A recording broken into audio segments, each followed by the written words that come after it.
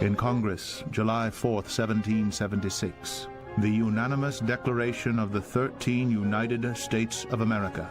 When in the course of human events it becomes necessary for one people to dissolve the political bands which have connected them with another, and to assume among the powers of the earth the separate and equal station to which the laws of nature and of nature's God entitle them, a decent respect to the opinions of mankind requires that they should declare the causes which impel them to the separation. We hold these truths to be self-evident, that all men are created equal, that they are endowed by their Creator with certain unalienable rights, that among these are life, liberty, and the pursuit of happiness, that to secure these rights governments are instituted among men deriving their just powers from the consent of the governed, that whenever any form of government becomes destructive of these ends, it is the right of the people to alter or to abolish it, and to institute new government, laying its foundation on such principles and organizing its powers in such forms as to them shall seem most likely to affect their safety and happiness.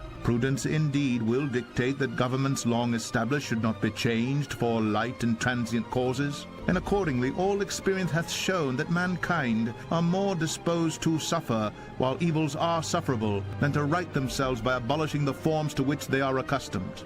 But when a long train of abuses and usurpations pursuing invariably the same object evinces a design to reduce them under absolute despotism, it is their right, it is their duty to throw off such government and to provide new guards for their future security, and by the authority of the good people of these colonies solemnly publish and declare that these united colonies are and of right ought to be free and independent states, that they are absolved from all allegiance to the British Crown, and that all political connection between them and the state of Great Britain is and ought to be totally dissolved, and that as free and independent states they have full power to levy war, conclude peace, contract alliances, establish commerce, and for the support of this declaration, with a firm reliance on the protection of divine providence, we mutually pledge to each other our lives, our fortunes, and our sacred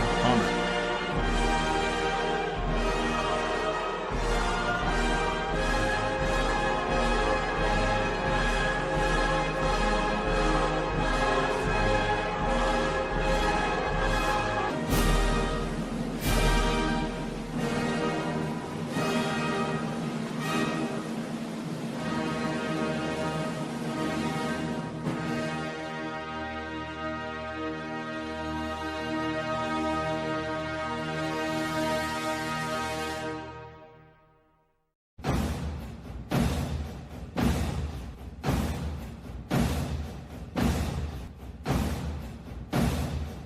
Welcome to Braves Country Radio. We are excited to bring you a brand new season, your home for the classic call of radio baseball.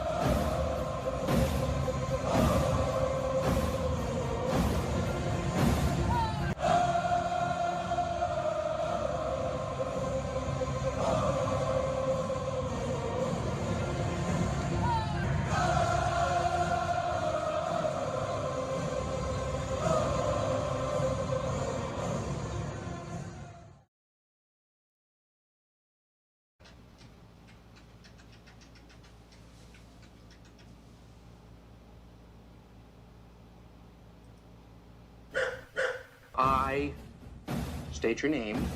I state your name. Do hereby pledge allegiance to the armchair. With liberty for all. You're in Braves country.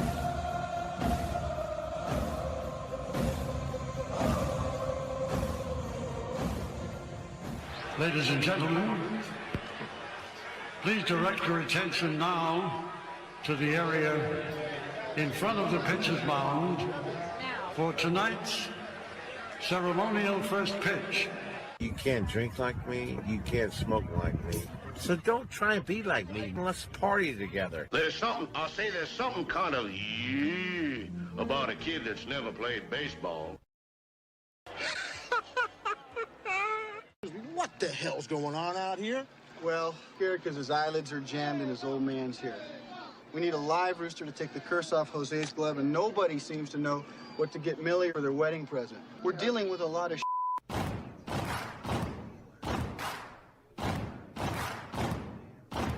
Baseball is a beautiful thing. It's more beautiful in an old park. It's asymmetrical and quirky. But even in a dome with artificial turf, it's beautiful. The way the field fans out, the choreography of the sport, the pace and rhythm of it, the fact that that pace and rhythm allows for conversation and reflection and opinion and comparison. In right field, the crowd is tormenting Strawberries, singing Darryl, Darryl. Little roller up along first, behind the bag. It gets through Buckner. Here comes Knight, and the Mets win. And there's a fly ball deep to left. It's on its way. There it goes. And the Yankees are going to the World Series. Aaron Boone. Ground ball stabbed by Folk. He has it. He underhands to first for the first time in 86 years. The Red Sox have won baseball world championship. Can you believe it? It's a pastime, something you do. It's entertainment, something you watch. And it's a shared experience, something you talk about and read about. But you can apply those same three criteria to other things. What makes baseball special is that it's the best game that's ever been devised. Smith corks one into right down the line. It may go. Go crazy, folks. Go crazy. Sure as God made green apples, someday the Chicago Cubs are going to be in the World Series. A little bouncer slowly toward Bryant. He will glove it in front of Rizzo. It's in time. And the Chicago Cubs win the World Series. Cubs win. What a lucky break. The good Lord wants the Cubs to win. How can you not be romantic about baseball? If baseball is about caring, about loyalty and rivalry. Braves fans are on their feet hoping for some kind of a bleeder or a seeing-eye single. Here's the 1-2 pitch. Fastball hit high and deep down the right field line. It's going back, back, back. Is it fair? Is it zip, boom, bam, it's gone. Ram-a-lam, ding dong, a 3-run shot, and your Atlanta Braves have taken a 1-run lead. She's gone, baby! There's a very peaceful thing. It was created and played in pastures and meadows. There's grass, there's outdoors, there's everything that people thought was American and feel about America you get in a ballpark. And it's the wonder of walking through that dark tunnel and seeing a huge open space where men play the little boy's game.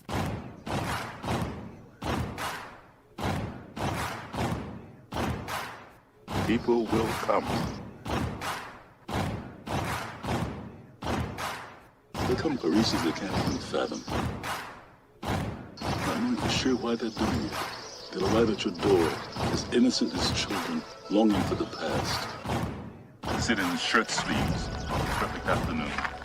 They have reserved seats somewhere along one of the baselines. Back when they were children. Cheered their heroes. It'll be as if they'd dipped themselves in magic waters. The memories will be so thick that I've brushed them away from their faces. People will come.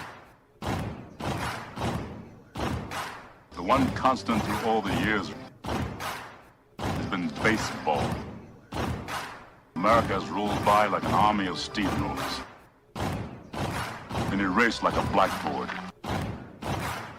Rebuilt and erased again. Baseball to mark the time. This field, this game, it's a part of our past. It reminds us of all that once was good. And it could be again. Oh, people will come. People will most definitely come. We're all told at some point in time we can no longer play the children's game. We just don't know when that's going to be. Some of us are told at 18, some of us are told at 40. But we're all told.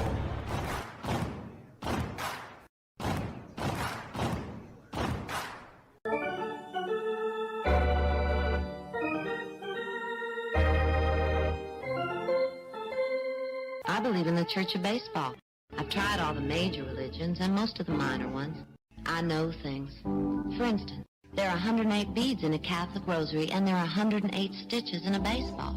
I prefer metaphysics to theology. You see, there's no guilt in baseball, and it's never boring. It's a long season and you gotta trust it. I've tried them all, I really have. And the only church that truly feeds the soul day in, day out is the Church of Baseball. Which team do you play for? Well, I'm a... Well, I was just wondering, because I couldn't figure out why you would throw home when we've got a 2-run lead. You let the tying run get on second, and we lost the lead because of you. Touch 'em all, Joe. You'll never hit a bigger home run in your life.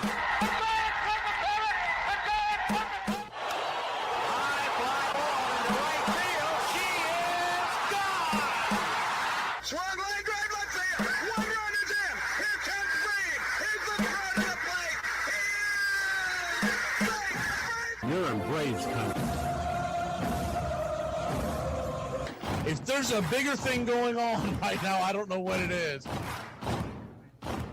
We're down to 1 strike here. Gurriel, the last hope for the Houston Astros. Here's the 0-2 pitch. Swung on, bounced over to Dansby. Dansby fires it over to Forrest. And here comes the dog pile. Fire the cannons in the battery. Do the chop all throughout Braves country. Pop that top. Your Atlanta Braves have won it all. Here's a list of the players we'll be inviting to camp. I never heard of half of these guys. The ones I do know are way past their prime. Most of these guys never had a prime. This guy here is dead. Cross him off, then. The local press seems to think we'd save everyone a lot of time and trouble if we just went out and shot ourselves. We got uniforms and everything. You know, you might think about taking Jesus Christ as your savior instead of fooling around with all this stuff. I like him very much. He no help with curveball. You're trying to say Jesus Christ can't hit a curveball? But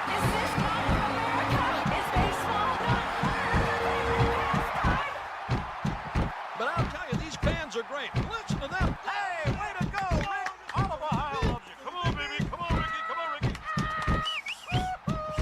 The game doesn't stink. It's a great game. If you build it, he will come. You know, one of the best things about being an ex-big leaguer is getting freebies to the game. Call the front office, bingo. And once these fans recognize me, I probably won't even have to pay for my life here. Down it! I love them. Good seats, huh? You're in the wrong seat, buddy. Come on. Oh, I must be in the front row. Come on. Ladies and gentlemen, welcome. We direct your attention now to home plate. Please remain standing. We call your attention to our bands here today. They will be jointly directed. And now, another fixture. Our national anthem. Oh, say, can you see by the dawn's early light what so proudly we hailed at the twilight's last gleaming, whose rough stripes and bright stars through the perilous fight, for the ramparts we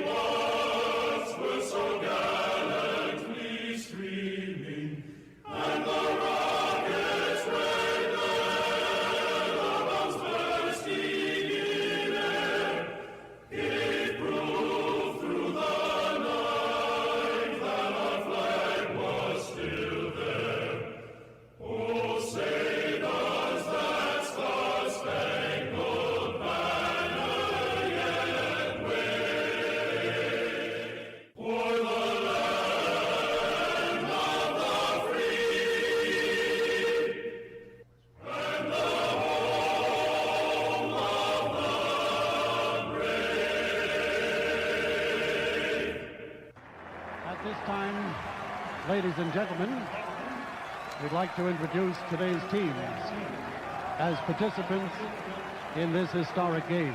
Play ball! Good seats, hey, buddy. He missed the tag! He missed the tag! He missed the tag!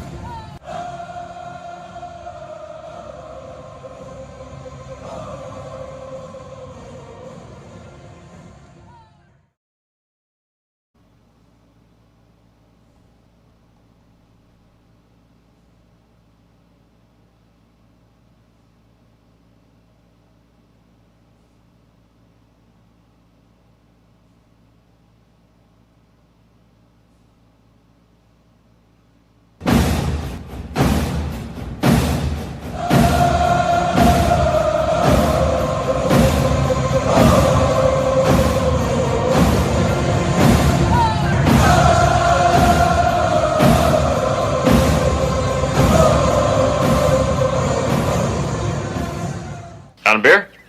7 o'clock in the morning. Scotch? Hey, howdy, hi, and how the hell are you? Pull up an armchair, girls and boys, and pour you a cold one. It's time for Braves Country Baseball. You're listening live, and the scene is Truist Park in Atlanta, Georgia. We're set for pitch-by-pitch, play-by-play, the classic call, Braves Country Baseball. Hi, I'm Mac McGee. It's time to put it all aside for what should be a great game here on the Diamond.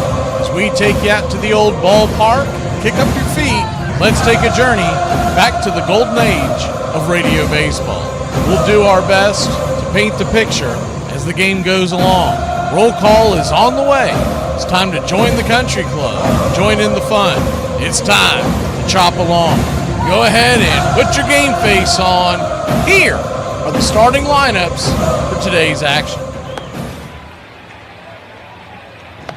Leading off for the New York Metropolitans, shortstop Francisco Lindor. 4 home runs, 9 RBI, 2 stolen bases, batting .224. Batting second, the designated hitter, Juan Soto. 18 home runs, 41 RBI, 6 stolen bases, batting .296. Batting third, playing third, Bo Bichette. 10 home runs, 47 RBI, 1 stolen base, batting .253. Batting cleanup, playing first, Mark Vientos. 11 home runs, 35 RBI, a .213 average. Carson Benj is in right field and batting fifth. 10 home runs, 34 ribbies, and 11 swipe bags, a .259 average. Tyrone Taylor is in left field and batting sixth. 4 home runs, 15 RBI, a .206 clip. A.J. Ewing, center field, batting seventh. 4 home runs, 19 RBI, 8 stolen bases, batting .259. Torrens is behind the plate with 2 home runs, 16 RBI, and a .218 average.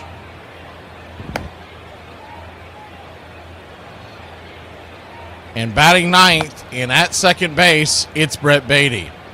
He has 3 home runs, 27 RBI, 3 stolen bases, batting .213. On the mound for the Metropolitans today, it's Nolan McLean. 5-5 with a 3.78 ERA, 112, 1.12 whip, 95 innings, and 113 strikeouts. He is a strikeout pitcher. 71 hits allowed, 36 walks, 10 home runs given up. He'll be going head-to-head with Martin Perez. Martin Las Matas is 6-5 with a 3.27 ERA, a 1.16 whip, 77 innings, 61 strikeouts, 59 hits allowed, 30 walks, 9 home runs served. Backing up Martin in the bottom of the first inning, leading off behind the plate, it's Drake Baldwin. 14 home runs, 39 RBI, 1 stolen base, batting .247. Ozzie Albies batting second, playing second. 14 home runs, 49 RBI, 1 stolen base, batting .272. Matt Olson is batting third, playing first. 22 home runs, 54 RBI, 2 stolen bases, batting .272. Michael Harris is second, batting cleanup and patrolling center field for your Atlanta Braves. 16 home runs, 48 RBI, 5 stolen bases, batting .301. Mauricio Dubon is in left field and batting fifth. 9 home runs, 47 RBI, 2 stolen bases, batting .267. Dominic Smith, the designated hitter. Well, ESPN just cleared out the entire thing, so there we go. Dominic Smith, the designated hitter, is batting sixth with a .272 average. 6 home runs. Riley's in right, batting third. Riley's in third, batting seventh. That threw me off. .207 average with 9 home runs. The Yaz is batting eighth, in right with 5 home runs and a .226 clip. Jarvis is at short, getting the start today, a .222 average. Calling balls and strikes behind the plate today, it's Mike Esterbrook. Your first base umpire is Lance Barrett. Second base will be manned by Malachi Moore, and down the third base line, it's Alfonso Marquez. Game time temperatures here at Truist Park in Atlanta, Georgia, 90 degrees. The wind blowing from right to left at about 5 miles an hour. Your Atlanta Braves are minus 111 on the money line, New York plus 103. The over-under is 9. Our pick to click today versus McLean.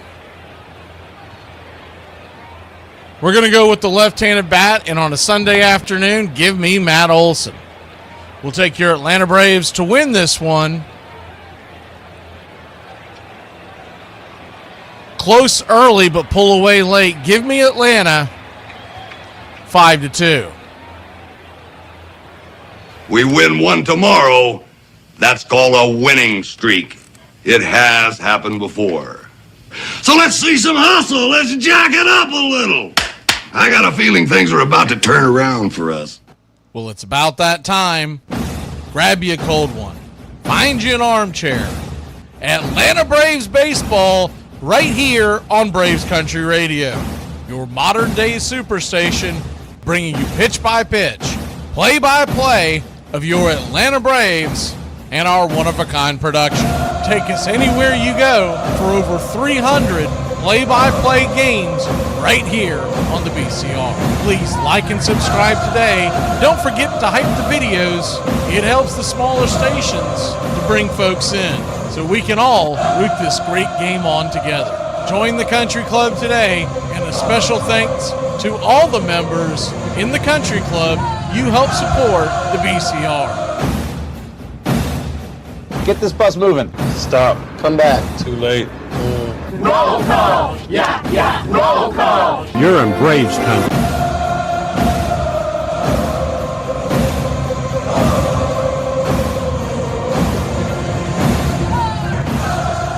Jameson.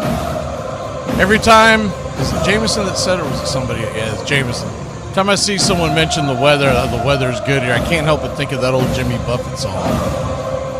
If you're familiar with it. The weather is here. I wish you were beautiful. All right, let's get into this. It's time for roll call.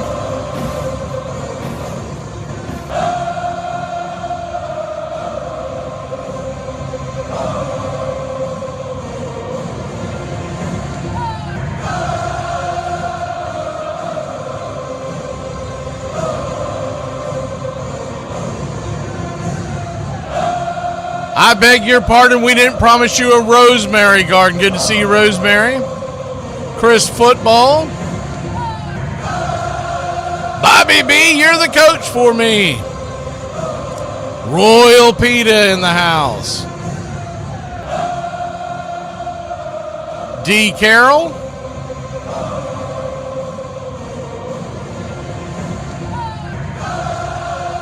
How you do it, D? James Ray.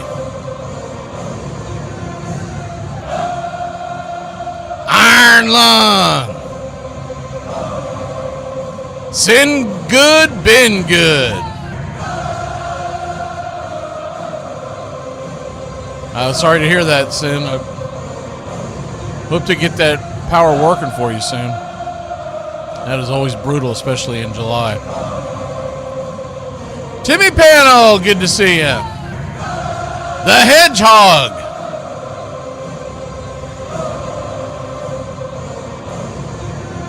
$22.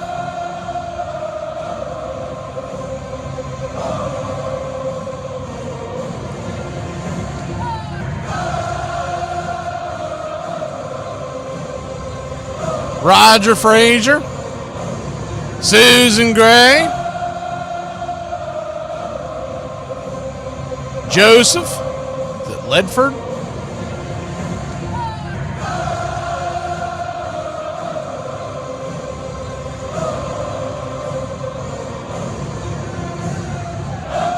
Lieutenant, 311. Loud Pack.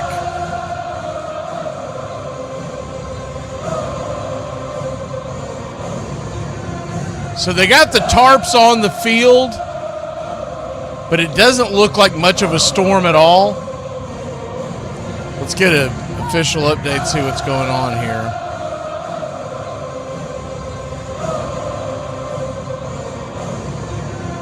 The game is in a delay. We'll provide updates. You know what that means? That's just something that they already have in their shorthand cheat code. If you got an iPhone, you know what I'm talking about. So they don't have an update, but looking at the radar that they just showed, this looks like it's more preventive maintenance than anything else. The starting pitchers have halted their warm-ups. They had started their warm-ups about 7 minutes ago. So we'll keep an eye on it. As soon as we get an update, we will let you know. And until then, we'll bring you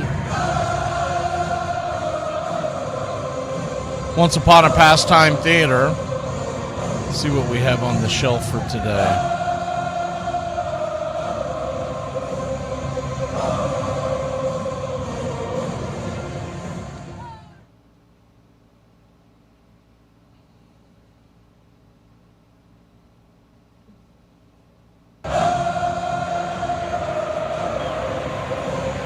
Like I said, I don't think this is going to be a very long one, so I'm going to try to find a shorter Once Upon a Pastime.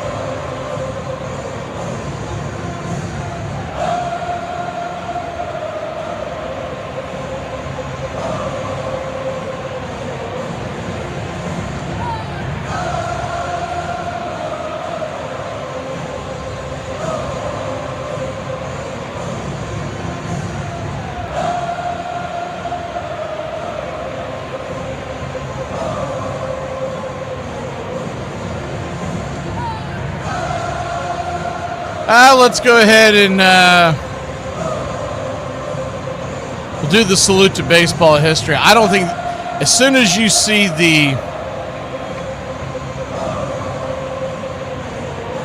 pregame video hit, that means we're about 5 minutes out. So that's what we'll do, is we will take you to salute to baseball history. And like I said, I think it's going to be a very short delay. What they're trying to prevent, if you were with us a few weeks ago, is that nonsense where it rained just a little bit and then they could never get the dirt right. And they showed an overview of the radar at Truist Park. This game's on Peacock today, but they were showing the radar, and there's basically nothing but one little spot is about to come over the stadium, and that's what they're holding off on. So we'll go ahead and step aside, and as soon as it's ready, we'll be ready. Armchair. There's something kind of about a kid that's never played baseball. We have been hoodwinked, bamboozled, and flat out deceived. Why did you get so drunk? You got drunk. I'm just really exhausted. What's in that cup? Armor Cokes. Do you have any idea how important this is? We're trying to save the pub. Really? This is what you're doing? Chief, what do you want to do tonight? The same thing we do every night. Try to take over the world. 106 miles to Chicago. We got a full tank of gas, half a pack of cigarettes. It's dark, and we're wearing sunglasses. Hit it. Armchair. YouTube Live. Radio station. The radio station you can call your own. Do you know what listeners like about our station? I like everything. It's always on my radio. We never stop the music, except for now, when I talk. Dandy day for a ball game, and a nice crowd out here to see the Yankees making their last appearance at Maven Field for 1934. We hope before the ball game gets over that Babe Ruth gets in it. I'd like to see Babe take one more swing this season, but his leg is pretty sore. He takes a bit of batting practice, but not very much. Manager Cochran's Charlie Horse is better, but still not cured. That's why he's out of today's game. The wind is blowing toward left center field. Lanup and Lou Gehrig is the batter with the bases loaded and one out. The crowd is getting rather tense. The score is 2-1 in favor of the Yankees. This is the third inning. Marbury is raising quite a bit of dust out there as he kicks the ground around to get better footing. He's been off in his pitching. His control has been bad. Here's the pitch to Gehrig, and it's high outside. Ball one. A high, hard one. Gets the sign from Hayworth. Starts the motion. Here's the pitch. A bounder over second base for a hit into center field. Broca scoring, followed by Rolfe. Selkirk reaching third. Makes the score 4-1 in favor of the Yanks. That seems to be all for Marbury. Time is called, and Hamlin comes in from the bullpen to relieve Marbury, who has allowed 4 runs and 6 hits in 2 1/3 innings.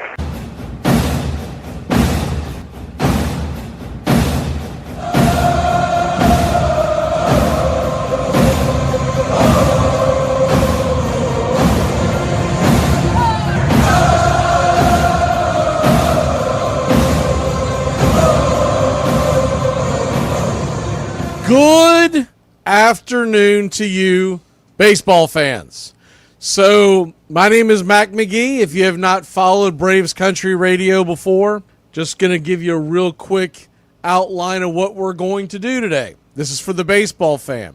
So, long story short, there was a baseball show that went on for well over 40 years. In fact, I think 47 years, if I am being accurate, and it was called the Annual Salute to Baseball.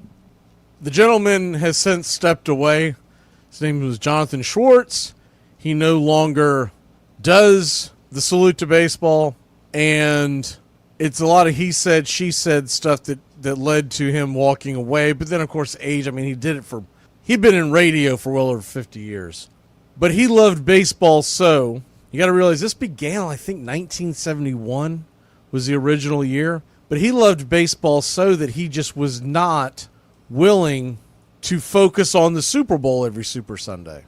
And I talked about doing this last year, and so we decided we're going to go ahead and give it a try. This will be an annual tradition. Won't take up much of your time on Super Bowl Sunday. We know the Super Bowl has become a much bigger thing than when he first started. Now, the difference between what he did and what we are going to do, he just played a lot of songs based on the world of baseball. We are going to talk about the game of baseball, the love of it, the history of it, and the clip you just heard was one of the oldest recordings of a full baseball game. It was 1934. It was the Tigers and Yankees. And what you're hearing is Babe Ruth being out of that game because of an injury. And that was the great Lou Gehrig getting a base hit. Now, why that game is important is because the New York Yankees finished 7 games behind those Detroit Tigers. The Tigers would go on to the World Series, and they would lose in 7 games to the famous Gas House Gang of the St. Louis Cardinals. But it's a neat clip to listen to. You see the difference. Now, what you don't realize is that thing was edited. We had to chop it up because there are long gaps in the broadcast that you would literally fall asleep in nowadays world.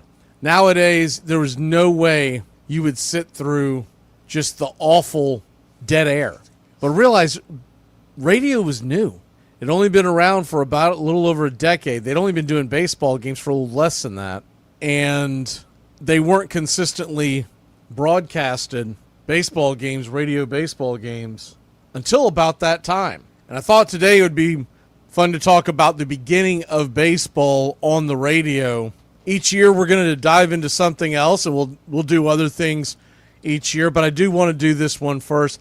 Now, why are we not doing this with any kind of video, whether you're listening to it on YouTube or you're listening to it on Spotify or wherever you get your podcasts on Braves Country Radio? We're doing this because we want to be legitimate to the times of the original Salute to Baseball, which started in 1971, which obviously there was no simultaneous video. So this show will be a throwback going forward. The first baseball game that was ever broadcasted was the Pittsburgh Pirates versus the Philadelphia Phillies way back on August 5th, 1921.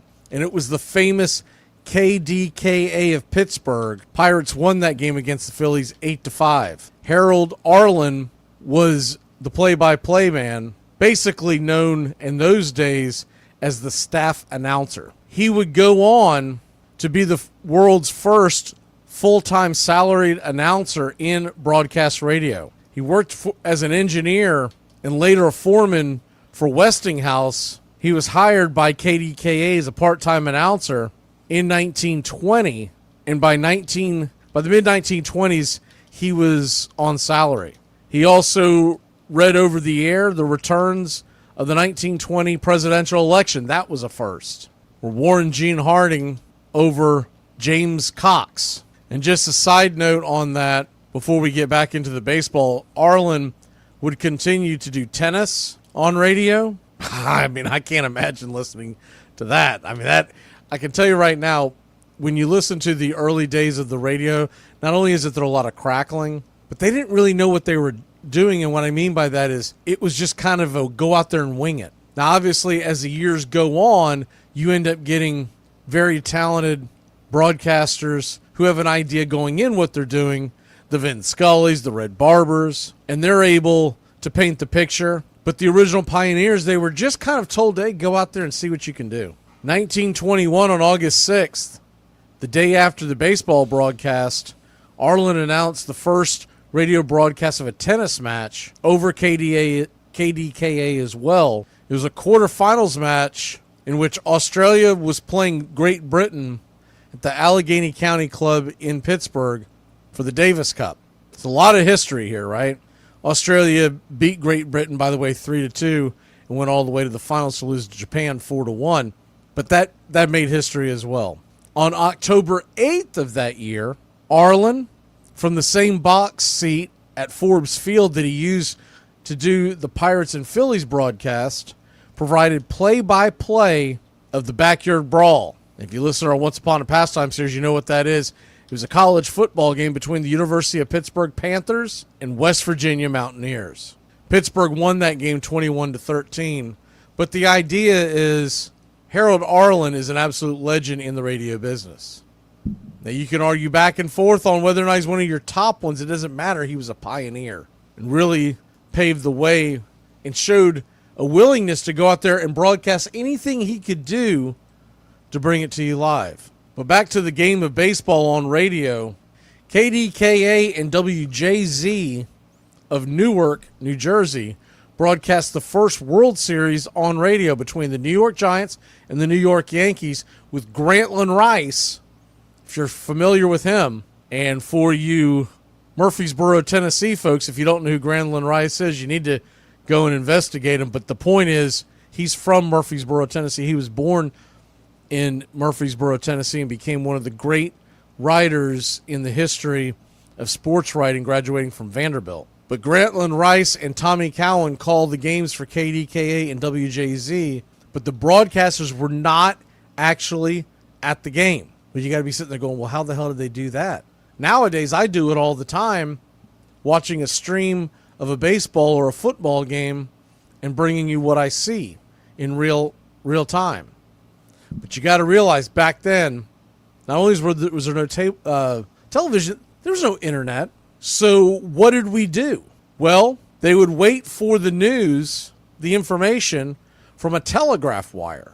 And as that telegraph wire would come in, and they would be very generic information. And this went on for quite some time on a lot of the radio broadcasts throughout the country. In fact, it's not until about 20 years later that most of your games are being called play-by-play physically at the game. Now your bigger cities, New York, Boston, we're talking about the Red Sox, the Braves, the Yankees, the Giants, the Dodgers. They had all started to implement broadcast booths, but your smaller market teams, a lot of them, first of all, they weren't traveling with the team for road games, and that was pretty common across the board, but a lot of them would sit in the radio station, wait for the telegraph to come across the wire, and they're not getting a complete description. What they're getting is either some of them were so basic they would just tell you it was an out. As they got better, they would tell you that it was a ground out or a fly out, etc., maybe even a strikeout. And then as it got more and more up to date, they actually started getting the balls and strikes called very regularly. And when that happened, they were really being very liberal on what they saw because they weren't seeing anything. So it would be things like, just to give you an example, as opposed to actually seeing it happen, you would see it come across the telewire and it would say ball. Well, I'll just give you an example. Let's say it's today's baseball, and let's say it's Spencer Strider pitching against the Philadelphia Phillies, and I get ball. It would be up to me to say something to the effect of, here's the wind up the pitch, high heat inside, almost gets him. It's 1-0. But there's no telling what the hell happened. He could have thrown a slider in the dirt. The ball could have been high and away with no runners on base. It could have bounced off the catcher's glove. So you can imagine these guys really had to become very, very creative. So when they finally got to the point where they could see the game, you can imagine that's why some of these guys were just elite. When it finally came around, they were actually able to see the game. It's like giving a blind man vision instantly. The job itself is going to become a lot easier, but the expectations are going to be higher. So back to what was going on in the world of baseball with these radio broadcasts. For the 1923 World Series, Grantland Rice was joined on Westinghouse for the first time by Graham McNamee. Now, McNamee was given the Ford Frick Award, which is the Baseball Hall of Fame's once a year they give a broadcaster the award. And he was given the award back in 2016. It was long overdue. Now, here's the thing about McNamee.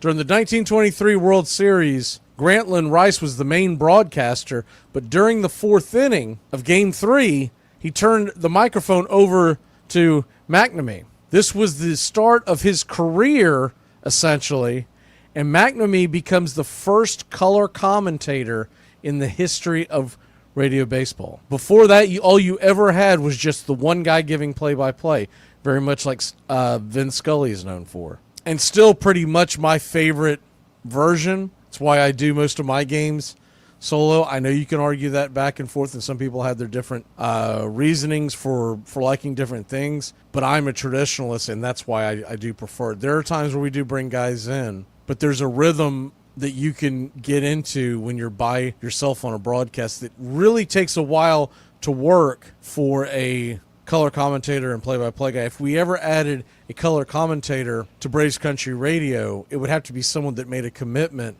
to be on every broadcast, because getting that rhythm, I guess the best way I can explain it for someone who's never tried to do it, you can't just put a great guitarist and throw him into a band the night of a show. He's got to go in, work with the others, and get a rhythm. So it's much like that. Now, the thing about McNamee, though he's in the Hall of Fame, he's credited as the first to ever be the color commentator, he was really criticized at the beginning for his lack of expertise, mainly because McNamee, if you go into his background, he was an attorney, he was a legal advisor for President Grover Cleveland's cabinet, and in 1922, while serving jury duty in New York City, he visited the studios of the radio stations, mainly WEAF, and went to audition as a singer. In the middle of one of the, on his way to the courthouse one day, just decided he was going to audition as a singer. someone noticed his voice and asked him to speak through the microphone. He was given an audition at that point, hired on the spot as a staff announcer. So he just gave up the law and became a staff announcer. So realize he's calling the World Series a year after getting this job, and he did not grow up around following sports. He was in there trying to make it in music. But he started going to all the big events and volunteering to be the guy who would basically be the color commentary. He did the World Series. He did Rose Bowl games, championship boxing, Indianapolis 500. But back in the early 1920s, baseball was king. As big as the Rose Bowl was and as huge as boxing was, and it was huge. And the Indianapolis 500 was much bigger than it is today as far as in the national psyche. You still have your big auto racing fans, don't get me wrong, but back then it was a huge deal. Even as big as those were, being the World Series announcer was the cream of the crop. But if you listen to a lot of the folks that were talking about why they didn't love his style, the reporters would be at the games to write their stories, and their descriptions of McNamee's broadcasts came in as boring, a lot of dead air, and I went back and listened to a couple, and I mean, they were right. Mostly given in the past tense after a play was completed, and this is as he was sitting at the game, so that's why he got a lot of flack. But Grantland Rice stepped in and kind of helped him tool along and teach him the ins and outs of the game of baseball, and he was far from a baseball expert. But he had the enthusiasm and wanted to learn. And what he was known for, after he got his feet under him, was that he started doing what a lot of folks were doing in radio back then, making artificial sounds and whatnot. And so he was bringing an excitement to the game. You couldn't get away with that in today's broadcasts, but it was unique back then. Now, he would go on and work political conventions and do a lot of other things, but baseball is what really got him to the forefront. By 1924, 1925-ish, there were baseball broadcasts just sporadically popping up in all cities. Now, one of the reasons why they didn't have much of an actual hard schedule, because a lot of times they didn't know what would be available to them over the line, on the telewire, etc. But this starts popping up. You start getting a lot of broadcasts on WGN, the AM station in Chicago. They started doing Cubs games, White Sox games. Remember, back then, you weren't paying for the rights. You were just showing up and doing the games. So the great part of this was the White Sox and Cubs, WGN would just go to whoever was in town. And they started broadcasting a lot of games. Same thing in Boston, WBZ. B as in boy, Z as in zoo.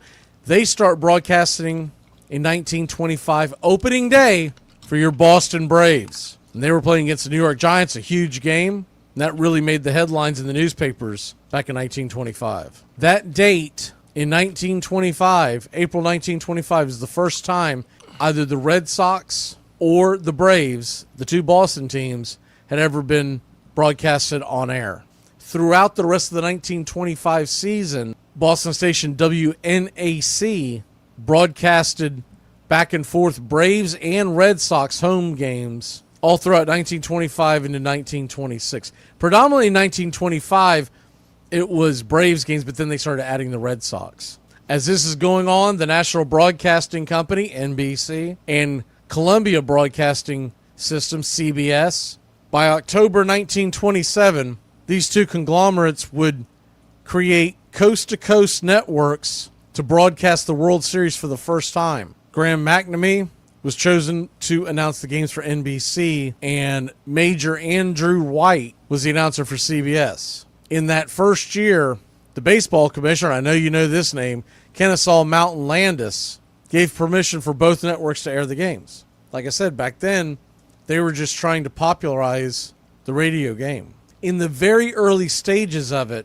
there were owners of different teams that thought broadcasting the game on radio was foolish because you're giving something for free over the air as opposed to making them come to the park. Because at that time, most of the people that were listening were living in the city. Well, the bigger cities proved that to be wrong, because what you really were doing is you were popularizing the game. You were letting a kid, because of AM frequencies, a lot of people didn't understand at the time, but AM frequencies bounce all over the place. go for long distances. And so that's why, like in Middle Tennessee, Nashville, Tennessee, talked to many people over the years when I lived there, that they grew up listening to the St. Louis Cardinals on radio because they could listen to the cadence coming over the airwaves at night on their AM station. So it built the Cardinals brand, and that was going on all over the country. And as you can imagine, in the cold nights, early season and late season, in Boston and New York and Chicago and all the little towns all around that couldn't get to the game, well, they would turn on the radio, and at the same time, they were following these teams through the newspaper. And it was a popular sport to follow, so because most people had seen this sport live, growing up playing it in their lifetime. So they could imagine exactly what the broadcaster was painting. It was a little more challenging for the other sports. There were people that grew up in these small towns that never saw a football game, that never witnessed a live basketball game, didn't grow up playing it in their school. But everybody played baseball, so that's why the popularity stuck. You know, that same theory came into television years later. Well into the late 1970s, college football believed that they should not be putting a lot of games on TV because they wanted people to come to the stadium. Well, now we know their bread is actually buttered with the television money. But back in those days, you didn't have these huge contracts, and they were trying to get every dime they could out of the turnstiles. And that's why I just missed it, but in the 1970s, I was a young kid, so I barely would have remembered this. But you were only getting 1 to 2 ball games on a week. So I don't think I understood the excitement when I was coming of age, and I really started watching college football very late 70s, early 1980s. But for argument's sake, we'll put it around 1981, 1982 when I really started understanding what was on TV. And I'd say I didn't start really watching it in full until around 84 is where I'll put it, maybe even 83, but mid-80s. And I don't think I understood at the time the excitement from my dad and my grandfather of how many games were going to be on this weekend. They would talk about it all the time. So back to the baseball side of it, you look at it now, if you have the MLB package, you can watch the MLB any night. There's a game on, multiple games on. And if you have multiple devices, you can watch several games. It's what I do. When I'm doing the Braves broadcast, I usually have 1, maybe even 2 other games going at the same time that I can peer over and look and keep an eye on the score of, it's usually someone who's following us in the division, but whoever. And I can watch as much as I want to watch, right? Well, that wasn't the case. And obviously back when we're talking about the beginning of Major League Baseball being on radio, you had one station in your town that was broadcasting a game. You didn't have a national this wasn't Sirius XM. You didn't have the national broadcast. And, oh, by the way, I can also go over and listen to the Detroit Tigers or the Seattle Mariners. It's wherever you lived. By the 1930s, the two-team cities of Boston, Philadelphia, remember St. Louis had the Browns, talked about Chicago, had reached an agreement not to broadcast in away games. So, in other words, if the Boston Braves were at home, listeners could hear that game on the radio, but could not listen to the Boston Red Sox away game. The owner's argument was they won't come to the park if you give the game away. We just talked about that. I didn't really understand that philosophy because you would think that the away game would be what you'd want to hear because you couldn't go to the park. But I really think that was just a cost-cutting move. They didn't want to pay all these broadcasters bouncing all over the place. And people were going to the games. What really became popularized in the 1930s into the 40s is people were going to the games and carrying their little handheld transistor radios and listening to the game at the game they were at.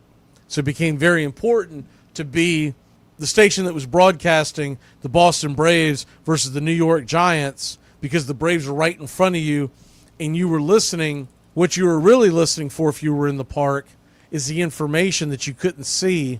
Because a lot of these older parks had terrible seating situations. So, bad views, et cetera, et cetera. And they couldn't see in real time, not only if a guy was safe or not, but if, a ball, a strike, all that kind of stuff.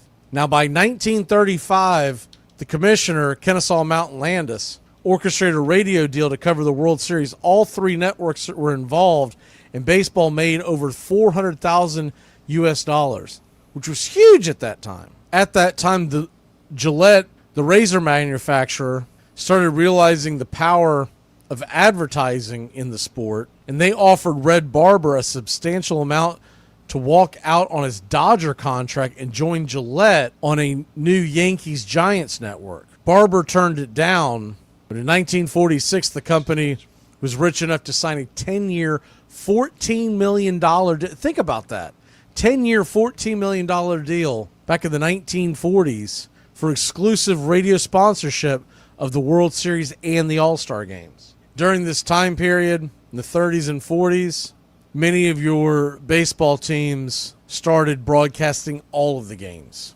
by the 1940s. The last holdouts were the Giants, Dodgers, Yankees, because they combined to block radio broadcasts of their own games, but that ended in 1938. Now, what you would consider the golden age of radio, we're going to touch on that. We will be back in a flash here on Braves Country Radio. Hey, Braves Country, I'm Mac McGee. Right back to bring you the Dodgers again as they take on the Boston Braves in the first of a 3-game series here at Ebbets Field, Brooklyn, USA. This is the old redhead, Red Barber, saying hi, hello to you, and Connie Desmond will be along here in a few minutes between the two of us while we'll send you the play-by-play.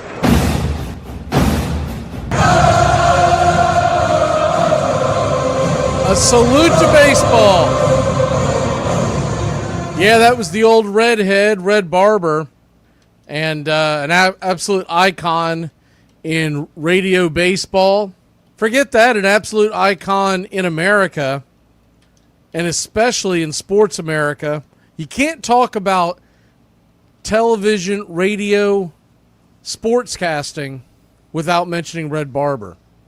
He is the one that groomed and brought along the great Vin Scully.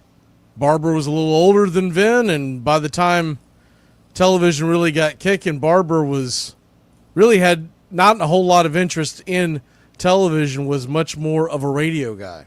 Red was born in Columbus, Mississippi in 1908 and lived until 1992 at the age of 84. He graduated from the University of Florida, but spent his last years in Tallahassee. Now, you got to remember, when Red Barber was of age to go to college, Florida State was a women's college. And he was brought along by some of the greats, some of the great names of college football radio. And one of the main ones is the great John Ward of the University of Tennessee. John Ward of Tennessee cut his teeth down in Georgia. So they all, and it really is, I don't know if you want to say it's funny, but it's interesting to me because you've heard all in all your entire adulthood, I'm sure, man, you've got an accent. You from the South? And they try to portray it as it is a bad thing, a thing that's going to hold you back. But you're truly great broadcasters in the history of sportscasting. So many of them have come from the South or the Midwest and have had the accents that you hear about. You look at Mel Allen, he was from Birmingham, Alabama, went to the University of Alabama. Harry Carey was from St. Louis, Missouri. I know that's not quite the South, but it is the Midwest and the southern part of it. Russ Hodges, who was the famous Giants win the pennant, which you heard at the beginning of the broadcast, from Dayton, Tennessee, and went to school at the University of Kentucky. So you start seeing a pattern here. The great Ernie Harwell, the voice of the Detroit Tigers, he's from Washington, Georgia. Vin Scully is the outlier. He was from the Bronx in New York. Grew up listening to these guys as he was coming along and decided that's what I wanted to do. Now, of course, he spent most of his career out in Los Angeles, but from New York. And really, because he was around those guys, if you listen to the Vin Scully broadcast, he has much more of a Midwest sound and a bit of a Southern cadence. But those are the truly great names of what they call the golden age of radio. If you were putting together a Mount Rushmore, first of all, it'd be very difficult to put 4 on there because all the ones that I just named would have to go on there of baseball. For me, Red Barber, Vin Scully, And it's going to be really hard for me to leave out all the Braves broadcasters. So I would probably have to, just because I've got to put a radio guy there, I'm probably going to go towards like a Pete Van Wieren. And then how do you not put Harry Carey? But it's such a difficult. You talk about how long this great game has been going on and the great broadcasters that have come through. And what we do on Braves Country Radio will never touch what they do, but we're trying to hold up a tradition, something that I saw dying on a vine, and it's one of the reasons why I've gotten motivated to try to bring it back via YouTube, is because back in the day you could turn on a radio anywhere and you could pick up a local AM station from miles and miles away and listen to your game. And even as the age of television came in, so many people would mute their television and watch the baseball game, watch the football game. My dad did it with college football for as long as I can remember. It wasn't until we moved away from the Florida area and ended up in Nashville, and he couldn't hear it. He loved listening to Gene Deckerhoff. Ironically, he went to high school with Deckerhoff, but he loved listening to it, and so that's a little bit of what we're trying to bring back. What's great about the way it is on YouTube is you can pause your streaming device or pause YouTube, whichever one's in front, and you can sync them up. You couldn't really do that back in the day. Typically what happened is that you got either your television or your radio cast, and normally you were getting your video first, and then you were getting the audio. But you were fine with that because what you were hearing was explaining to what you just saw or coloring the picture of what you just saw. The golden age of radio was really in that 1950s wheelhouse. You start talking about why it was so popular. Something that you have to keep in mind is in the 1950s, the New York baseball teams were always in the World Series. 1940s into the 1950s. So not only did you have the elite broadcasters of that era all in New York City, but the teams, the Dodgers, the Yankees, the Giants, they were all making it to the World Series.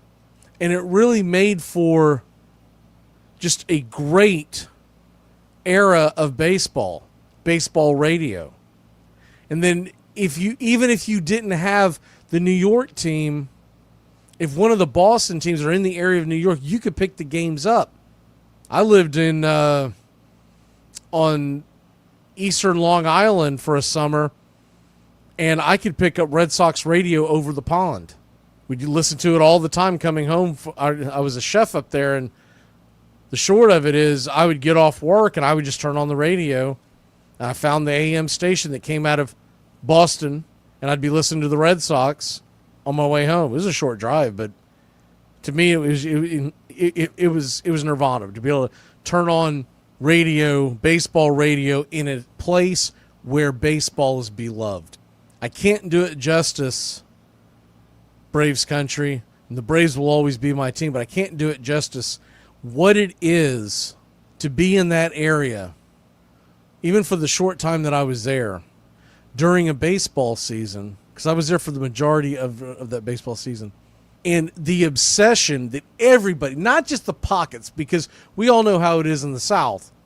The Braves fans that are out there, we are diehard for the most part. And we love every minute of it, and we live it and breathe with the Braves.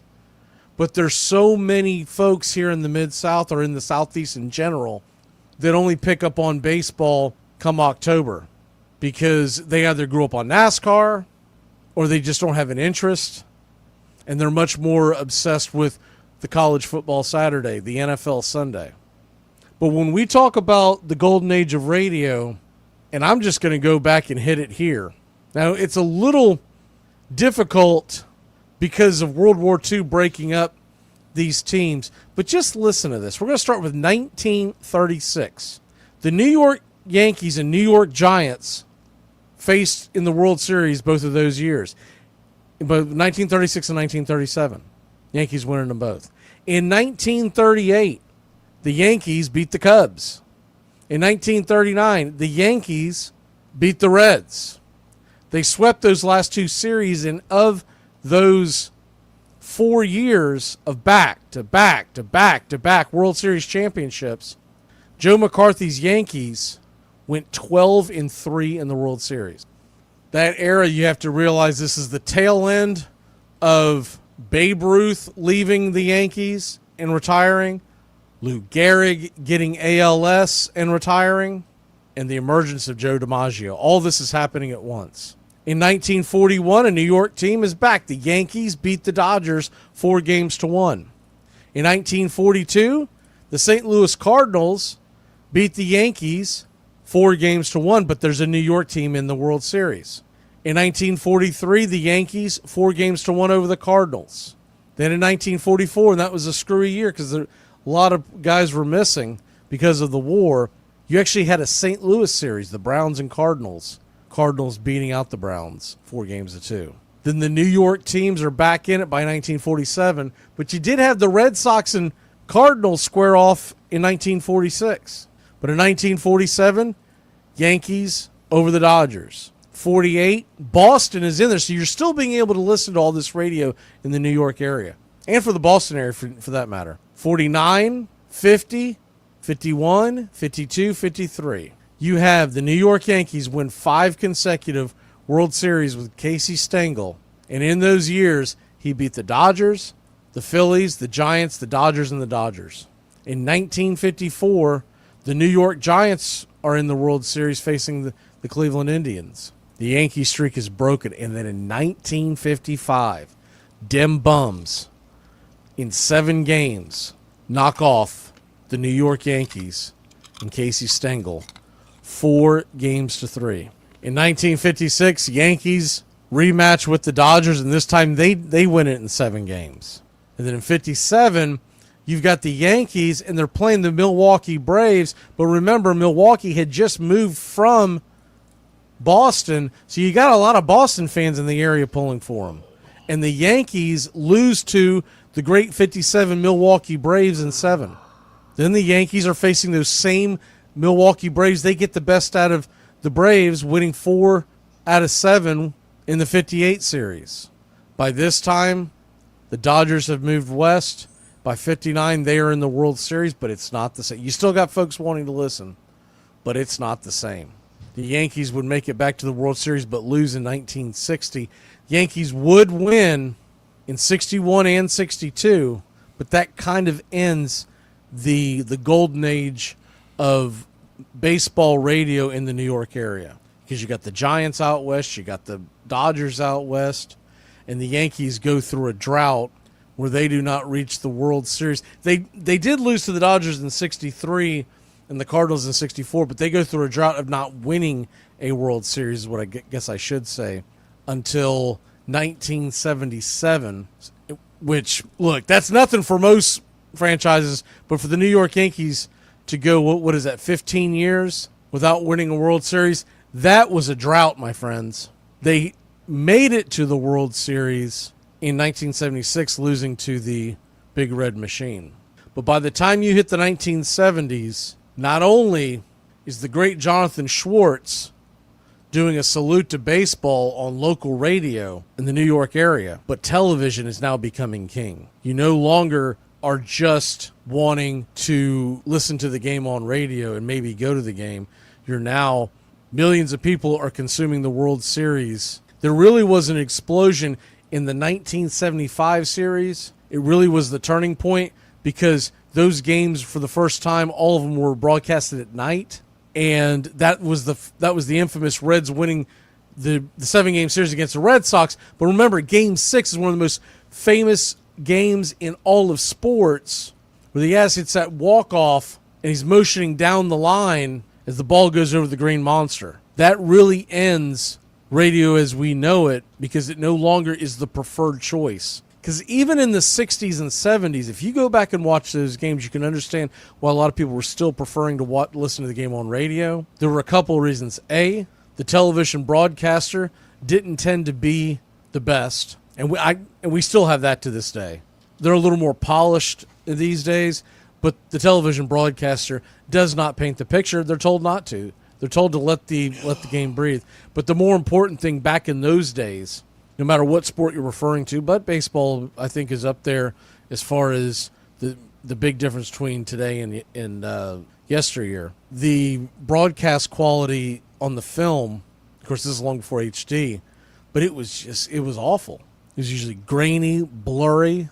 You were hoping for a clear day that day so that your rabbit ears could get a good signal. But even with the good signal, you're talking about a very almost like 2D type of feel to it. Go back and watch those old World Series or old playoff games. You'd be amazed that people were watching these sports, football and baseball. But what you will notice more than anything back then is that, first of all, when they first begun the baseball broadcast, they typically used two cameras. There was one high, as Red Barber would call it, the catbird seat, above home plate, and there was one right down the first base line. So the one above home plate was positioned where you could see the entire field, including home plate, so you could see the overall view. And then the other camera that was positioned, usually either the first or third baseline, but usually the first baseline, that was literally just there to try to catch the force outs at first. And so it really was a brutal broadcast until they get into about the late 1960s, early 1970s. We start getting several different angles. What was different about that, and this is the reason why football became king during the 60s, is because you could use that one predominant television angle and follow a football game perfectly. It was kind of designed to be broadcasted on television. Baseball has never really been designed to be consumed on television from its infancy. You had to be there. And if you can't be there, the second best thing is listening to it on radio. I hope y'all enjoyed this. We are going to be doing these on the Super Bowl Sunday going forward, come hell or high water. Braves Country Radio's salute to baseball. We're just trying to do the best we can to try to keep the legend of Jonathan Schwartz alive, who loved the game of baseball. We're trying to do it more on the historical side because I do believe it is the greatest game that's ever been invented. And I hope you take this game from the historical side of our great nation, along with the fact that it is a part of Americana. It's a part of our culture. And it bled into and gave birth to the love affair that most Americans have for some sport, including the Super Bowl. Enjoy the Super Bowl. If it's not your cup of tea, look on the bright side. Pitchers and catchers report this week. Y'all have a great Super Sunday. Keep baseball alive in your hearts and in your imaginations. We're going to leave you today with Line Up for Braves Country, a poem we put together this year.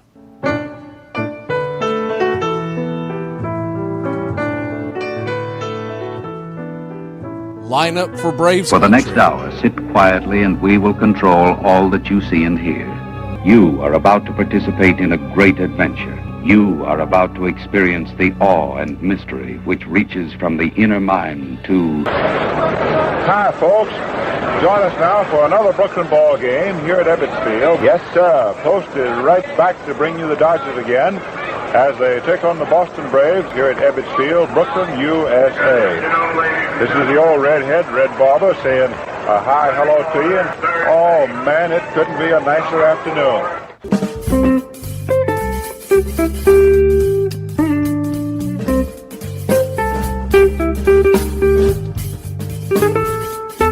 Good morning, y'all, or whenever you're deciding to join us here on this Super Bowl Sunday. This is our annual tradition that we're trying to keep alive. It is the Salute to Baseball Super Bowl Sunday here on Braves Country Radio. And if you're not familiar with why we do this, well, there was a gentleman by the name of Jonathan Schwartz, and Jonathan Schwartz dedicated Super Bowl Sundays for over 40 years by playing baseball-influenced songs. He did this on New York City area radio, and I learned about it several years back and talked about doing it. A few years ago, we decided to begin the salute to baseball on Super Bowl Sunday. And so that's what we try to do. Now, what I do is a little different. Jonathan Schwartz just basically wanted to say that he was ready for baseball season to start, so he would play music on radio, and I can't do that here on YouTube and other services because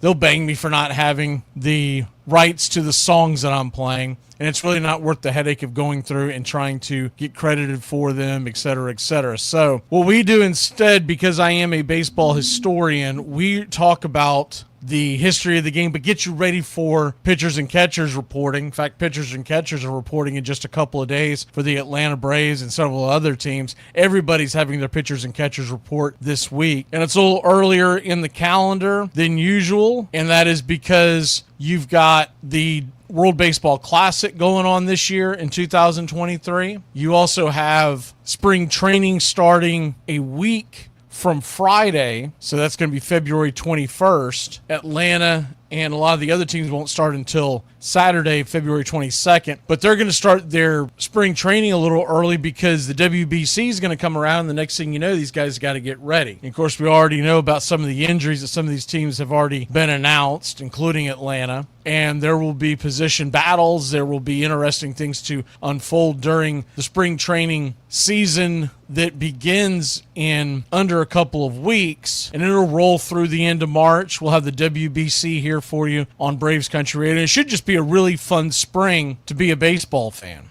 The team for the USA is loaded this year, so we're excited about that. And once again, baseball has its true villain in the Los Angeles Dodgers. You're a Dodger fan, you might get upset by that news, but the entire world of baseball is now going to blame the Dodgers when baseball goes on strike next year. But this year, thought it would be fun to go into some of the great calls in baseball history. Most of these are radio calls, but I did grab some television calls as well. If it was an elite call, it's in here. Now, I'm not saying I grabbed all the elite calls because you just simply don't have enough time. We're trying to keep this to around an hour. Without further introduction, we're going to go ahead and play one of the great calls in MLB history, and then we'll talk about it. Let's take you all the way back to 1986 with the great Vin Scully on the call. The game was on the line. It was Game 6 of the World Series. Boston looking for their first World Series championship since 1918.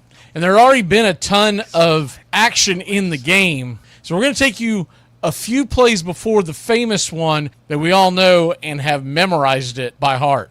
At this stage, the Red Sox are still clinging to a one-run lead. It's been a seesaw affair all night long. We're in the 10th inning, and the Mets are at bat. They are at home.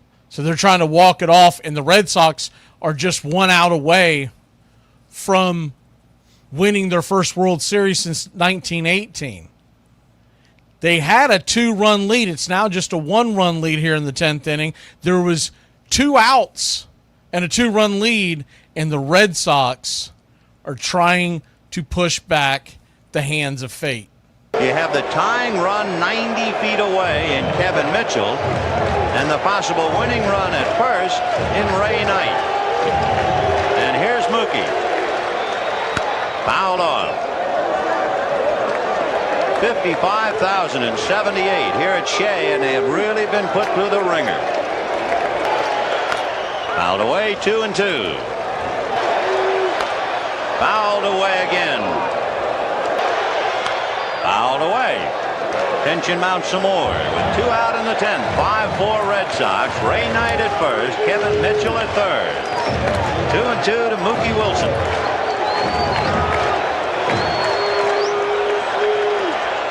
And it's going to go to the backstop. Here comes Mitchell to score the tying run, and Ray Knight is at second base.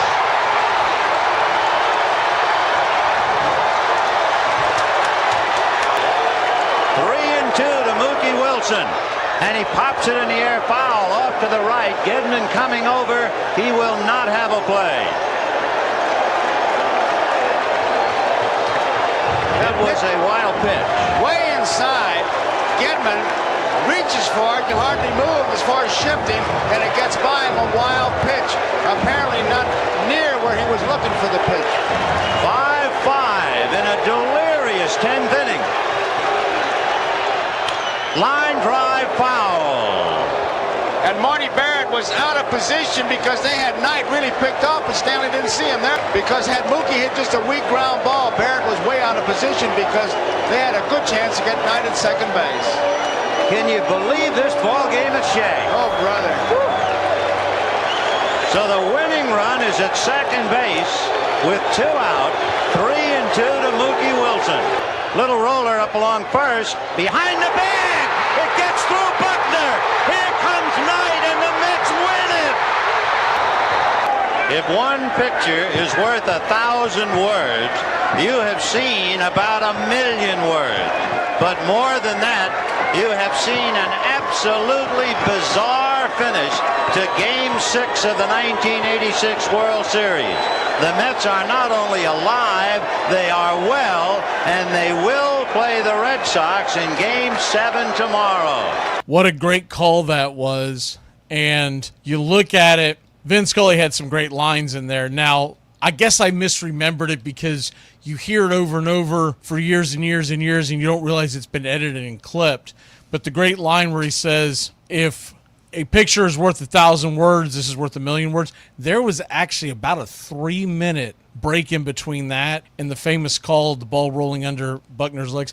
There was stone silence from the booth. He was just letting the game breathe. And you can do that in television, right? Because you can let the picture do the talking for you. If he was doing this on radio, and Vin Scully came up on radio, so he was a brilliant radio man. But if Vin Scully was doing this game on radio, he would have to be describing what's going on the whole time. He never would have had that famous line because in all likelihood, in that 3-minute silence in the booth, he was probably jotting down his line. So it's a great line, but you also have to realize you do get an advantage when you're doing it with television, with video as your friend. And Vince Scully's one, and I'll tell you what, that was my favorite combo growing up, was Joe Garagiola as the color man and Scully as the play-by-play. I cut my teeth listening to play-by-play through Vince Scully, because remember, he did NFL. He did the famous catch, the catch, in the back of the end zone for the San Francisco 49ers and the Dallas Cowboys years and years ago. That was back in, 81, and he was already an established broadcaster. He came over to the Brooklyn Dodgers and was brought up by the great Red Barber. That's who you heard at the beginning of this broadcast was Red Barber, and he kind of led the charge for a lot of guys. And it's such an interesting broadcasting tree when you start connecting the dots with this guy, ended up bringing this guy up, this guy learned from this guy, et cetera, et cetera. They're branched all throughout, not just baseball, but there were a lot of college football, Southern college football legends that learned the ropes off of New York baseball. From Red Barber, I can take you all the way to John Ward for the University of Tennessee. And John Ward ended up teaching and mentoring a ton of other great college football broadcasters, and he learned what he learned through Red Barber and Vin Scully. Larry Munson, University of Georgia, comes to mind. He was one of the big ones that John Ward brought along. But they all come from the New York baseball of the 1940s, 1950s, because that's really where it all began. And then college football quickly learned that they needed to have their kind of brand.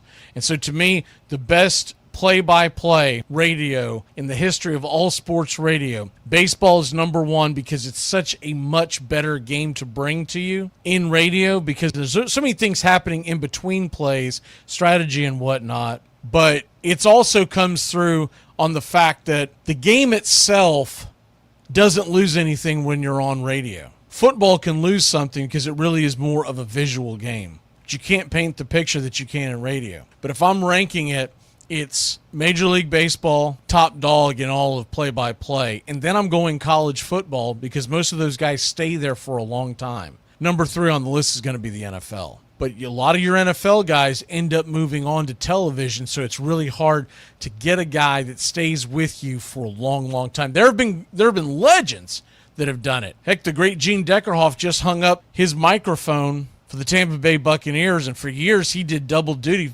Saturday nights he was in Tallahassee doing Florida State football. Sunday mornings he was wherever the Bucs were, giving you the Tampa Bay Buccaneers. And he even called Florida State baseball and basketball during the NFL offseason. But those to me are the tops. Basketball is really difficult, and I did it a little bit in college, but there's just so much going on in a basketball game. It's such a fast-moving game, just like hockey, that it really it's just not as enjoyable on the radio. And you almost need the visual with basketball. It can be done, but there's so few great basketball broadcasters out there. All right, the next one up on the list, let's go back to 1951, where the New York Giants and Brooklyn Dodgers were in a playoff after a long pennant race. Back when there were true pennant races, the winner of your league, the National League or American League, the winner of your league won the pennant, and they went on to the World Series. And that's back when the pennant really meant something. Nowadays, people more focus on who can win the World Series.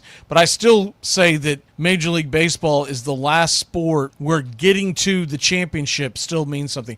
Winning a pennant will always mean something in Major League Baseball, even if the casual fan doesn't understand it. But this was back when you only got one team per league, and the Giants and Brooklyn Dodgers, New York Giants and Brooklyn Dodgers, they had fought their way to where this was the final game of the two-team playoff. They finished in a tie. Winner take all. The Dodgers have the lead in the ninth inning.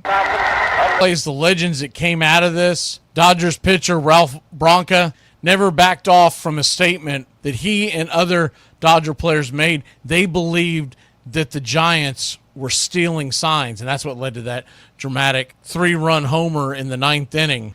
They entered the ninth trailing 4-2, and with 2 runners on base, Thompson slapped it over the left field wall, and the place went bonkers. That game was so big, there were servicemen that were over in Korea. Remember, that was the beginning of the Korean War. There were service members over in Korea that were listening to that game through Armed Forces radio. And that was the third game of the playoffs. They'd each split the first 2. That was back when you had, if you ended up with a tie in the standings, you played a best of 3 because of the fact that there were no other playoffs, so you weren't worried about, well, are we going to stretch this out too long? And that's why pennants meant as much as they did. And of course, they got the famed nickname Shot Heard Round the World. It's from the 1837 poem Concord Hymn by Ralph Waldo Emerson about the American Revolutionary War. And I would dare to say that Bobby Thompson's Shot Heard Round the World may be a little more famous and had bigger consequences. Because if you don't realize how diehard Giants and Dodger fans were in Brooklyn, New York, you don't know baseball, my friend. All right, let's take you back to 1934. This is the Tigers and Yankees. We'll talk about this on the other side, but I just wanted you to get an idea of where they were in the world of radio baseball. Remember, it had only been around 13 years at this point. The first call ever was 1921 on KDKA in Pittsburgh. So this is just 13 years later. Tigers, Yankees, 1934, the golden era of radio baseball. Dandy day for a ball game, and a nice crowd out here to see the Yankees making their last appearance at Maven Field for 1934. We hope before the ball game gets over that Babe Ruth gets in it. I'd like to see Babe take one more swing this season, but his leg is pretty sore. He takes a bit of batting practice, but not very much. Manager Cochran's Charlie Horse is better, but still not cured. That's why he's out of today's game. The wind is blowing toward left center field. Lanup and Lou Gehrig is the batter with the bases loaded and 1 out. The crowd is getting rather tense. The score is 2-1 in favor of the Yankees. This is the third inning. Marbury is raising quite a bit of dust out there as he kicks the ground around to get better footing. He's been off in his pitching. His control has been bad. Here's the pitch to Gehrig, and it's high outside, ball 1. A high, hard one. Gets the sign from Hayworth, starts the motion. Here's the pitch. A bounder over second base for a hit into center field. Branca scoring, followed by Rolfe. Selkirk reaching third. Makes the score 4-1 in favor of the Yanks. That seems to be all for Marbury. Time is called, and Hamlin comes in from the bullpen to relieve Marbury, who has allowed 4 runs and 6 hits in 2 1/3 innings. How cool is that? 1934. The guy's talking about Babe Ruth. He's talking about Lou Gehrig. That was from WWJ in Detroit. His name is Ty Tyson, nicknamed Tyrone Tradition. And he was the Tigers' play-by-play radio man from 1927 to 1942. And they've had a long, storied tradition of announcers in Detroit, Michigan. Of course, the Tigers being one of the oldest teams in the league, but you go back to Ernie Harwell, which I think most people are familiar with him. And you've also had a lot of big names that did it for a little while, but had big names because they played the game, like Mel Ott, like Al Kaline. So I thought that was a pretty cool one, taking it back to yesteryear, 1934, Detroit, Michigan. Okay, here's another cool one. I don't think I have to lay this game out for y'all, but I thought it'd be great to go back down to memory lane. This one is the famous Joe Carter knocking the Philadelphia Phillies out of the World Series, Game 6, 1993, and Joe Carter does the rest. And Mitch Williams never recovered from this. Here's the pitch on the way, a swing and a belt, left field, way back, Blue Jays win it! The Blue Jays are World Series champions as Joe Carter hits a 3-run home run in the 9th inning, and the Blue Jays have repeated as World Series champions. Touch 'em all, Joe. You'll never hit a bigger home run in your life. Now we go to August 15th, 2012. Seattle Mariners, Felix Hernandez, nicknamed the King, King Felix. We go to his final call by Rick Rizzo on Seattle radio as the King throws his perfect game. The Seattle Mariners, Felix Hernandez, the 2-2. He got him! 34 years, 119 games. It's finally happened. A perfect game by a Seattle Mariner. It was done by the King, Felix Hernandez. He puts his name in the record books with a perfecto. Now we go to one of the greatest dates in Atlanta Braves history, April 8th, 1974. Fulton County Stadium. Milo Hamilton on the call from WSB Radio. Henry Aaron is sitting on 714, needing one to break the Babes record. Sitting on 714. Here's the pitch by Downing. Swinging. There's a drive into left center field. That ball is going to be out of here. It's gone. It's 7:15. There's a new home run champion of all time, and it's Henry Aaron. The fireworks are going. Henry Aaron is coming around third. His teammates are at home plate, and listen to this crowd. A sellout crowd is cheering Henry Aaron, the home run king of all time. 7:15. That's one of the first clips that I remember as a kid hearing. Obviously, I wasn't listening to the game. I was just an infant.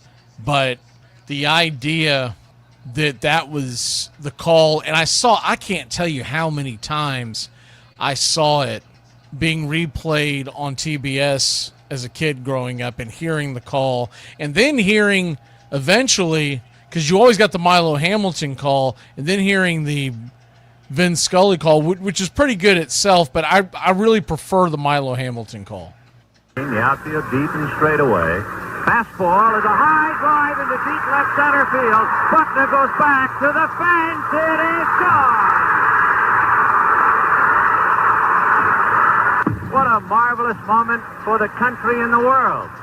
A black man is getting a standing ovation in the Deep South for breaking a record of an all-time baseball idol. And it is a great moment for all of us, and particularly for Henry Aaron. So like I was saying, I like Vin Scully's call, but I feel like Milo's it really captured the moment more. I think Vin Scully also realizing he wasn't a Braves guy. He was covering the Dodgers that the Braves happened to be playing when the record was broken. And I think he was trying to get the entire picture into that one call, because he probably figured people would look back on it for years and years and years. But Milo's, to me, really captured the actual moment, whereas Vin Scully's almost feels more like one that was like retrospective as opposed to engulfed into the moment. Now here's the call from Michael Kay on the Yes Network, and I don't think he gets enough credit for how good he is. I really think he's a very good television broadcaster. I know he can be a little corny at times, but honestly, I've always thought he was very good, and he gets a lot of hate because, remember, he also has a talk show in New York, so he'll get into these controversies where most play-by-play guys normally aren't involved because they're just bringing you the game. But we'll go back to 2014, and it's against the Baltimore Orioles. This is September 25th, and I remember this game vividly because they put it on national TV. I want to say MLB Network. I don't remember, but I do remember them breaking into coverage because it was the end of an era. Derek Jeter, he still had a few games to play left in Fenway, but this was the last game at home. And though the Yankees were not in the playoff hunt, it was just a dramatic walk-off victory that only Derek Jeter could supply. Here's the call. Well, the script is there. The last page is in Derek's hands. Meek deals. Base hits to right field. Here comes Richardson. Here's the throw from Markakis. Richardson is safe. Derek Jeter ends his final game with a walk-off single. Derek Jeter, where fantasy becomes reality. Did you have any doubt? Okay, this next one we go back to the World Series in 1960, Game 7. The Pirates, who were in huge underdogs in this series. In fact, the 4 games they lost, they were blown out, but they found a way to win the 7-game World Series, the best of 7, against the heavily favored New York Yankees. And this is the final call where the ball goes over the wall, the famous going, going, gone. Chuck Thompson, who called games nationally, but was more well known for the Baltimore Orioles and Baltimore Colts, where he spent the majority of his broadcasting career. But this is him in the booth, and he is sitting alongside the famous Mel Allen. Yes, that Mel Allen. Mel Allen was a broadcaster for the New York Yankees, but remember, he was also the famous voice you grew up on for This Week in Baseball. Where did Mel Allen come from? He's from Alabama, Birmingham, Alabama, graduated from the University of Alabama. And when I talk about all these guys cut their teeth with all the Southern broadcasters that were mentored by the New York baseball broadcasters, Mel Allen is one of them as well. He's quiet in this broadcast, but realize he's sitting right next to, and he's letting the game breathe as you should. The play-by-play man carries the load, and then you would interject later on, but you don't step on the play-by-play guy's call. That's one of the golden rules in broadcasting. There's the drive at the deep left field. Look out now. That ball is going down. World Series delivered. And they're resting.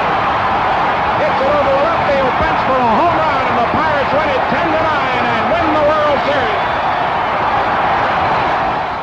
Okay, so speaking of the World Series, speaking of memorable moments in the World Series, to heck with the television call, because I don't think it does it justice. Let's go to 2004, right after the Red Sox had come back from a 3-0 deficit against the Yankees in the ALCS. They go on to sweep the St. Louis Cardinals and bring home their first world title in 86 years. And it wasn't just the fact that they had not won it in 86 years. It was the unbelievable heartbreak that the Red Sox fans had gone through for years and years and decades, and it was finally over. 2 out in the 9th inning here on the banks of the Mississippi River. The Red Sox need one more out, swinging a ground ball, stabbed by Folk. He has it.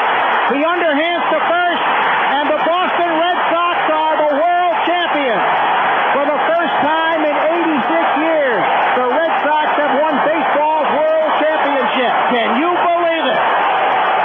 The Red Sox now mobbing Keith Folk and one another between home and first. And as Ned Martin said back in 1967, pandemonium on the field. Honest Engine, this isn't one of my favorite calls, but it is historic. It was the first championship in Chicago Cubs history in 108 years, and I felt like he did a good job at the beginning of the call, but then it leaves itself a little flat. Now, he does better later on, but we won't play that whole thing. But here's the actual moment where the Chicago Cubs, remember, this is a nip and tuck game. This game wasn't a blowout. If this game was a blowout, I would understand kind of. Now, he wasn't really mailing it in, but I would say that he wasn't exuberant at the moment of the championship. But here we go. Chicago Cubs, Cleveland Indians, 2016. A little bouncer slowly toward Bryant. He will glove it and throw to Rizzo. It's in time, and the Chicago Cubs win the World Series. The Cubs come pouring out of the dugout, jumping up and down like a bunch of delirious 10-year-olds. The Cubs have done it. We're going to go back to 2001, and this is a television call, and I thought Buck did a very good job. I know he gets a lot of hate sometimes, but in the big moments, he usually delivers, and this was such a big moment. 2001, the Yankees, the Diamondbacks, all that it was entailed. Remember, we're just coming off of 9/11, and so you had a lot of people in the country who were just pulling for New York City, but then you had a lot of people in the country who were not pulling for the Yankees because, let's face it, they were the dynasty at the time, and America loves an underdog. So you had everything here, and then you had Mariano Rivera, the best closer to ever truly get that moniker, a true closer, a one-inning guy. He is on the mound to try to stop the Arizona Diamondbacks. But remember, he'd been used quite a bit in the series, and he was wearing down. And here we go. The final at bat. Luis Gonzalez is at the plate, and the winning run just 90 feet away. So they've got the infield drawn in. Because if the infield is drawn back, it's going to be a soft liner caught in the glove of Derek Jeter, and who knows what happens after that. But here we go. The chance of a lifetime for Luis Gonzalez. 2-2, bottom of the ninth. Game 7 of the World Series. Bases loaded. Floater, center field. The Diamondbacks are world champions.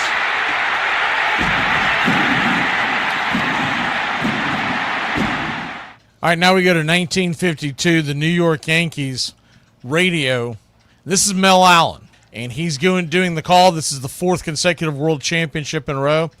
And I wouldn't say it's a great ending to a World Series call, but I love the visual when he's talking about Yogi Berra leaping into the arms of his pitcher, because you get that visual. Of course, we've seen it so many times over the years in real video in numerous championships that the Yankees won. Yogi Berra that was always his go-to. He would go in, nowadays the catcher's probably catching the pitcher, but then Yogi Berra was so much shorter than most of the players on the team. He would go diving and almost Spider-Man-like grab a hold of his pitcher, and you saw it several times in the World Series. I think the one that I remember the most is the Don Larson perfect game, but this is the 1952 call, Mel Allen, New York Yankee radio. As a fly ball hit out to left field, Woodling getting under it. And the Yankees are champions. And look at Barrow, piggyback riding Bob Cazava. The Yankees for the 4th consecutive time. And boy, they're pounding that Cazava for a tremendous relief job. Look at him go. We now go back to 1999, where the Yankees knock out the Braves in the World Series. Really wasn't a competitive series. But I wanted to play this one because I thought John Sterling did one of the best jobs of ending a season for a team that won a championship. I love this call, and just the way he delivers it and realizes the moment and still gives you his signature, the Yankees win. That's what he's known for years and years and years, and he gives it to you in a championship setting. Cameras flashing, and Rivera cool as a cucumber. The 1-0. Swung on, hit in the air to left center. Bernie trots over. Curtis is there. Curtis makes the catch. Ball game over. World Series over. Yankees win. The Yankees win. The New York Yankees, for the 2nd straight year, for the 3rd time in the last 4 years, and for the 25th time in their glorious history, have once again reached the pinnacle of the sports world. And this is an underrated duo when you talk about having somewhat of a national stage WGN. And I'm not talking about the great Harry Carey. Remember, Steve Stone was with Harry Carey as well in Chicago for years. But this is Chicago White Sox baseball and the Hawk with Steve Stone. This is just kind of a mashup of a couple of calls that I found. And just the delivery that the Hawk would give on TV, he absolutely had the flair for the dramatics. And I think he's extremely underrated on the national stage. But Chicago White Sox fans will tell you that he was their golden voice. He was their Skip Carey, and he was actually a little more animated and more emphasis on the big plays, though Carey had his moments as well. That ball here way back. He looks up. You can put it on the board. Yes. What a play by Wise. Mercy. A great catch by Dwayne Wise. It's unbelievable as Wise goes back into the wall knowing he has no room to spare. He goes up over the wall and then juggles it before corralling it. This franchise doesn't have a lot of big moments in their recent history as well. But I really love the catchphrase for the Pittsburgh Pirates, and it's something that obviously I'll never be able to call unless we cover a Pirates game on the out-of-town doubleheader, and Pirates are going to have to be a lot more competitive for me to do so. But I love the catchphrase of the Pittsburgh Pirates, and this is their television call, but it's still great. Every time the Pittsburgh Pirates get a W, it's so symbolic that they give the call, "Raise the Jolly Roger." What a visual, even in your mind's eye. Raise the Jolly Roger. The series even in a game apiece. 1972 and in the early 90s. And they're going to get a ground ball from Morneau on to first and raise the Jolly Roger 3 straight years. Got him with cheese. Light it up and raise the Jolly Roger in front of a sellout crowd. Okay, these next couple of calls grabbed a couple of good ones from Tom Hamilton. If you're not familiar with him, he was broadcaster for the play-by-play guy for the Cleveland Indians for years. And one of the better ones, one of the ones that I really liked, one of the ones that every time I got a chance, I tried to catch Cleveland Indians baseball on radio. And here's a couple of the Tom Hamiltons. We're going to be sharing some of his stuff on our clips this year in Braves country. I found a really good documentary about Tom Hamilton. But here's just a little bit of sample of some of the great calls that he has made in the past. The first one is Jim Thome. Jim Thome at the plate facing the right-hander Don Wengert. Winds it up, delivers. Thome drills one high and deep to center. Away, way back. Gone deep into the picnic plaza, and that might have even got out of the ballpark. Jim Thome has just left Jacobs Field onto Eagle Avenue. That will take 2 tape measures. The drive down 2-1. Brera the runner at second. Santana the runner at first. Nobody out. 11th inning. Game tied at 8. Frazier's ready. The pitch. Pitch swung on. Belted to deep left. It is gone. A walk-off 3-run home run for Ryan Rayburn. And a mobbing coming up at home plate. So much for a bunt. Ryan Rayburn with a line shot 3-run home run to the porch. The Indians' 7th walk-off win of the year. The Indians' 3rd walk-off win via the home run. This one will take us back to 2019, and this is a great call. But this season will always haunt me as a Braves fan. I'll tell you why. If you remember Game 5 of the NLDS Braves-Cardinals, that was the early game. The play that I'm about to play for you is the late game. It was Game 5 of the Dodgers versus Nationals. And the Dodgers were a team that the Braves could not get past at that time. But they owned the Washington Nationals. They owned them that season. They owned every bit of the Washington Nationals. And had the Braves beaten the Cardinals in that Game 5, they would have faced the Nationals with home field advantage. And there's no doubt in my mind that the NLCS ends up being another pennant for the Atlanta Braves. And the Braves may have beaten the 2019 Houston Astros, though I'm not sure. The Nationals, all in all, were a better team than Atlanta in 2019, but we had their number. So when Fultonevich spits the bit, the Braves give up 10 runs in that first inning, yada, yada, yada, the whole 9 yards. It eliminated any chance that the Braves had of going to that World Series. But if they had won that Game 5, I'm convinced that they win the pennant, and they probably win the 2019 World Series. And would that have set off a chain of several championships? Because you get over that hump early. We know what happened in 21. Do they take advantage of things in 2020, 2022, 2023?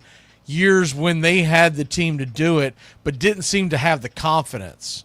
So anyways, here's the play, the big play. This was the dagger that knocked out the Dodgers. Howie Kendrick, Jacksonville, Florida kid, who had a pretty darn good career as a middle infielder, bit of a journeyman until he really found himself a home when he got to the Washington Nationals. And he is the one that cemented the deal. He had a hell of a series, by the way, but he cemented this with I'll play it for you, but this was the dagger that sent the Dodgers packing. He's one strike pitch. Swinging a fly ball, center field deep. Bellinger going back to the warning track, to the wall. It's a grand slam. Howie Kendrick has done it. They're going crazy in the Nationals dugout. Howie Kendrick with a grand slam here in the 10th inning of Game 5. The Nationals 7, the Dodgers 3. Do you believe it? Okay, there's no way we could do this without giving you one of my favorite all-time broadcasters. Really hated the fact that their games always went on during the Braves games growing up. Even when I got access to Milwaukee radio, I never got a chance to hear the great Bob Uecker give calls on a regular basis. But when they would play the Braves, I would always flip over when I had the ability to listen to the Milwaukee broadcast. Bob Uecker was absolutely outstanding. Now, this doesn't really give you a sense of who he is, because Bob Uecker was the best in downtime, in games that were not necessarily close, because he could fill it in with his one-of-a-kind personality, unbelievable sense of humor. But I figured that we got to play a Bob Uecker great, and this is a great one. This is 2011. Nigel Morgan is at the plate for the Milwaukee Brewers, and it's the bottom of the 10th inning. It's Game 5 NLDS, win or go home, and they have a chance to advance to the NLCS, and here is the great Bob Uecker on the call. 1 ball, 2 strikes on Niger.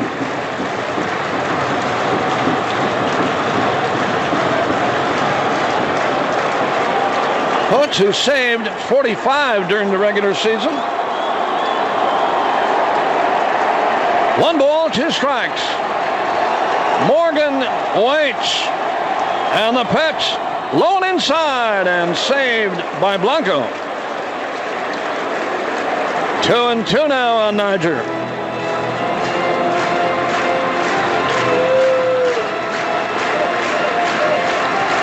Great speed at second in Gomez. Morgan stopping out.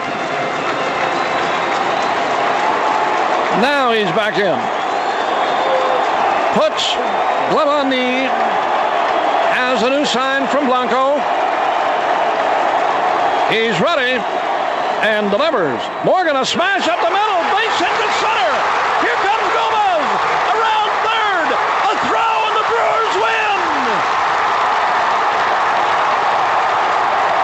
The Brewers are moving on a base hit by Niger Morgan. He's being mobbed. Wow, what a scene. Niger Morgan, who has delivered so many times this year,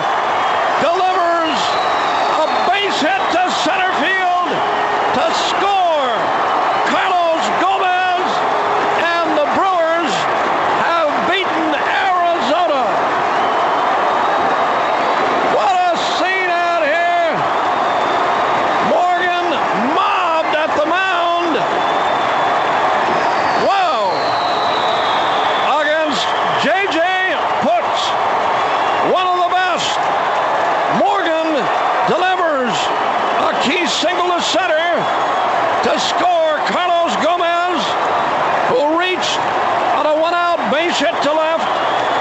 He scored, beating the throw from Chris Young, and the Brewers are moving on. Wow, what a way to finish this one. Okay, here's some quick clips. We're going to start off with Dwayne Kuiper, play-by-play man for the San Francisco Giants. High drive. Left field. It is out of here. He hits it high. He hits it deep. It is out of. Here's the great Gary Thorne. You'll probably recognize his voice from longtime broadcasting ESPN. About 20 years ago, early 2000s, he did a ton of hockey, and he also did some Monday night, Wednesday night baseball for ESPN. But now this is with the Baltimore Orioles, Gary Thorne. And he clouts that one way back in left field, and goodbye, home run. Problems with runners on. That ball is launched in the air. I don't believe it. Way back. Goodbye, home run. This is from the SNY crew, and this is a funny one because they were kind of ho-hum in the middle of a conversation.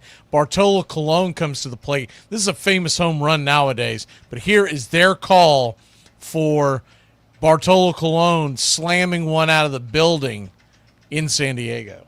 For his first hit of the year, he drives one deep left field. Back goes Upton, back near the wall. It's out of here. Bartolo has done it. Okay, now we're going to play three in a row. You got Michael Kay from the Yankees, Matt Vasgersian with the Athletics, and I believe he may even have one in there for the Padres. He's a Southern California guy that is on MLB Network quite a bit. And then from the Los Angeles Angels, Victor Rojas, and he has some pretty good calls as well. That one's drilled deep to left field. There it goes. See ya. Tie game. Jones with a high drive to left field. Gardner back, and that one is gone. Santa Maria with the base hit today. There goes the runner. There goes Correa again. Santa Maria. 3-2 on the way. Trout drives one out to left center field. That ball is crushed. Gone. A big fly for Mike Trout. 1-1 pitch. Fastball drilled to deep left. Get out of here. Gone. Big fly for Albert Pujols. Okay, here's some quick clips. We're going to start off with Dwayne Kuiper, play-by-play man for the San Francisco Giants. High drive. Left field. It is out of here. He hits it high. He hits it deep. It is out of. Here's the great Gary Thorne. You'll probably recognize his voice from longtime broadcasting ESPN. About 20 years ago, early 2000s, he did a ton of hockey, and he also did some Monday night, Wednesday night baseball for ESPN. But now this is with the Baltimore Orioles, Gary Thorne. And he clouts that one way back in left field, and goodbye, home run. Problems with runners on. That ball is launched in the air. I don't believe it. Way back. Goodbye, home run. This is from the SNY crew, and this is a funny one because they were kind of ho-hum in the middle of a conversation. Bartolo Colon comes to the plate. This is a famous home run nowadays, but here is their call for Bartolo Colon slamming one out of the building in San Diego. For his first hit of the year, he drives one deep left field. Back goes Upton, back near the wall. It's out of here. Bartolo has done it. Okay, now we're going to play three in a row. You got Michael Kay from the Yankees, Matt Vasgersian with the Athletics, and I believe he may even have one in there for the Padres. He's a Southern California guy that is on MLB Network quite a bit. And then from the Los Angeles Angels, Victor Rojas, and he has some pretty good calls as well. That one's drilled deep to left field. There it goes. See ya. Tie game. Jones with a high drive to left field. Gardner back, and that one is gone. Santa Maria with the base hit today. There goes the runner. There goes Correa again! 3-2 on the way. Trout drives one out to left center field. That ball is crushed. Gone. A big fly for Mike Trout. 1-1 pitch. Fastball drilled to deep left. Get out of here. Go! Big fly for Albert Pujols. Okay, to finish this off, we are going to play you a couple of the greats. We're going to start off with Vin Scully and the walk-off shot with Kirk Gibson, 1988 World Series. Improbable Kirk Gibson coming up against the unhittable Dennis Eckersley, and still one of my all-time favorite calls. And then we go to the radio call of your Atlanta Braves when Sid slid, Skip carried the whole 9 yards. And at the very, very end, we sign off. You're going to hear the Brooklyn Dodgers radio call. And this was in the infancy of radio, just a very small clip. And basically always want to pay respect to where we all came from, which was essentially the Northeast radio began it all with Major League Baseball radio, college football radio, and what is now radio in the NFL and whatnot. Okay, with that being said, we're going to go ahead and play that clip. Before we do, want to get out of here and wish you a happy Super Sunday, because no better day on the sports calendar than Super Bowl Sunday, in my opinion. And it's really because the championship is being played in one game. So you don't get these same feelings, these same emotions build up in the World Series, NBA, NHL championships, because there are so many games being played, and you never know when the final game, unless a Game 7 of the World Series still trumps all. But we don't get those every year, so the Super Bowl is still king. That being said, hopefully y'all are going to have some good grub and good friends and family over. It's what we do every year. And enjoy your day. And when you wake up tomorrow morning, you'll be less than 24 hours away from pitchers and catchers reporting your Atlanta Braves. And most of Major League Baseball. Some are coming in on Wednesday and Thursday, but primarily Tuesday's the day.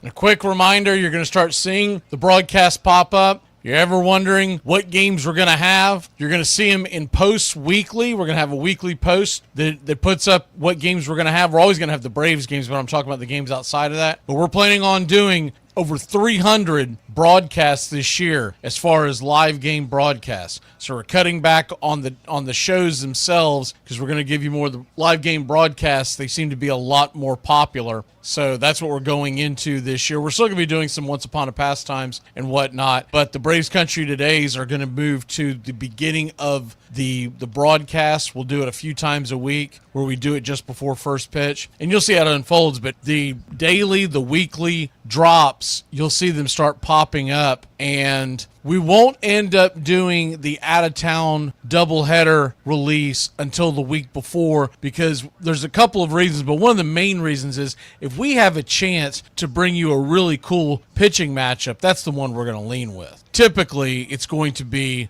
a couple of teams, or at least one team, that is of relevance in the playoff push. But if you get a really good pitching matchup, so like let's say if it ends up being Tarek Skubal versus Paul Skeens, well, we're going to run at the opportunity if it falls on the right day. So there you have that. Have a great Super Bowl Sunday, y'all. We'll see ya. Go baseball. High fly ball into right field. She is gone! A lot of room in right center. If he hits one there, we can dance in the streets. The 2-1. Swung line drive left field. One run is in. Here comes Green. Here's the throw to the plate. He is safe. Braves win. Braves win. Braves win. Braves win.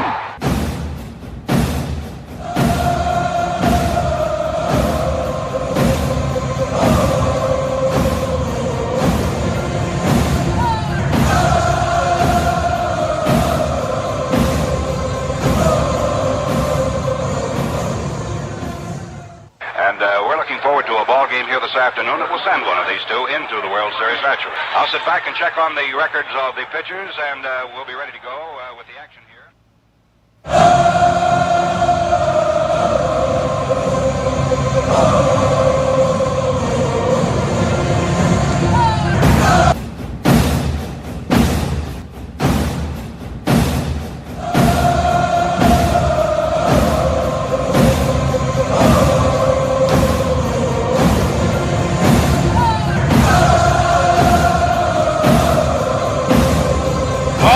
right, Braves fans, let's get into it. Get it. Let's get it. We're going to do something a little different today. Part of our Once Upon a Pastime series, as we will be doing this from time to time, and thought this would be a good opportunity today to do it. So let's go ahead and get into it. This is what I would like to call the greatest players that we never talk about. And it basically goes back to, now, the plan is to do a few of these, and one of them I want to do in the near future. I want to talk about the Negro Leagues. I want to talk about other eras of baseball. But essentially today what I'm going to get into are the pioneers of the game. And we never talk about how great these players are, even though they deserve all of the accolades in our own right. In their own right, excuse me. Now what you're looking at is a picture of the old Boston Braves Park. And I just picked that one out because I'm not going to scroll through a bunch of different ballparks pictures. But I just wanted to kind of set the scene of where we're at on this and why we are talking about this and going into Major League Baseball of the yesteryear. As we do this, I also want to talk about, when we do this, I'm going to pick out a guy at each position that may be a little newer player that deserves to be in the Hall of Fame. I'm going to go ahead and set the backdrop like that. So that's the big picture of the stadium, and then that's more of a clearer picture over my shoulder. But you get the idea. We're talking about players that you may not be aware of, and a lot of them you may have heard of. If you're a big-time baseball fan, you probably have heard of them. But how much do you know about them, and do you ever talk about them? And I just thought it would be a good time to hit this up. And we're going to go by position. We're not going to spend 4.5 hours doing this. We're just going to kind of hit it up and be a good talking point. So let's, It is the American game. You see a guy hit the ball out the ballpark, and that same guy can come up tomorrow in that situation and miss the ball and lose the ball game. Can bring you up here, it can bring you down there. One thing about it, though, you know it always will be a tomorrow. You got me today, but I'm coming back.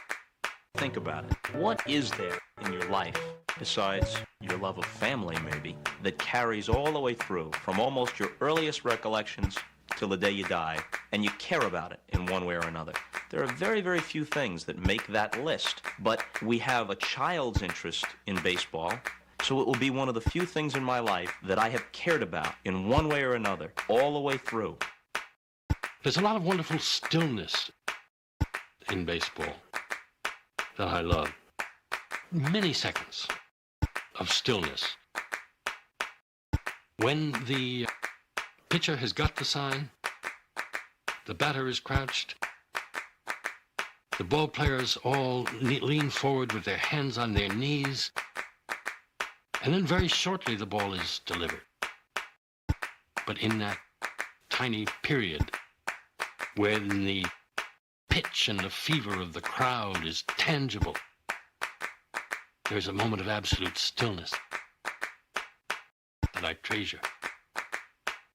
The best of us keep as much of that childhood with us as we grow into adulthood as we can muster. And the most creative, the most happy, the most fortunate of us are those who don't lose the sense of play. And even after we're past the point of being able to actually play the game with any skill, if we love it, then it's like Peter Pan. We remain boys forever. We don't die.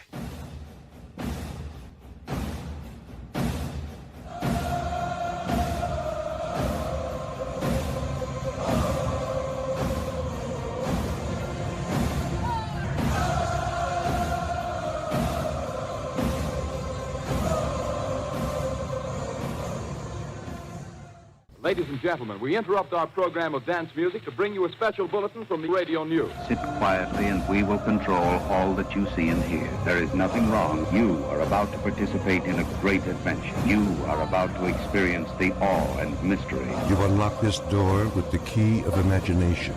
Beyond it is another dimension, a dimension of sound, a dimension of sight, a dimension of mind. You're moving into a land of both things and ideas. You've just crossed over into Adventures in Time and Space. We offer you Braves Country Radio, your home for the classic call of Braves Country Baseball. Hi, folks. Join us now for another Braves ball game. Yes, sir. This is the one we've been waiting for. This is it. This makes you feel like it's spring and baseball, no more measles, and free tickets to the circus. You're in Braves country.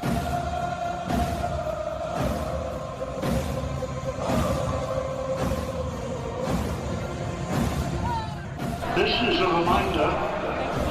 Disorderly conduct will not be tolerated. Please respect your fellow fan and refrain from any unruly behavior. Failure to comply with these guidelines will result in ejection.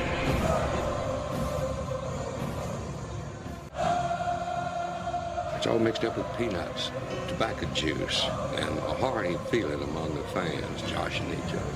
Always this raucous, good spirit. Everybody came to have a good time. The whole stands full of people all roaring. In baseball, never known an instance where so instantly a whole crowd could be brought to its feet, roaring with delight over just a clean crack of a bat against the ball.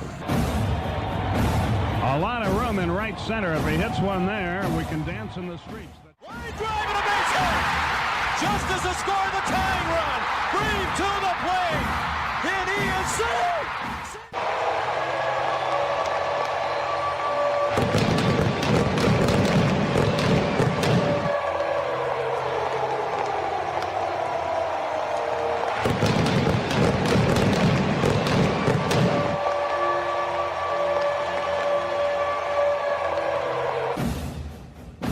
We're 1 out away, Braves country, from a trip to the World Series. Whatever superstition you've got, do it. The entire city of Atlanta, the entire South is standing on their feet, trying to will the Braves into the World Series. Here's the 1-0 pitch. And swung on and ripped over to Dansby Swanson. Dansby's got it. He fires over to first. Baby, sound the trumpets.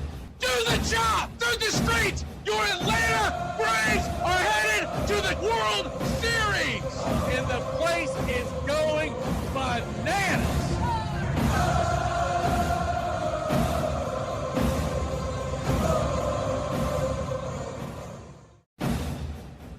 Although edited, tonight's thriller contains suspense and violence which may be unsuitable. Parental discretion is advised.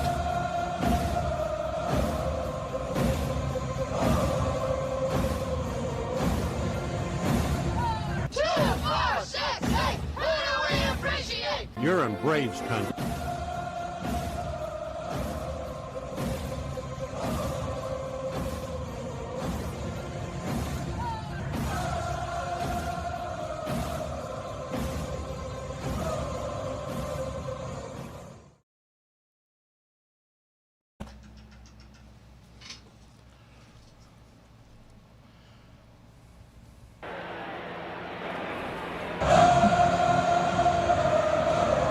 Good afternoon, y'all.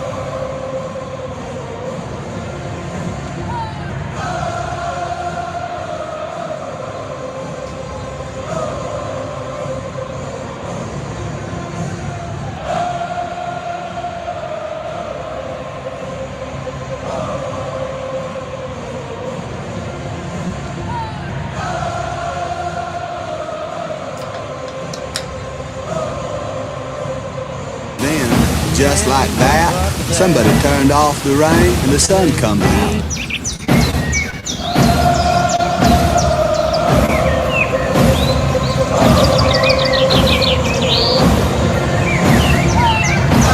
Play ball.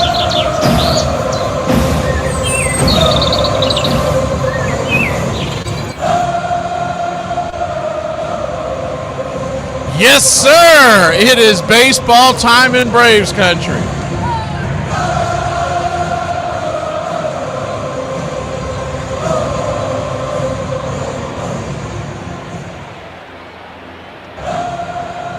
Martin Perez is firing his final warm-up tosses.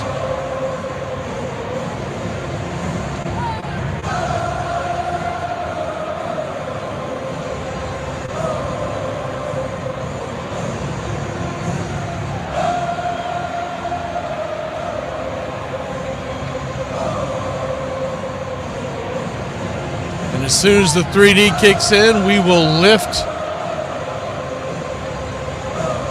the curtain and get you ready for the classic call of radio baseball.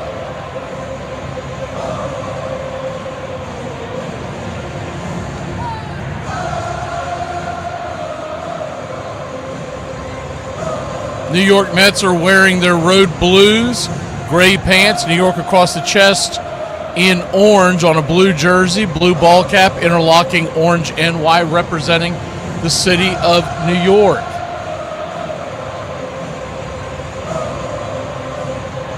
Atlanta Braves wearing their home whites. The Sunday regulars.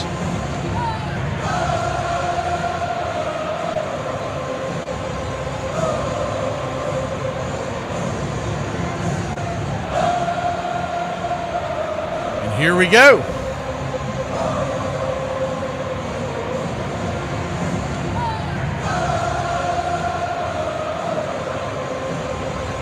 Francisco Lindor stepping in.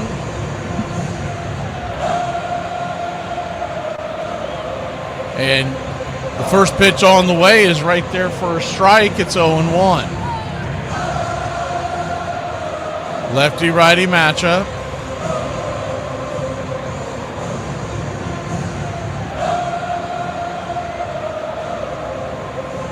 Infield back into the left. The 0-1 pitch is chopped down the line. First base side, it's 0-2. The 0-2 count.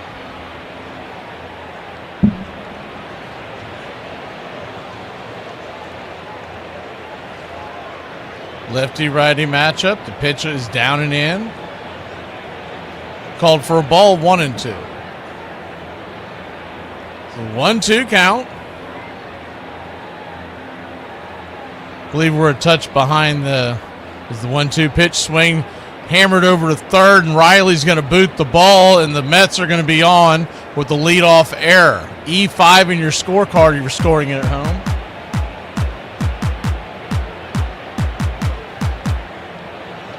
We may be a touch behind the call today with it being Peacock, so we'll try to do the best we can, but not a lot I can do to adjust it.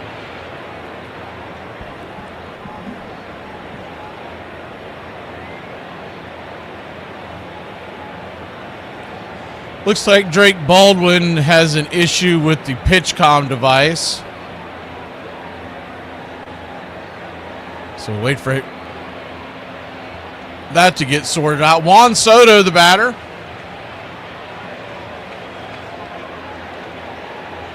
Just getting going here if you're joining us late. Braves nothing, Mets nothing, top of the first, nobody out, one on. And Soto, the batter.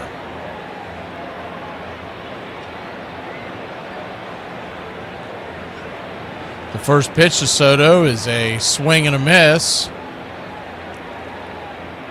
Over the top for a strike, it's 0-1. Soto batting .296 on the year with 18 home runs, 41 RBI. The 0-1 pitch brings it, and that ball is slapped into right field. That's through for a base hit, and the Yaz will cut it off before it gets to the corner, and I believe Soto's going to be, yes, smoke him if you got him. He got him. The throw was up the line, but Jarvis did a great job of following the ball and then tagging Soto as he was going by before he could reach the base. So a great throw by the Yaz. Soto is at third base with one out. But the Yaz coming through early on.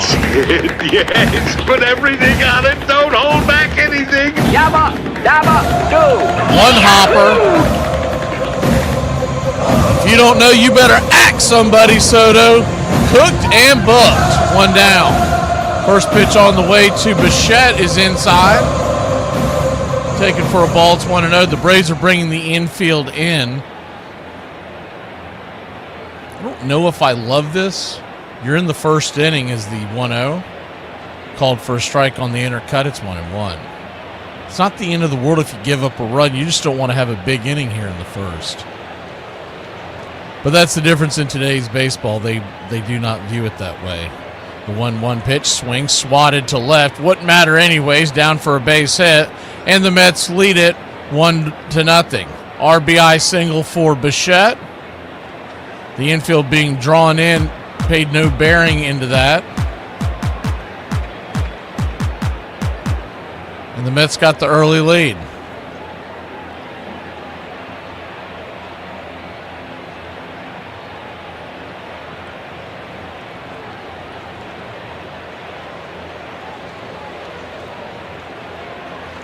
One on, one out.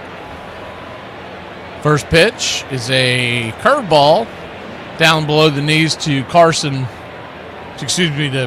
Mark Vientos. Carson Bedge stands on deck. The 1-0. Outside wide.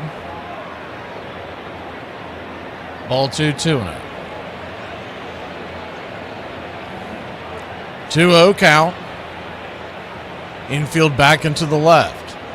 The pitch, nowhere near the zone. 3-0. So having issues with his command here in the first inning. He struggled that the last couple of outings.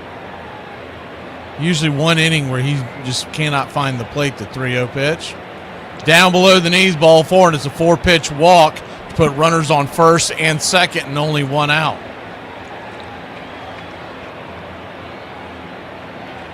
The only out he's been able to record was the great defensive throw by Yastrzemski. Juan Soto trying to stretch a single into a double. The left-handed bat of Carson Benj coming to the plate. Infield is back into the right. They're playing the overshift, lefty-lefty matchup. Set up outside, first pitch. Sinker misses the edge. Drake doesn't challenge it. He should have. That's another one where Drake is spitting the bit behind the plate. It's 1-0. He would have won that one, and he was calling them much more liberally before he got injured. Ever since he came back, it's like he's scared to do so. The 1-0 chop foul. It's 1-1. 1-1 count.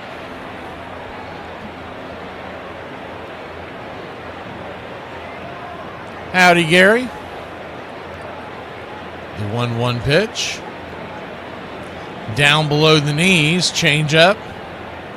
Ball 2-1. On deck is Tyrone Taylor.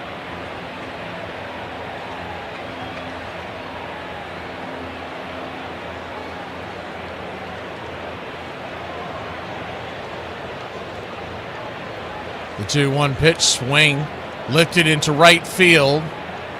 Yastrzemski's going to come in to make the catch, and he's recorded the first 2 outs of the game. 2 down. F9 in your scorecard.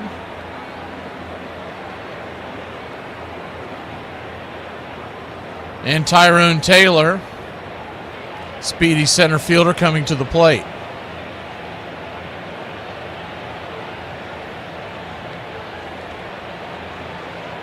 Lefty, righty, first pitch. Their first strike, it's 0-1.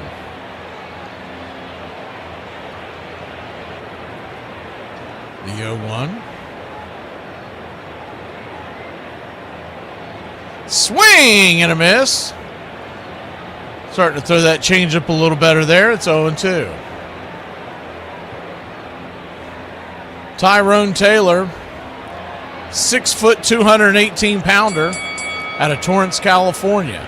The 0-2 pitch swing hammered over to short, backhanded at short, fires it to second, and it's going to be a 6-4 put out, to end the inning. What a great play by JJ. Jim Jarvis flashing the leather here in the first.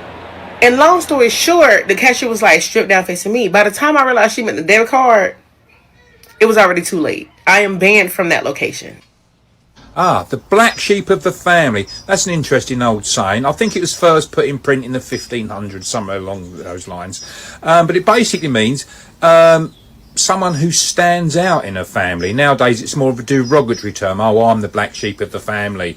It means you're a bad thing. And in those days, it was a bad thing. If you had a flock of white sheep, you could fleece them all and you could sell the fleece onwards. But if you had a black fleece, it was no good because it was really, no one would really buy it because you couldn't dye it to match the colours of the day or anything like that. So that's where it comes from. Gentlemen, would you mind putting out your cigars, please? Come again? I asked, would you mind putting out your cigars, please? As a matter of fact, I would mind. Well, you see, the reason I ask, all due respect, I got a great New York strip sitting over there. Cost me $27 and change, and it tastes like I'm eating a cigar. Listen, Ace, number one, you're eating a steak at a place called Joe's Stone Crab. And number two, there's no rule that says we can't smoke. Well, number one, my name is not Ace. And number two, I'm not talking about rules here. I'm talking about manners. So I ask you again, in the nicest possible way, to please put out the cigars, okay? I hope you realize you've just committed assault. I know. You know, I remember time was you actually had to hit somebody. From Fenway Park in Boston, the Minnesota Twins battle the Boston Red Sox. A Boston sweep of the Twins and a Tigers split would give the Red Sox their first pennant since 1946. We knew it was going to be difficult, and we knew we would have to be at the top of our games, but we had yes. Deep to right field. Number 44. What's up, Braves country? Looking forward to a great Atlanta Braves season. See y'all at the ballpark. Love y'all.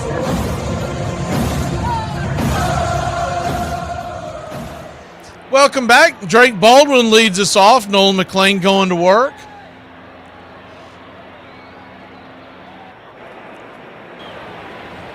First pitch for a strike. It's 0-1.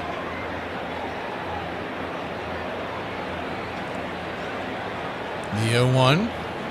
Righty-lefty matchup. Kicks and fires. Swing and a miss. It's 0-2.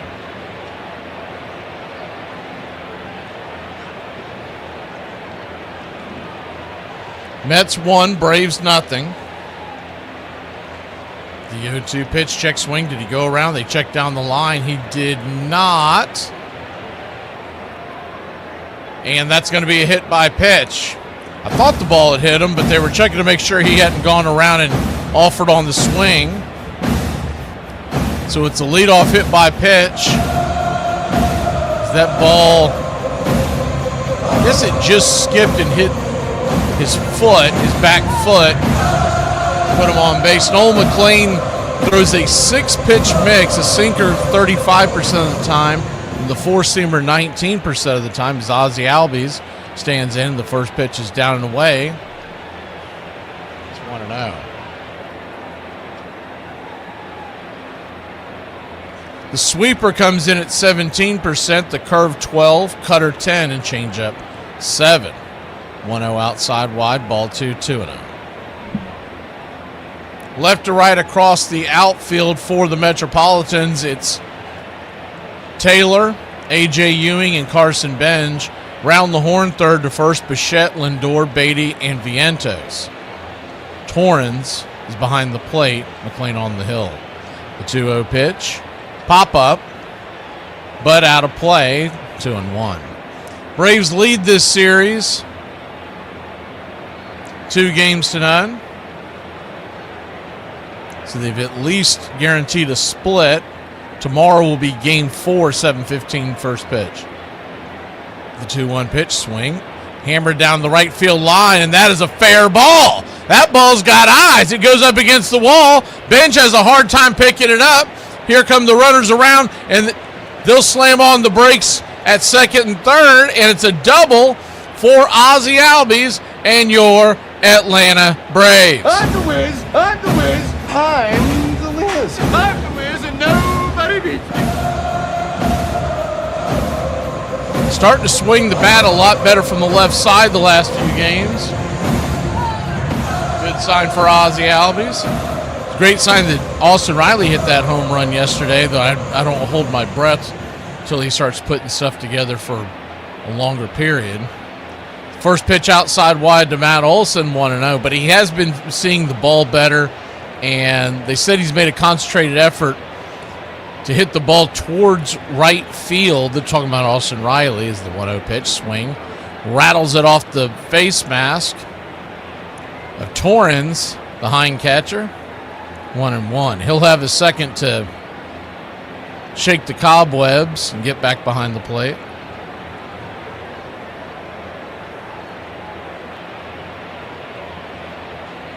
Braves hit 4 home runs on Friday night, 5 on Saturday night.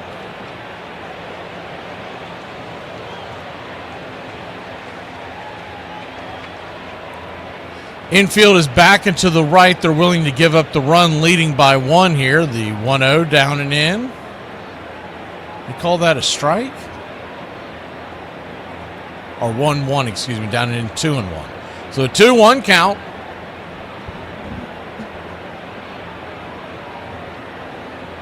Righty, lefty. The pitch on the way. Swing, slices it towards left field. Making the sliding catch out there in left. Here comes the throw, and Drake Baldwin will stay put. Great defensive play out there by Tyrone Taylor, 1 away. Very shallow play, and Taylor quick to get up and fire the ball in. Really not much of a chance for Drake Baldwin to score on that.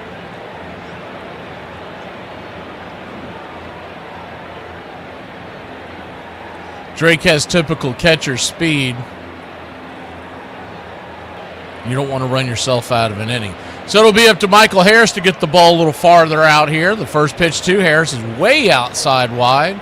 Curveball misses. It's 1-0.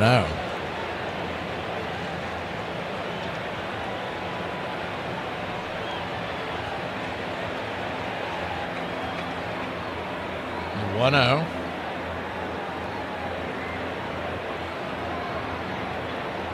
Kicks and grips, swing up the middle, and that ball's got eyes. 1 run will score. It's 1-1. 2 runs will score. Your Atlanta Braves take a 1-run lead. Money Mike coming through once again.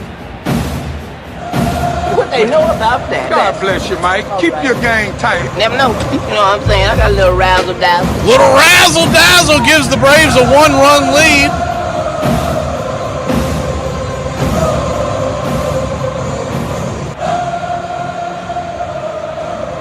Good piece of hitting there by Michael. Just ripped it back up the middle.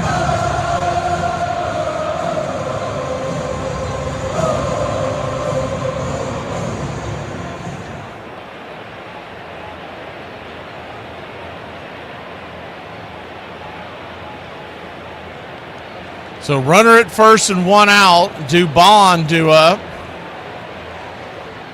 And there's a delay here. Looks like they're coming out there to talk to McLean as the ball got away and Harris headed to on the throw. I don't know if he felt something. Harris was diving back into first and the ball got away, and Michael Harris makes it all the way to third base. They go out there to talk to McLean, but it may be just to settle him down. I lost my feed for a second here on that Peacock, so I do apologize. Normally we have the automatic backup, but the backup is Peacock as well, so it is what it is. So runner at third, and they'll bring the infield in to get you caught back up. Braves lead it 2-1. Harris at third, 1 out. Righty-righty matchup, and Dubon takes the first pitch outside wide. It's 1-0. Mauricio, followed by Dominic Smith. The 1-0 swing. Hits it up the middle, and that'll keep the hit parade going. 1 run will score in your Atlanta Braves. have a 3-1 lead. An RBI single by Mauricio Dubon. Pardon me, would you have any... But of course. One of life's finer pleasures.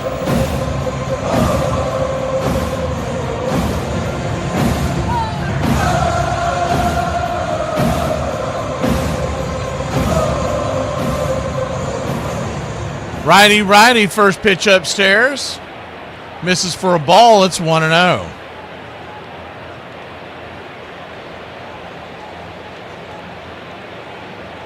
The 1-0. Way outside wide. Ball 2-0. Runner at first, 1 out.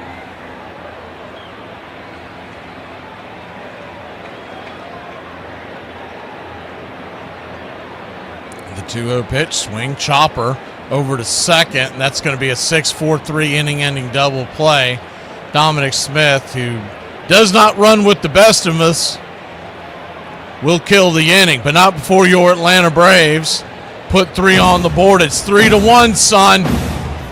Sunday afternoon here in Braves country.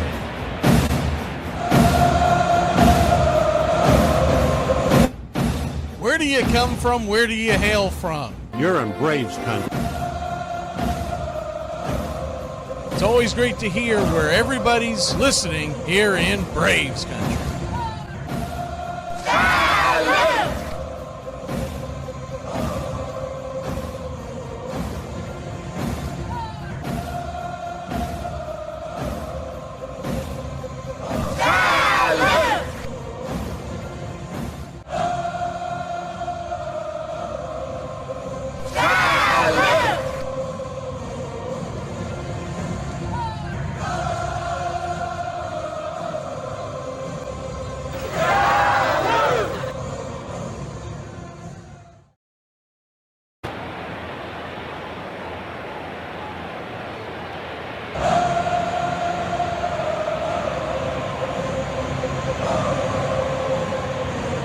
Arizona, South Carolina, Wolftown, Georgia.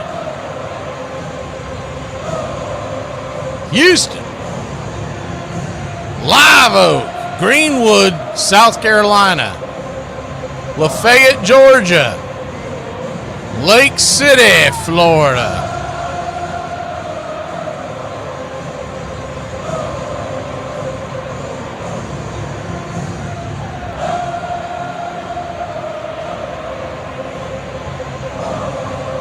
San Diego.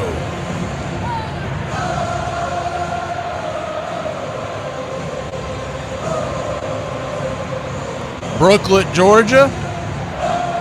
Thompson. St. James Island.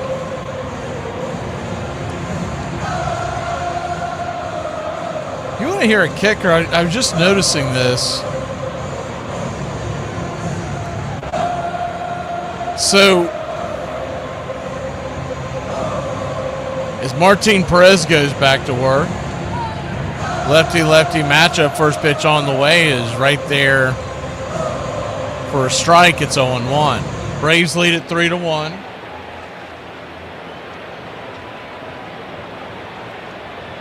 The 0-1. Down and away, 1-1. I guess it's because all these games are on NBC/Peacock is the 1-1 down and in 2-1. 6 games, including the one we're bringing to you right now, they are all blacked out if you have the MLB package. The 2-1 count, down and away, 3-1. And what it's showing me is that later on today, more of the same. The entire Sunday slate is blacked out. I don't know if that's something they're starting regularly, but that's insane. The 3-1 count right there, chops it foul. So every single game, one way or the other, if you go to the MLB app right now, they're all blacked out. Payoff pitch. A.J. Ewing digging in. The pitch, swing, lifted, high and deep.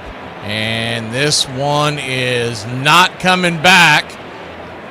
A 408-foot blast, and Martin Perez coughs up one of the 2-run lead. It's 3-2.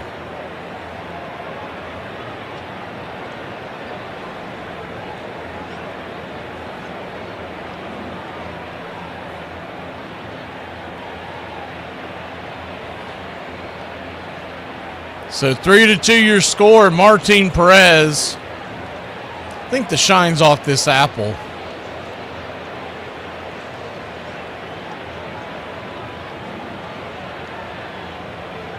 Lefty-righty matchup. First pitch on the way is down below the knees for a ball to Torrens, the number 8 hitter today. 1-0, the 1-0. Outside wide, 2-0.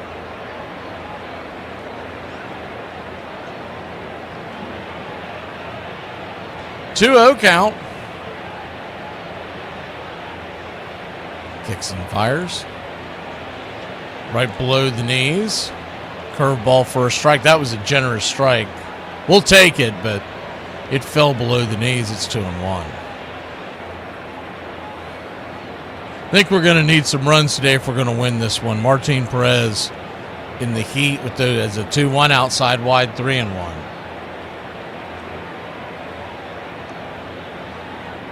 But look at the good news. They brought Cookie Carrasco back, so we could be getting that at any moment. The 3-1. Out wide, ball 4. So Perez has given up a home run here to start the inning. Now a 5-pitch walk. And Brett Beatty will be the batter. Standing on deck now, the top of the order with Francisco Lindor and Soto to follow. Could really use a double play here.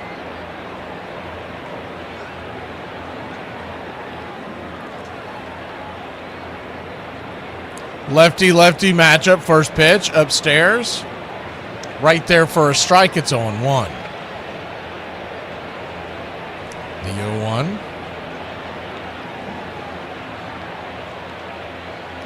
Kicks and fires. Outside wide. 1-1. 1-1 count. Remember, the Braves don't have another day off until the All-Star break, so I don't know how aggressive Weiss will be with this bullpen today. The 1-1 pitch, swing, chopper towards the first base dugout, 1-2. If he has to go get Martin Perez early, meaning before the 5th inning, you can bet your bottom dollar it's most likely going to be Cookie Carrasco. The 1-2 pitch just misses, 2-2. They sent J.R. Ritchie back down to the minor leagues and Carrasco back to the majors. So Ritchie will be there past the All-Star break. The 2-2 pitch, swing, rips it into right field. That's down for a base hit. Getting scalded here in the early going. And it's second and third, and nobody out in the top of the order due up for the Mets here in the second inning, trailing by 1.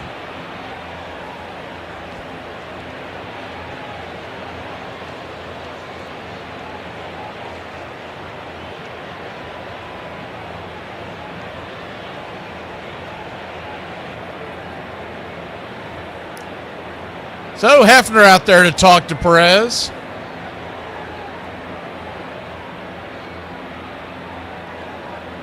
Get you caught up on the out-of-town scoreboard real quick. Cubs and Cardinals are scoreless in the first. Twins have a 2-0 lead on the Yankees in the 4th. Reds 2, Orioles 1 in the 6th. Nationals trailed the Pirates 4-3 in the 5th, so there's good news there.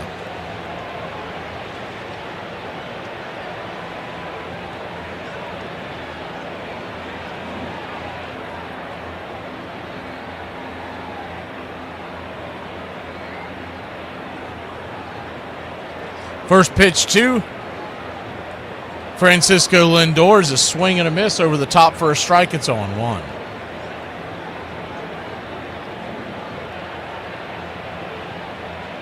The 0-1.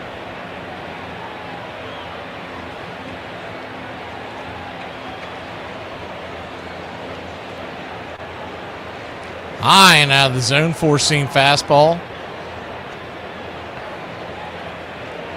The last percentile of the fastball rates in Major League Baseball. That one checked in at 89 miles an hour. The 1-1 pitch, swing, scalded into left field, down for a base hit.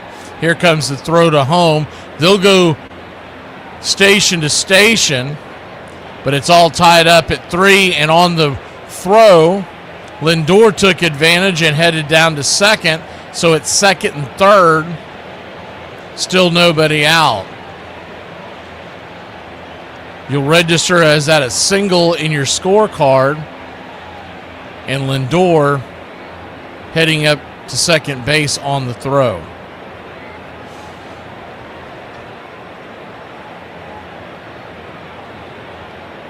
So Juan Soto, the batter. First pitch is inside for a ball. It's 1-0. Braves infield is playing to the right.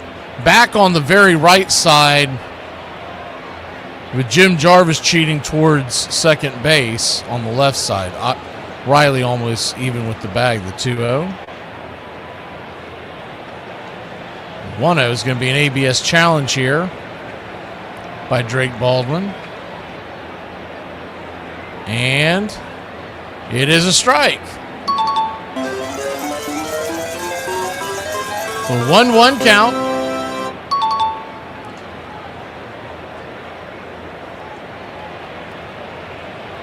Lefty, lefty. The pitch. Inside, up high. Did he go around? They check down the line.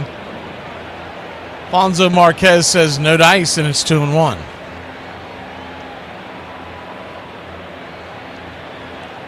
Braves 3, Mets 3. Top of 2. The 2-1 pitch, swing. Corkscrews it foul down towards the third base dugout. Could really use a strikeout here, but you'd settle for a pop-up. Anything to keep the runner at third.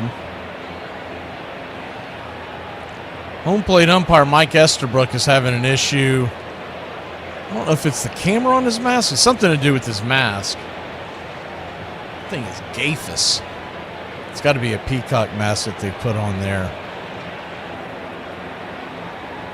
Oh, yeah. Something fell out of the back of the mask when he was putting it back on. Looked like it's the old-fashioned SIM card situation, but they got a technician out there to see if they can fix it. My God, in that heat in Georgia on a Sunday morning, afternoon, and he's got to carry a camera on his skull, too. Ugh. The 2-2. Burns it. Into right field, down for a base hit, and the Mets will take a 5-3 lead. The throw from the Yaz will go to second to keep the runner at bay. And the Braves trail by 2.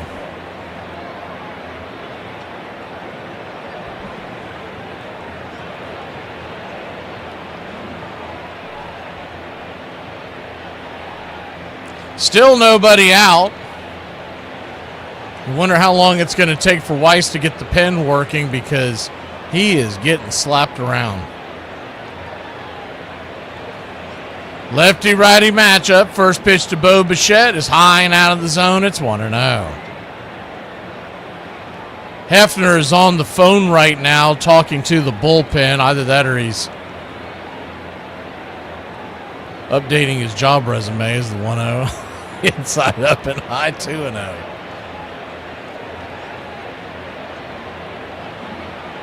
2-0 count.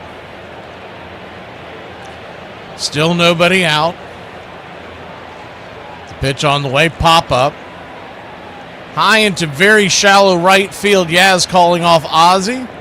Yastrzemski makes the catch in right field, and there's one away. Unfortunately, go out and get you some milk because you're going to get some cookies here in a minute.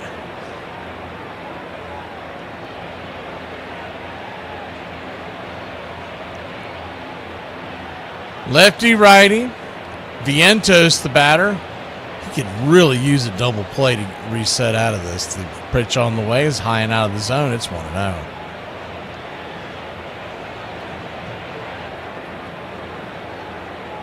1-0.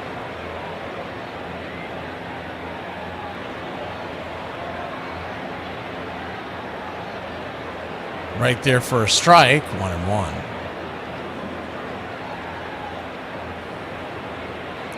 It's going to be an ABS challenge here for the Mets. And he lost that one. Wrong. You're wrong. So the Mets will lose an ABS challenge.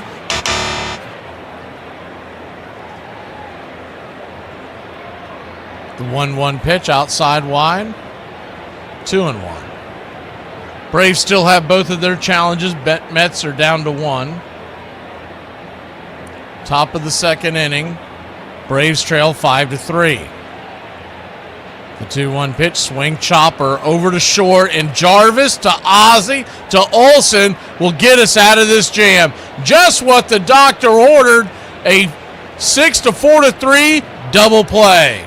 We'll be back in a flash, going to the bottom of the second, trailing by 2 here in Braves country. I remember sitting in class one day with my fellow students. Somebody said out loud, and it was so profound, I just had to take it all in. They said, bro, one thing about life, you can fart out of but you can't out of fart. It was only about 3 or 4 of us in that class, and at that moment, I knew why. We got that tism, because that was deep to me. You hear me? I didn't throw real hard, but I had a lot of junk. Kind of a local, high school baseball hero, I guess you'd say. And when I was a senior, my record was 8-1, led the league in strikeouts, that kind of thing. And somebody saw me from the Royals organization and said, you need to come to our camp. And I was there about a half an hour before I got my collarbone broken. And I was standing over behind the first base coach's box talking to a guy, and they were taking some infield practice, and the third baseman threw over to first base. First baseman wasn't looking, hit me right in that collarbone. And to play as long as I did and to have a family, you have to be very blessed. And I was with my wife, Ruth, and my 3 fine children, Reed, Reese, and Wendy. Baseball life's a tough life on your family. And to be able to play as long as I did and have the support that I had from my family, I can't tell you how much that means to me. We would be here all day if I had to list all the ways that my dad's made a difference in my life. Just the example of the kind of human being I want to be and I want my children to be. I'm extremely lucky. I may be gone, but I won't forget you. And I appreciate all those times that you supported me over the 27 years that I played in my family. Thank you. Real quick, British people, why do y'all still wear wigs in court? And how do we get you to stop? First pitch to Austin Riley was right there at the knees for a strike. It's 0-1. McLean, 21st pitch of the day. The 0-1 swings wildly at the pitch down and away. It's 0-2. 0-2 count. Mets 5, Braves 3. Bottom of the second. Every frame has had a crooked number so far. The 0-2 swing rifles it foul. Back over the first base dugout.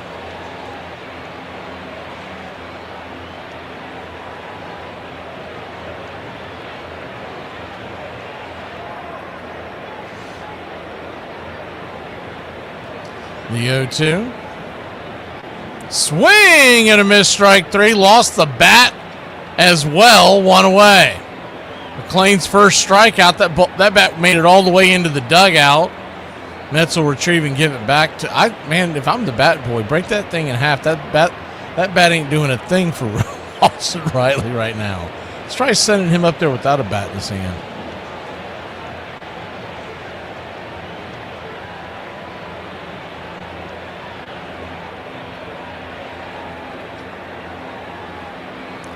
Righty-lefty matchup. First pitch to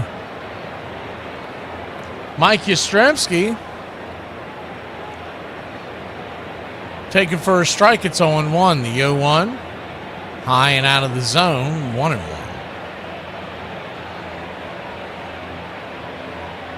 One count.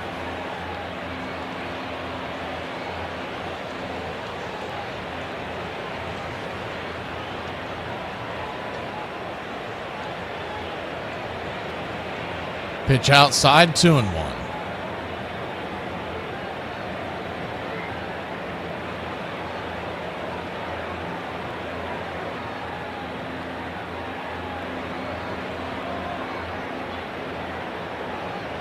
The 2-1. 3-1. So a 3-1 count.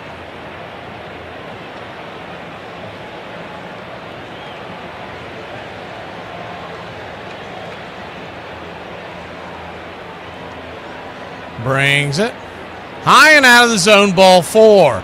So the Yaz heads on down to first.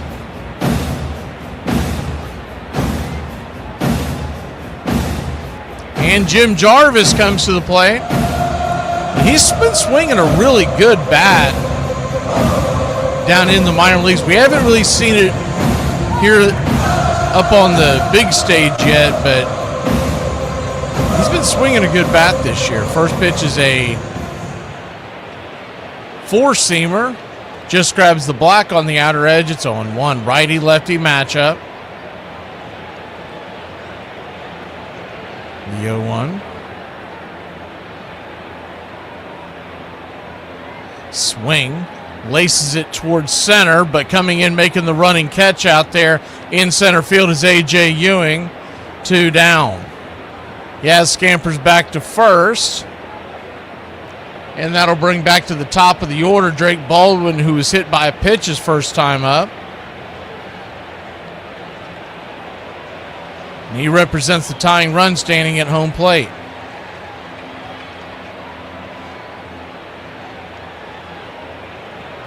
Righty-lefty, first pitch. Drops a curve there. A slurving curve. It's 0-1. The 0-1. Misses well outside the zone. 1-1.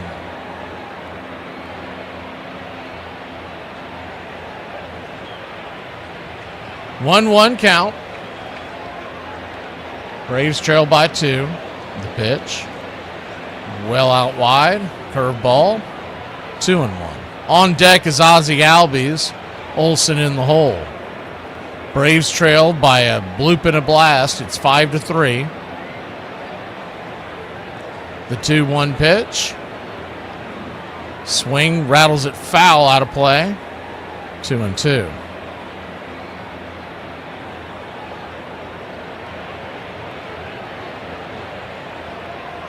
The 2-2.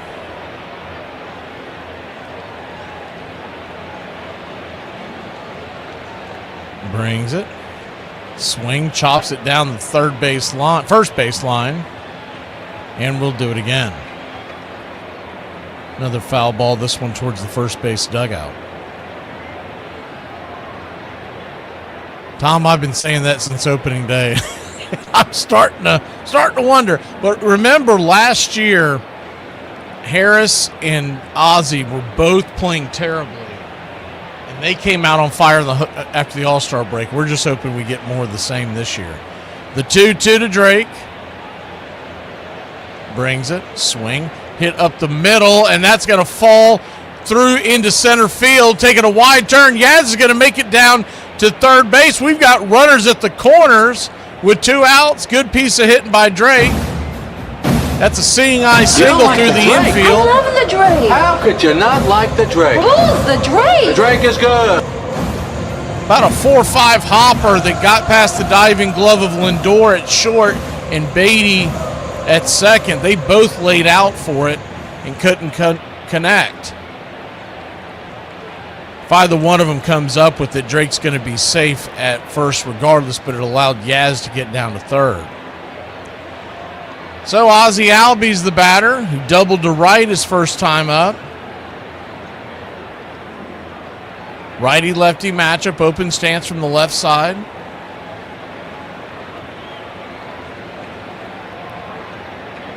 The first pitch Swing and a miss strike. It's 0-1.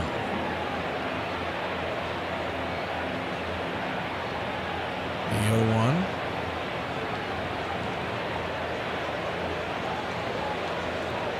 Kicks and fires. Outside wide, 1-1.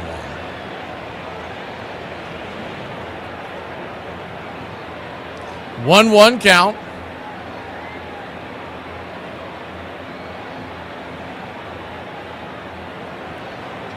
Brings it. Swing and a miss. 1-2. So I noticed on that, when you open up that app, it says Star Spangled Sunday. So I guess that's a part of their deal, is that they get the rights to all the games on the 4th of July or right after it. The 1-2 pitch, swing. Lifts it down the line, left field, foul, up against the screen. And it's 1-2 once again. So I don't know if that's an every year thing, but I'm assuming that it is. I don't think they were doing it on the 4th, so maybe it's just going to depend on what day of the week it falls on. Hopefully it's just today. Hopefully this isn't a trend. The 1-2 count. Chopper underneath the diving glove of the first baseman, Vientos, but backing him up is Beatty. He'll flip it back to Vientos, and that'll end the inning. Braves threaten but can't get him across. Trailing by 2, we go to the top of the 3rd. What's for dinner?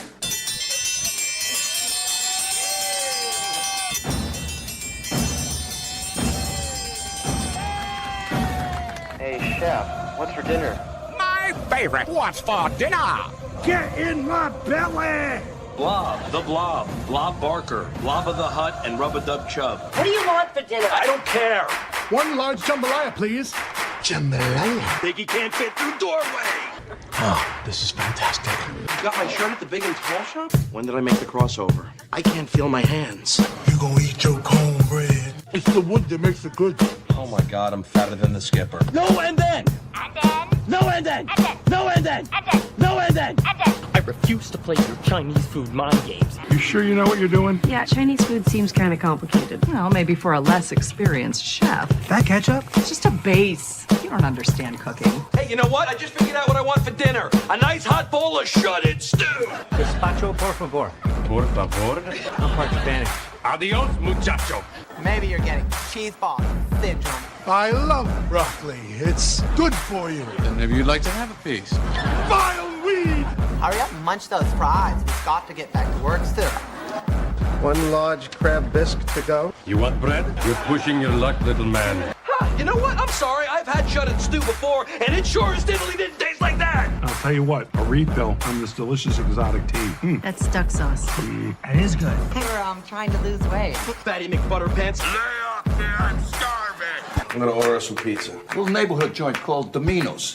Domino's? Everybody enjoying the food so far? Oh my God, yes. We're gonna come tomorrow night and every other night for the rest of our lives. Oh, and don't cheap out on the tip. We all know you're loaded now. What's for dinner?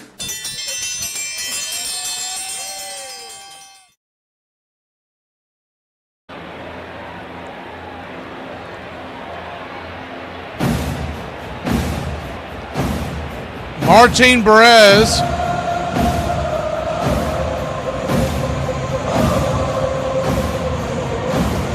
I meant me 3, James Ray. I don't know what you thought I meant.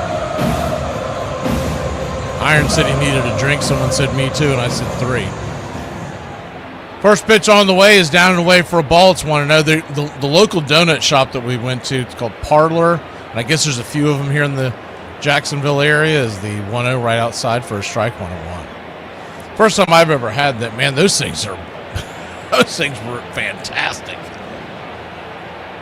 1-1 count. Braves trail by 2. Swing, chopper off the foot. 1-2.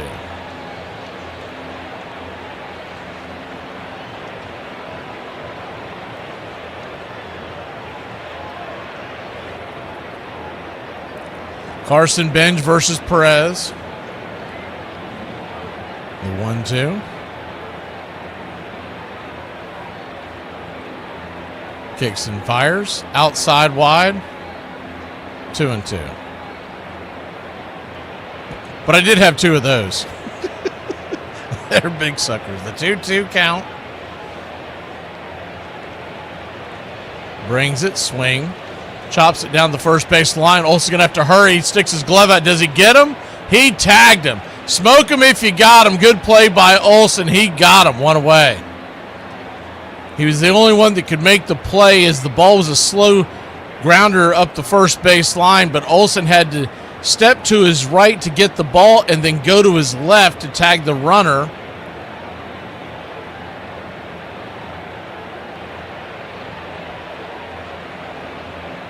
Just got him on the side. 1 up, 1 down. First pitch is upstairs. Cutter for a strike. Tyrone Taylor, it's 0-1. Braves trail 5-3. Top of the third. A lot of base runners so far. 6 hits for the Mets, 4 for the Braves. The 0-1 pitch swing. Chopper in the dirt. Short hop. In between hop. Austin Riley scoops and flips, and there's 2 down. Somebody take Austin Riley to the damn barber shop during the All-Star break. I guarantee you he'll start hitting. It's got to be the floppy doppy hair that is affecting his swing.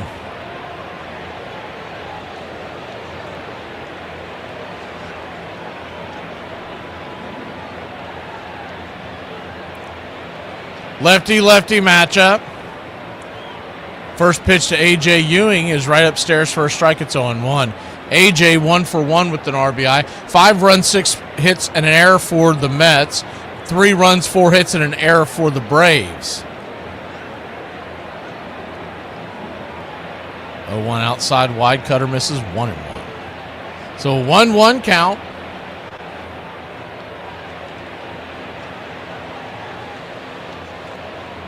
Swing and a miss, 1-2.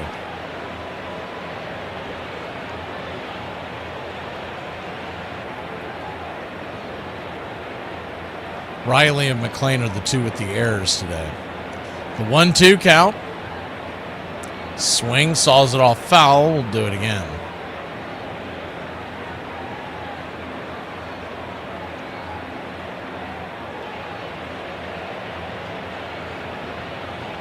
Riley's error came on the first play of the game.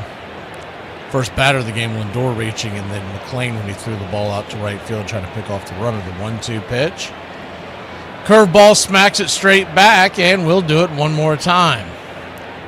Twins have taken a 4-0 lead over the Yankees. Kansas City and Philadelphia are just getting started. We'll hit your full out-of-town scoreboard here in a second. I've been waiting for that to come on so I could keep an eye on it for you. The 1-2 in the dirt. 2-2.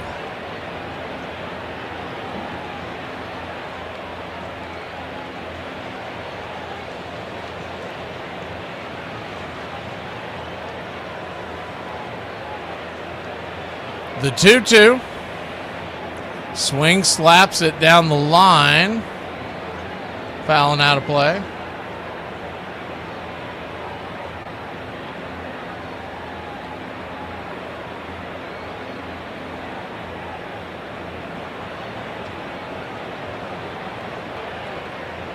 Braves trail 5-3, trying to put the first goose egg up on the board today. The 2-2 punches that foul down the lines. He's just playing a game of pepper right now.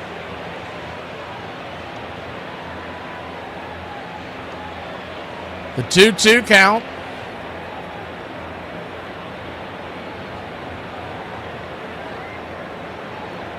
Brings it. Swing and a miss, strike 3, and we finally get out of the inning. Martin Perez, that's his very first strikeout of the game. We'll be back in a flash, trailing by 2, heading to the third here in Braves country.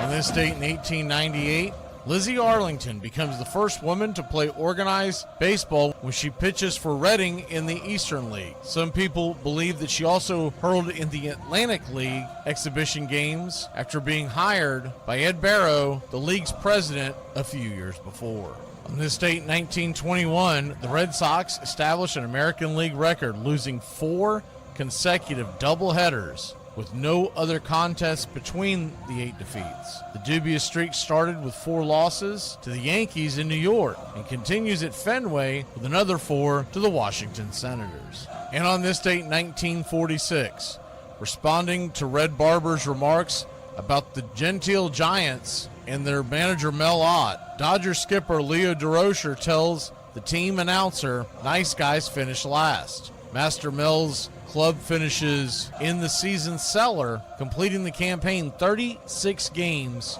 behind the first place Cardinals. But his team beat the Dodgers that day with their 7-6 walk-off victory at the Polo Grounds. And that's your Braves Country Radio on this date in baseball history. Find us on YouTube and Facebook today.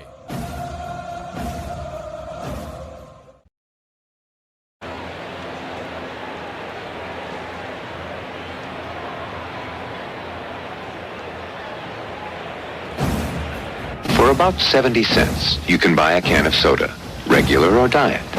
For about 70 cents, you can also buy a cup of coffee. For about 70 cents, you can buy a pack of gum, plain or sugarless. For 10 cents a day, you can buy a The Country Club for Braves Country Radio.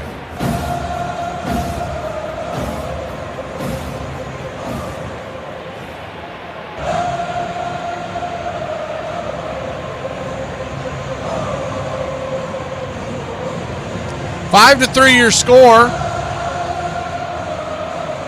here in Braves Country, and Matt Olson leads us off. First pitch swinging, four-seam fastball up high in it, and he'll foul it back. It's 0-1. New York 5 runs, 6 hits, 1 error. Braves 3 runs, 4 hits, 1 error. The 0-1 to Matty, and right there at the knees, taken all the way. 0-2. So an 0-2 count. Turns and kicks. Inside, 1-2. Harris standing on deck. Dubon in the hole. Olson 0 for 1 on the day. The 1-2. Swing and a miss, strike 3. And there's 1 away.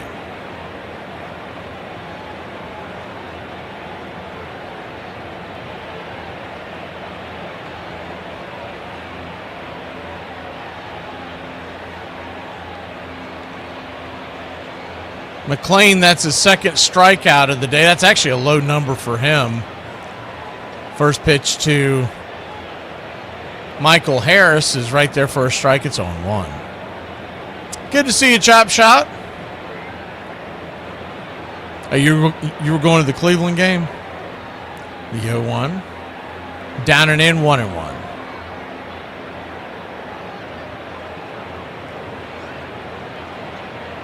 1-1 count. Braves had a pretty lengthy rain delay here as well, Chop, as the 1-1 swing and a miss, 1-2. Game was supposed to start at 12:30 Eastern, did not get going until 2:15. That'll teach you to wake us up early on a Sunday morning right after the 4th of July.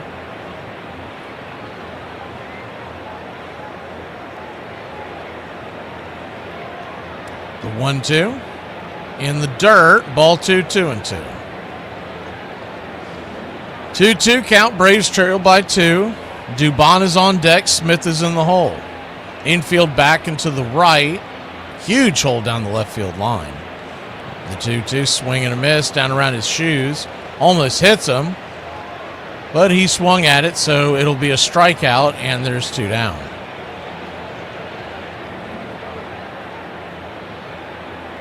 Dubon 1 for 1 with the single to center.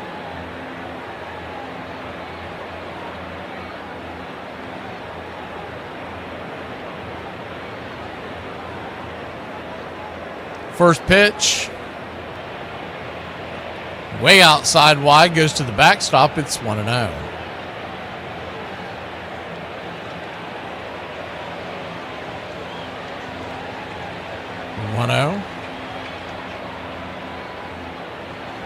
Brings it.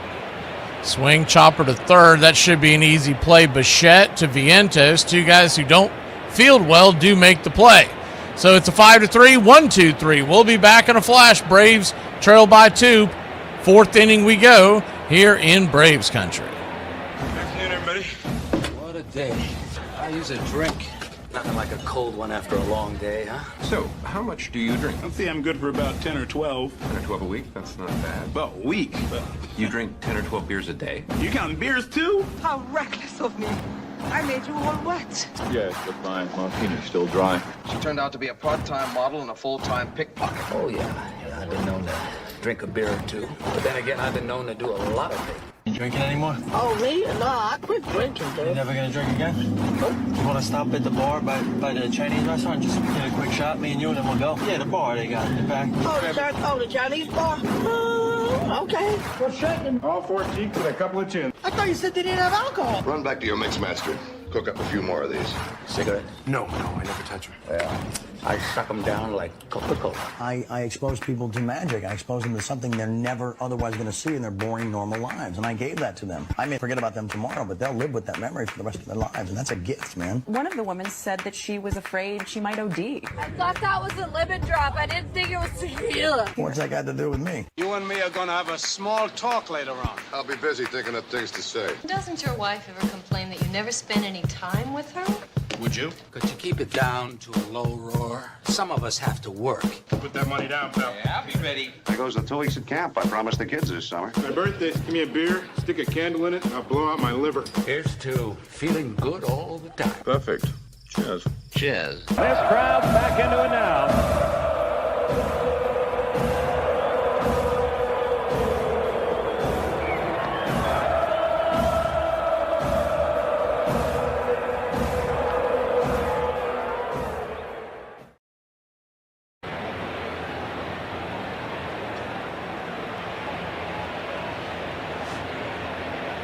Welcome back. First pitch from Martin Perez to start the fourth inning is a cutter at the knees for a strike. It's 0-1. Due up in this inning will be Torrens and then Beatty. Francisco Lindor representing the top of the order after that. The 0-1 changeup misses high and out of the zone. 1-1. 1-1 count. Braves trail by 2. The pitch, pop up, right center field. Who wants it? Harris calling off the Yaz. He'll make the grab, and there's one away.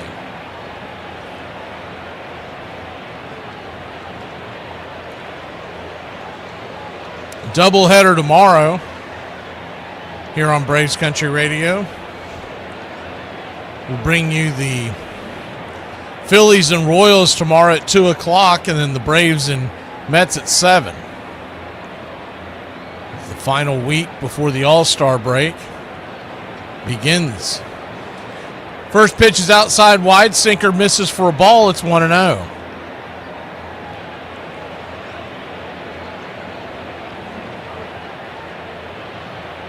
Lefty, the 1-0 pitch. Swing. Pops it back foul. 1-1. 1-1 count. Perez, 72 pitches, extremely high for the fourth inning, the 1-1. Swing and a miss, 1-2.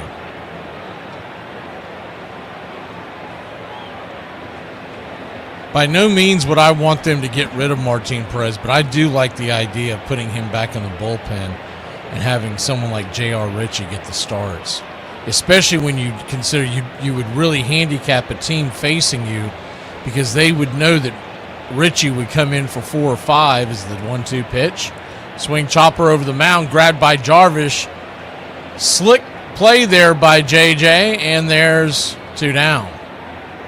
This kid Jim Jarvis, man, I like him. He can play that damn game. He can play that shortstop position. I don't think he's an everyday player yet, but really good mix in a platoon role between him and Mateo. And he's giving you competitive at-bats when he's at the plate. First pitch on the way is to JJ, and Lindor will ground out 6-3, and that'll end the inning. So a good outing there in the fourth inning by Martin Perez. Let's see if we can get some run support here in Braves country.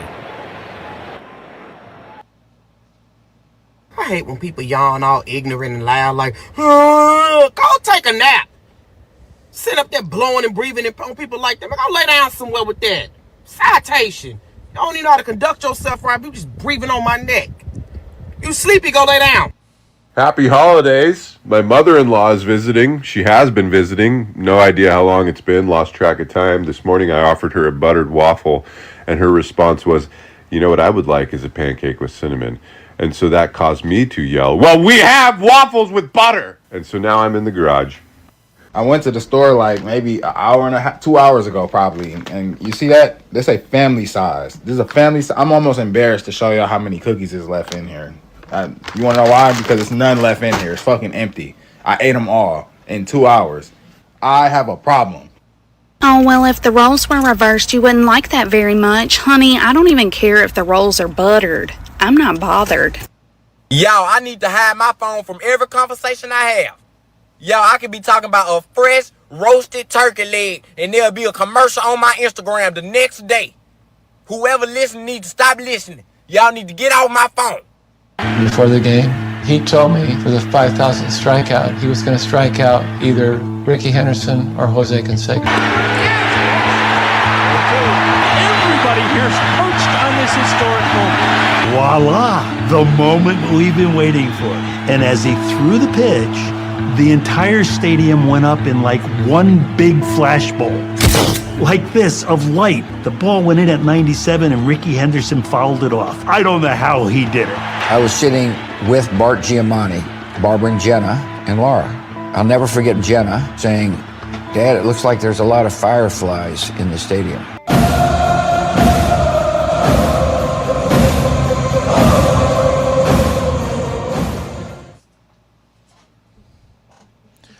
First pitch to Dominic Smith to start off the bottom of the fourth inning.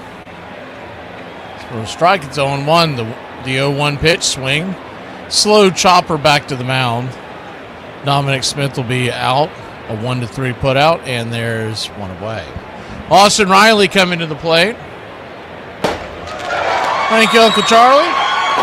We accept one of us. We accept one of us. Uber gobble. Uber gobble, Uber gobble, one of us. We accept that one of us. We accept that one of us. Uber gobble, one of us. Uber gobble, one of us. Uber gobble. Shut up! Oh my God, I don't care! First pitch swinging by Austin Riley. He will bounce the sweeper back to the backstop. It's 0-1. 0-1. Slicing it foul over the first base dugout. It's 0-2.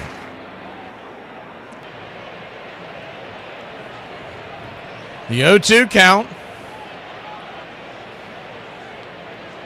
Riley snapped a 36 straight games without a home run last night. The 0-2 pitch swing lifts it into right field. Drifting over making the catch is A.J. Ewing, 2 down.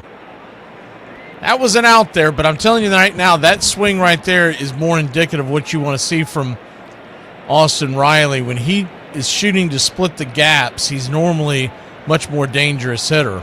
Not saying that he can't pull a ball here and there, but I've seen this past week he's been going the other way quite a bit. The home run last night ended up being that way, but that swing right there looked like one where Riley normally splits the gap for extra bases. First pitch down and in to Mike Yastrzemski, taken for a ball. It's 1-0. Yastrzemski walked back in the second. So no official at bat yet. The 1-0. Fouls it out of play, 1-1.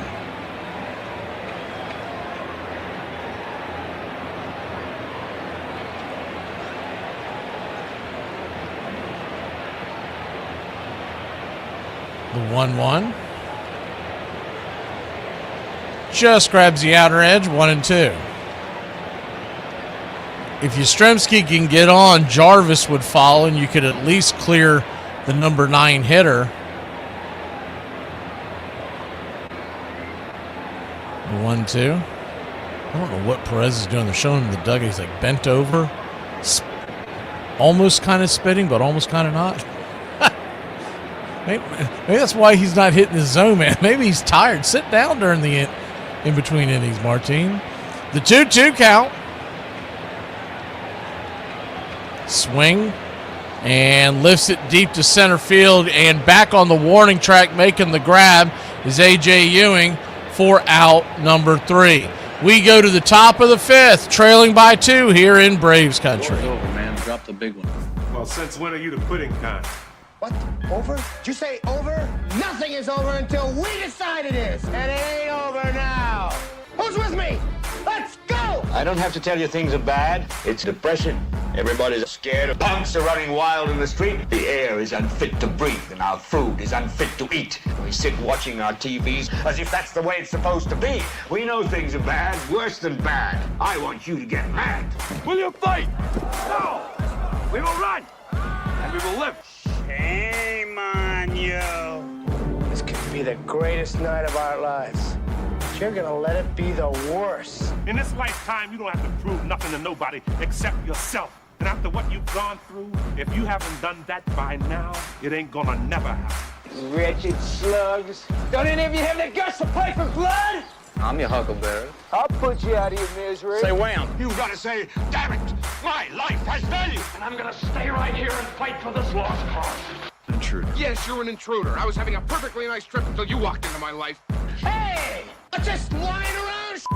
I want you to get up now. I want all of you to get up out of your chairs. I want you to get up right now and go to the window, open it, and stick your head out and yell, I'm as mad as hell, and I'm not gonna take this anymore! Right. Psychotic, but absolutely right. We gotta take these bastards. Are they yelling in Atlanta? Are they yelling in Atlanta? I'm as mad as hell! They're yelling in Atlanta. Son of a We struck the mother load! I'm mad as hell! I'm mad as hell! I'm not gonna take it anymore! And this crowd's back into it now.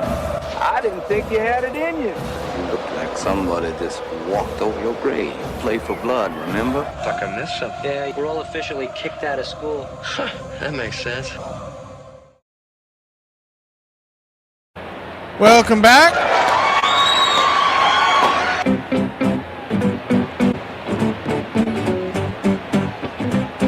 First pitch is way outside, wide to Juan Soto. It's 1-0. The 1-0. Chops it back to Perez. It got a piece of him. Bounces off Perez. And it'll be a 1-3 put out. And they're going to come out and look at Martin Perez. You know what Martin's saying? Get away from me. You are not going to put me on the Phantom IL like you did Hassan Kim. Ball came right back, hit him. Ooh, got him in the pitching arm. Looked like it got him in between the wrist and the elbow. Yeah, man. Just to, not quite the forearm, but very close. Soto even came by to check on him.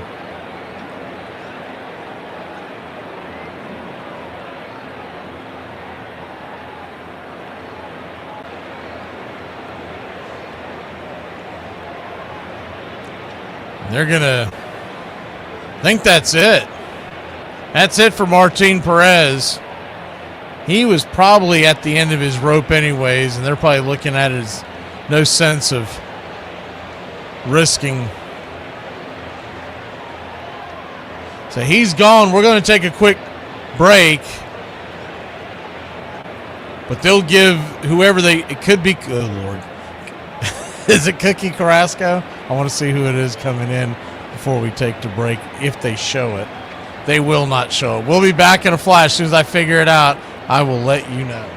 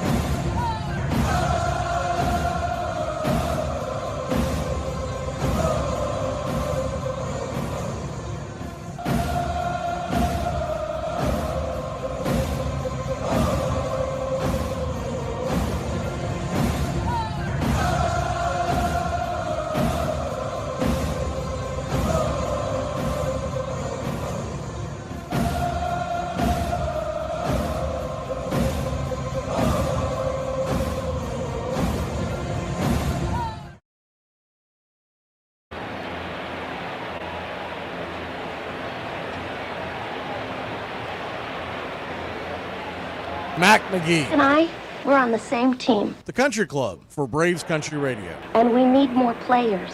We need you to help us win the battle against hunger and poverty. You can sponsor Braves Country Radio.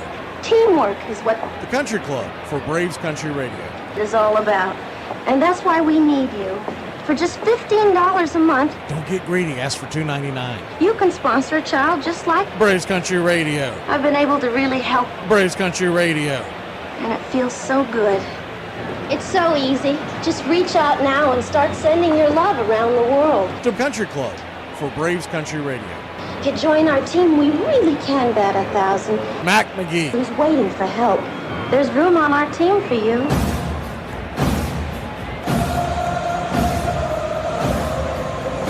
Tyler Kinley coming in.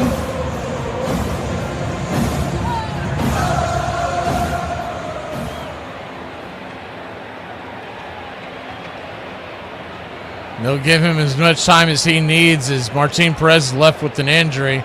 Normally the relievers don't need nearly as much time. Thought it was going to be Cookie Carrasco, but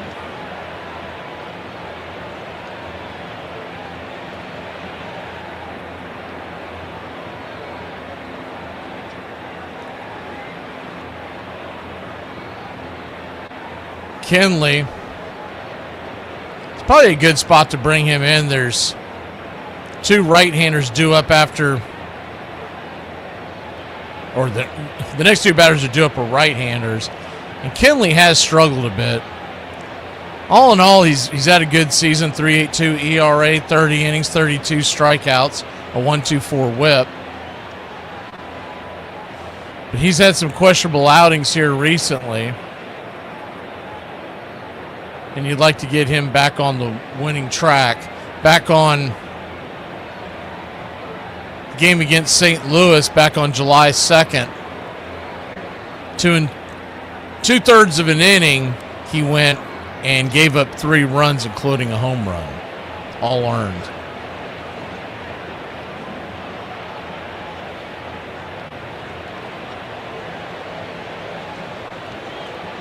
So it looks like we're going to be dealing with the bullpen the rest of the game.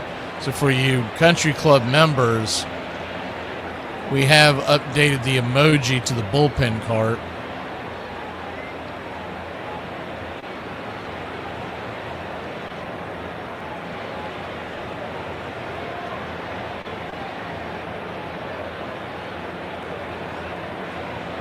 It looks like you got a lot of English soccer fans here. I believe they play tonight in Atlanta. England, I believe their game is tonight.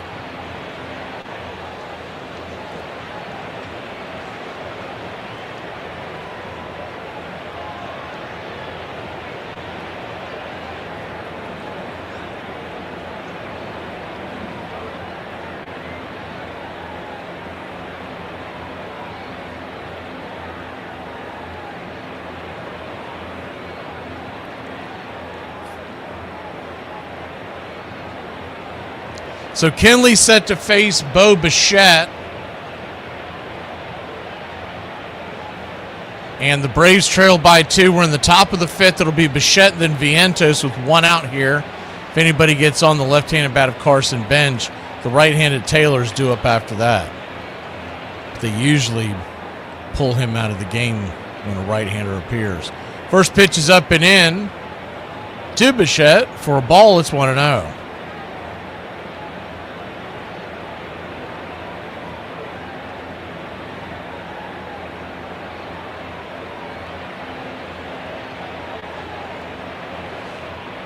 The 1-0, righty-righty matchup. Kicks and fires, and a slider upstairs, 1-1. What you'll get from Tyler Kinley is a 3-pitch mix. He leans on that slider 69% of the time, 4-seamer 16%, and the curveball 15%. The 1-1 pitch, swing and a miss, 1-2. Kind of reminds me of the way Pierce Johnson was. Of course, Pierce always leaned on his curveball, but it's the same idea where his bender is by far his most used pitch. The 1-2, swing, fouls it back, And we'll do it again.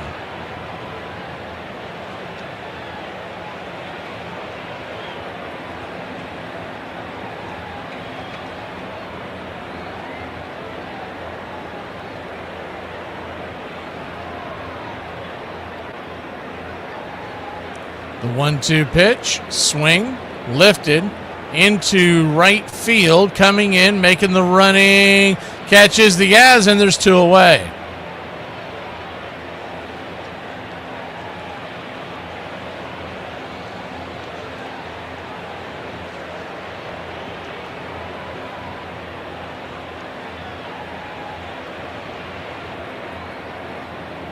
Two up, 2 down, and Vientos, the batter, batting .212 on the air, a .644 OPS.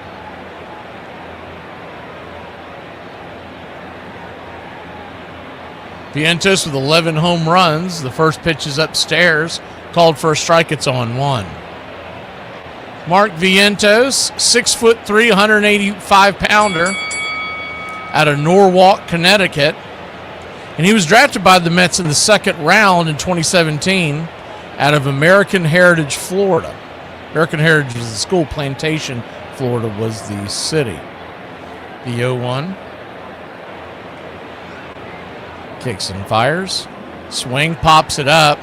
High in the sky into right field. And looks like Yaz will be under this one as well. So we'll go to the bottom of the 5th, and maybe we can wake up the bats trailing by 2 here in Braves country. And if I tell you I'm going to call you right back, and I never do, won't they do? Won't they mother do? When did I realize I was an old person? Probably when I stopped worrying about going to bed too late and started worrying if it was late enough to go to bed. I'm done with football, dude. I don't want it. I don't need it. I'm shutting it down for the remainder of the season. Everyone's like, you can't shut down freaking watching football. I've said it now. Other teams announce it for their players. Announcing it for myself as a fan. I'm not watching any more football. This crap has brought me no joy. I was happy before I found football. I was 6, living my life, dude. Had toys, and then all of a sudden, this sport is introduced to me, and now it has to affect like the entire rest of my life. A damn easy bake oven, $190. I just get my niece a air fryer. He really thought he was going to go to Arlington and play one more year. And we would talk, in the off season, and he'd say, Reese, I need to keep playing. I have to keep playing. He was enjoying it, and he was competitive. He was actually dominant. Payoff pitch. Got him swinging. Strikeout number 12 for Nolan Ryan, and he has not thrown a no-hitter since September the 26th, 1981. I don't think that you can retire when you're pitching no-hitters. The 2-0 pitch. Fly ball, right field. Rivasier in foul territory. Number 6 for Nolan Ryan.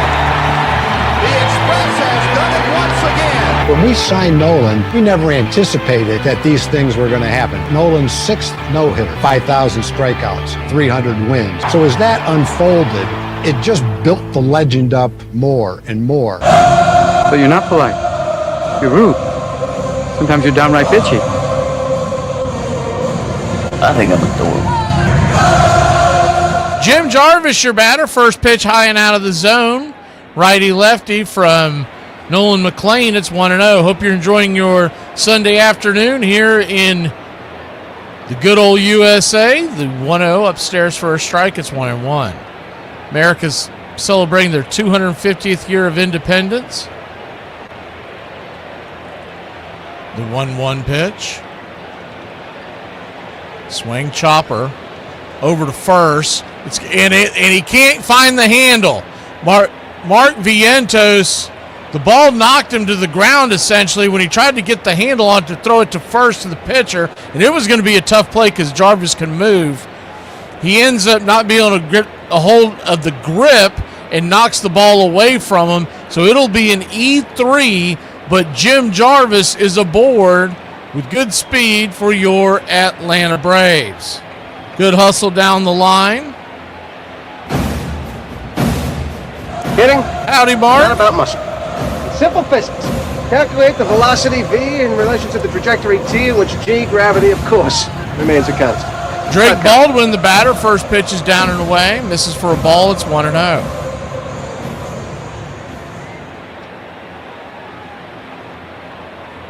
1-0.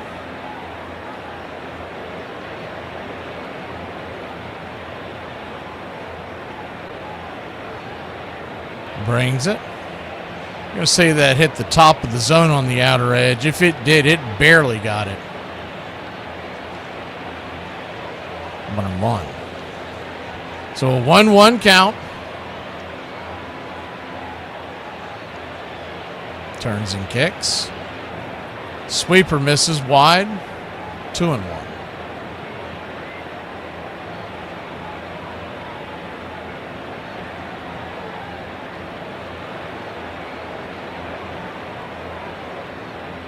The 2-1 count.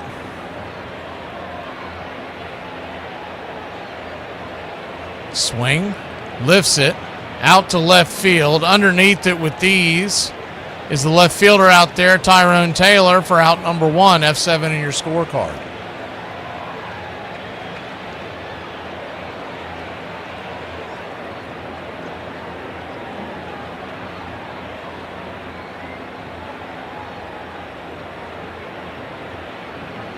Righty-lefty matchup. Ozzie Albies the batter. First pitch is upstairs. For a strike, it's 0-1.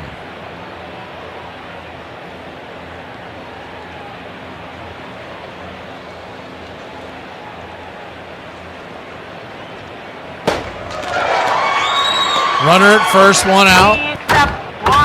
Thank you, Rich.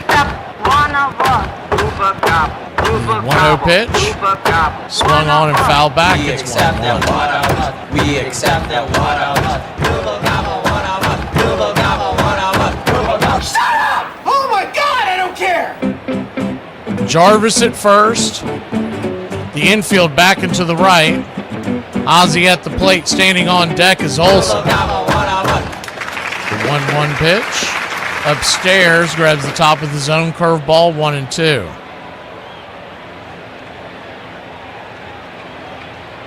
So 1-2 count.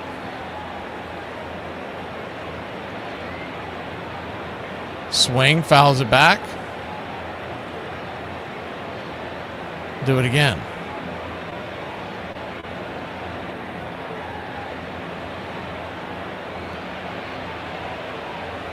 Ozzie doubled to right in the first, grounded to second in the second.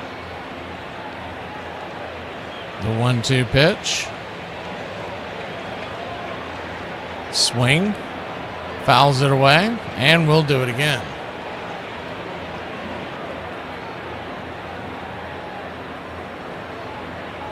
On deck is Olsen. He's 0 for 2. Harris would follow. He's 1 for 2. Jarvis is at first, 1 out. The outfield playing deep. Anything gets it down that left field line, Jarvis could score. The 1-2 pitch. Swing, slaps it foul over the third base dugout, and we'll do it again.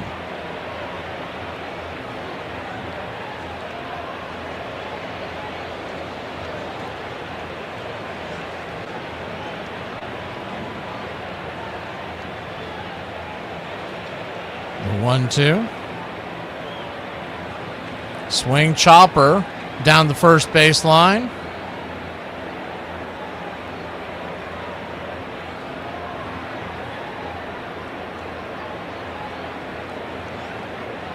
This will be the 8th pitch of the at-bat. Nolan McLean, by the way, is at 76 pitches. It's a little north of where he wants to be, but if he ends the inning fairly quickly, he'd be able to come out for the 6th. The 1-2. Swing! Rips it foul. Possibly even the 7th if the Braves don't work the pitch count up enough.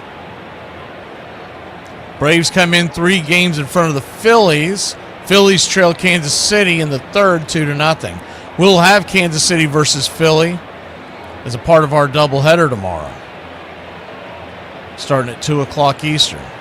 The 1-2 pitch. McLean comes set and rocks it. Swing and a miss, strike 3, blew it right by him. Well out of the zone. Ozzie chased a bad one, and he knows it. 2 down.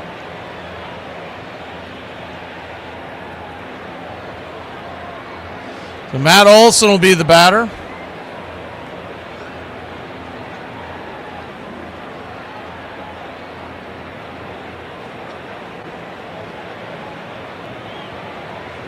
Righty lefty, first pitch upstairs. Taken for a ball, it's 1-0.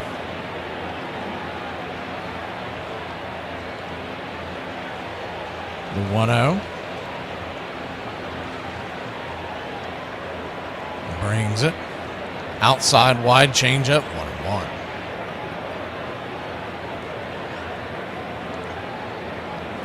Olsen lined out to left and struck out swinging. 0 for 2 on the day. The 2-0 just grabs the outer edge, 2-1. McLean has struck out 4. He's only walked 1 today, giving up 4 hits. All the Braves scoring came in the first inning. They put 3 on the board. The 2-1 count. Swing. Punches it over the third base dugout. 2-2. Same 2 teams tomorrow night. Game 4 of a 4-game set. Braves have taken the first 2 of this series. And then we will head to Pittsburgh and St. Louis to finish the first half, heading to the All-Star break. 5 Atlanta Braves are in the All-Star game. The 2-2. Felt like Michael Harris got slighted. The 2-2 pitch, swing. Rolls it over to second, and that'll be a 4-3 put out to end the inning. So Jim Jarvis forks his way aboard. We can't even move him 90 feet. Back in a flash, top of the 6th we go. 5-3 here in Braves country.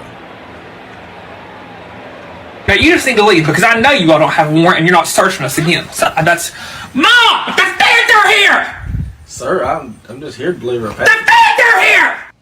That Southern accent everyone jokes about, it's actually Scottish because it never evolved. When Scots crossed the Atlantic in the 1600s and 1700s, they didn't just bring tools and names, they brought their voices. Most settled in isolated places. Appalachia, the Carolinas, the deep backcountry South. And that isolation did something wild. While accents in Britain kept changing under London influence, Southern American Scots stayed put, cut off from trends, courts, and correction. Their speech froze in time. That's why Southern and Appalachian English still have hard R sounds, flattened vowels, and rhythms straight from lowland Scotland. Words like afeard, poke, reckon, yonder, all straight out of Old Scots speech.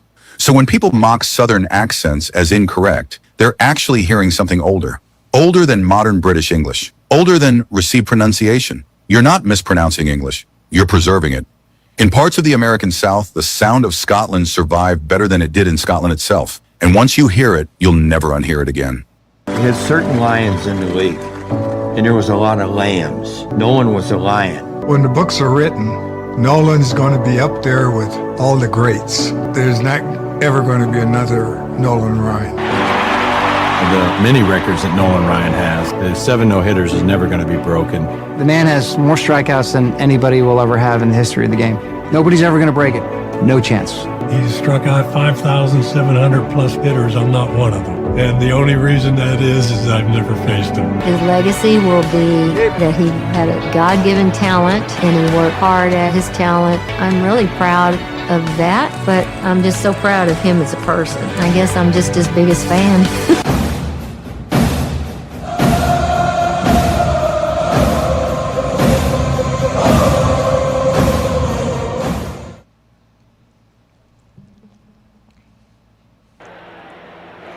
Danny Young coming in to spell the 6th inning with the left-handed bench, leading us off. First pitch, lefty. First pitch is upstairs for a strike. It's 0-1.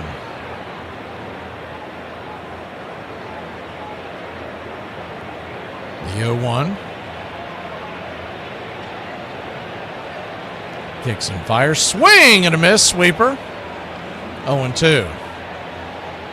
Young, also an ex-Metropolitan, played with the Mets a couple of years ago.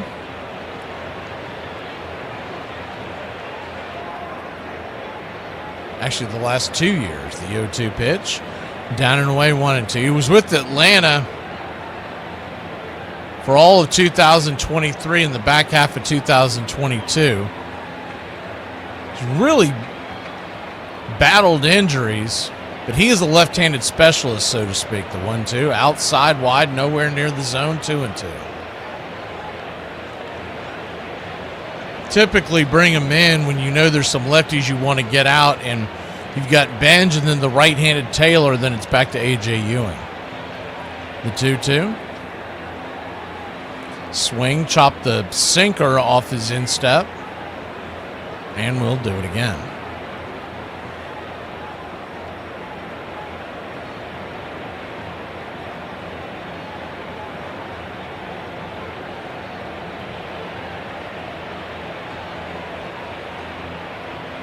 The 2-2 count.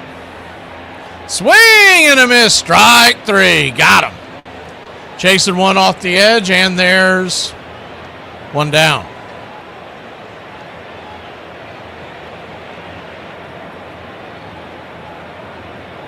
One up, one down, and that'll bring Tyrone Taylor to the plate.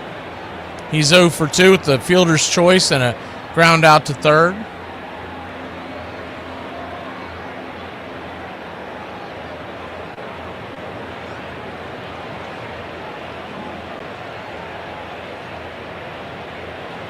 Lefty righty, first pitch, sinker away. It's 1-0.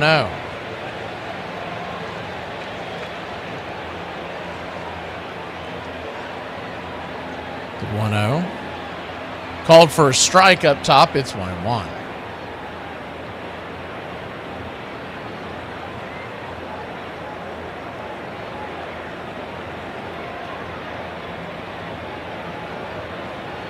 One count.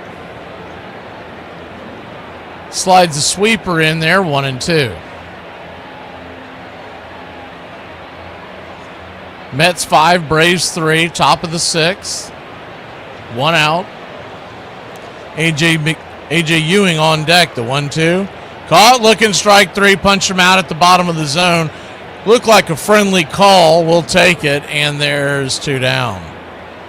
He could have challenged it. The Mets do have one challenge left, but you're in the 6th with 1 remaining, and usually you don't want Tyrone Taylor wasting it. It would have been really close.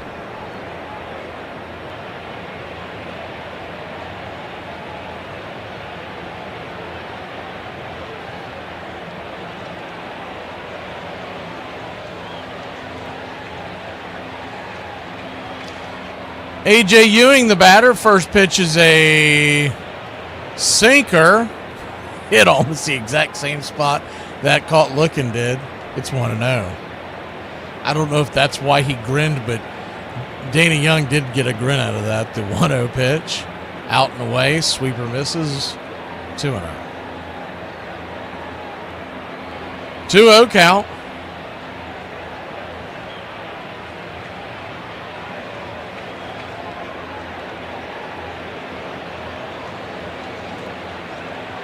Pitch on the way, swing, rolls it through the infield, and it's going to be a soft single into center. 2-out single, and that'll bring Torrens to the plate.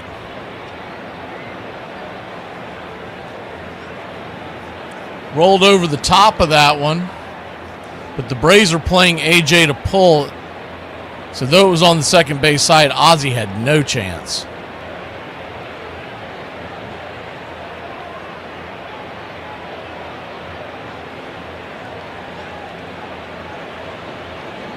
Lefty righty, first pitch to Torrens is a sweeper inside. It's 1-0.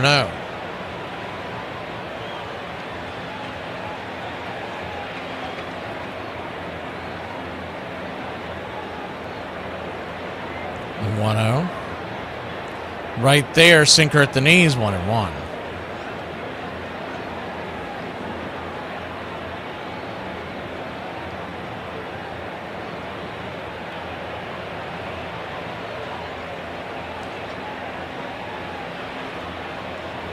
The 1-1 pitch puts a sweeper down around his ankles, and it's ball 2, 2-1.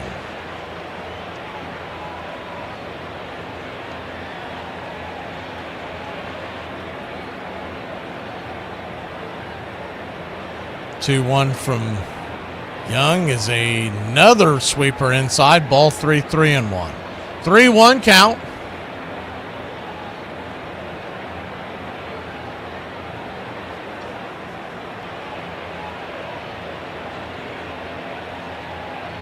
Kicks and fires, swing, chopper over to third, and the hard bouncer to Riley will turn into a 5-3 putout, and that'll end the inning.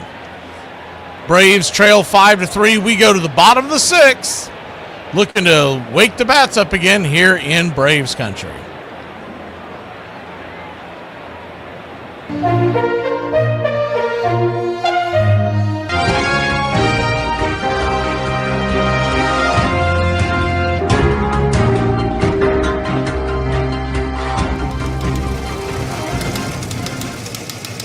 Out-of-town scoreboard looks like this for Sunday, July 5th.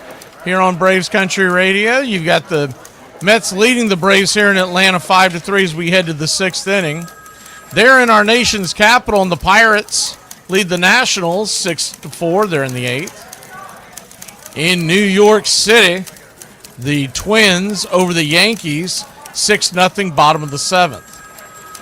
The Guardians and White Sox have begun their game. They're in the bottom of the first, 2-2.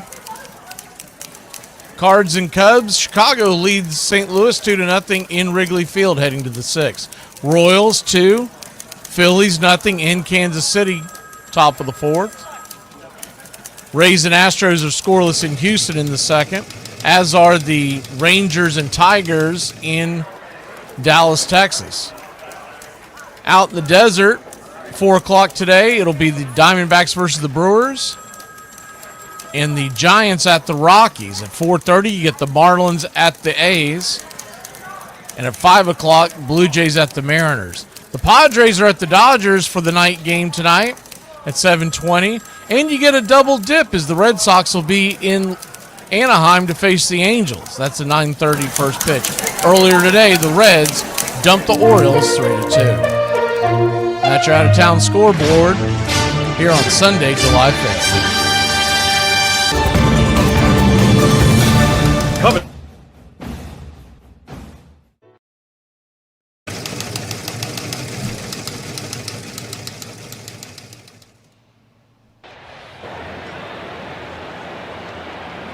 Bottom of the sixth we go.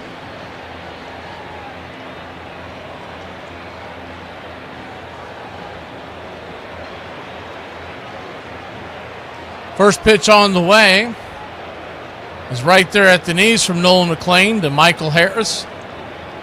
Called for a strike, it's 0-1. The 0-1 swing and a miss. Chase the changeup down and in. 1-2.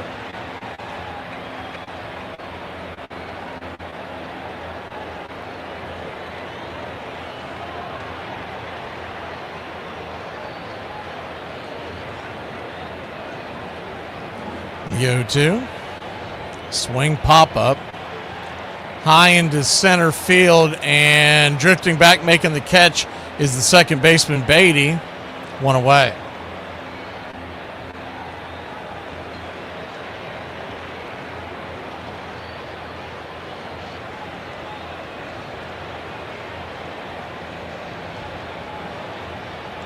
One up, one down. Mauricio Dubon, the batter.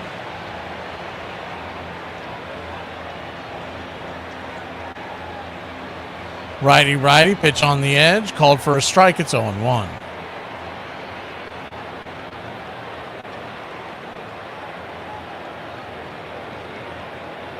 The 0-1. Brings it, and dribbles one over to first. It'll be a 3-1 put out. 2 down. That's that swing that you hate to see from Dubon, where he's swinging at a pitch off the plate and his foot is heading towards the third base dugout, and that's what you end up with. If he can get around on it, he'll send it out like he did last night, but it's a low quality swing, and he doesn't always swing that way. It's just certain pitches get him out in front like that. 2 down, bottom of the sixth, and Dominic Smith, the batter.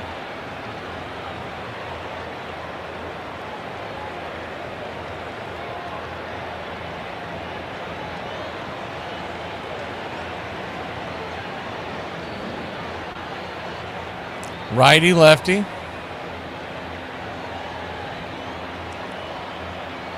First pitch from McLean. Right there at the knees. Standing on deck is Austin Riley. If they could get the line moving, it would then be Yaz and Jarvis. Braves trail by 2. Mets scored 1 in the first, Braves 3 in the first. Mets followed by 4 in the second, where Martin Perez could not find the zone. And that's where we stand. The 0-2 pitch, outside wide, 1-2. All likelihood, this is McLean's last inning, no matter when it ends. He's at 91 pitches, about to be 92. The 1-2. Down and away. They check down the third base line. He did not. 2-2.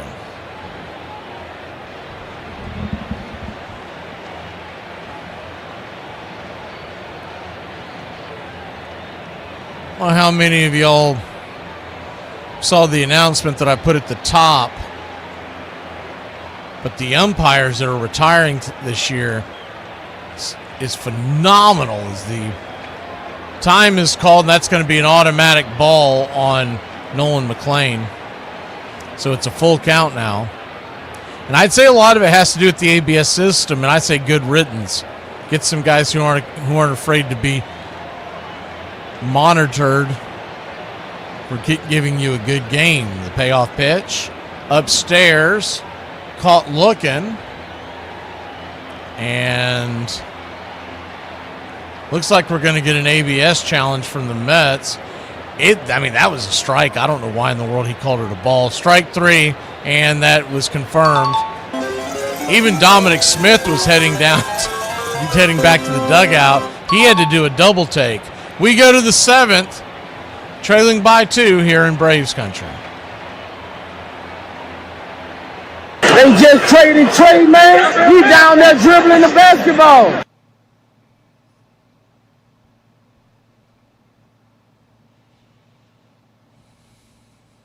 They just traded Trey, man. He down there dribbling the basketball with his clothes on. Someone wrote because in our systemic rape culture, no day is a nice day. So we want him fired too. So I just got pulled over. I was doing about 70 and a 55. And this cop, he asked me, he said, "Do you know why I pulled you over?" I said, "No clue." So he said, "You just going 74 and a 55. He said, "Let me have your driver's license." I said, "I ain't got none." He said, "What about registration?" I said, "I ain't got none of that either."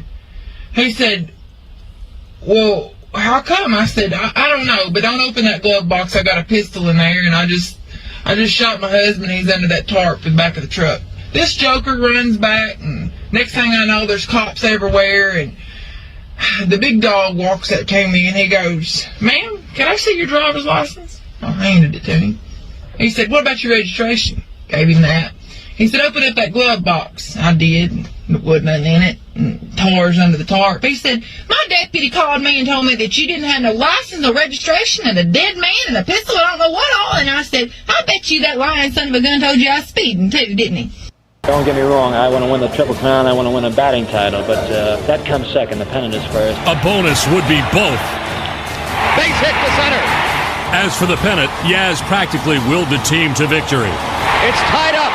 Boston took the lead in the second game on a wild pitch, and come the ninth, the impossible dream of capturing the flag was within reach. Little soft pop-up. Petroselli will take it. He does. Ball game is over. The Red Sox win it. And what a mob on this field. They're coming out of the stands from all over.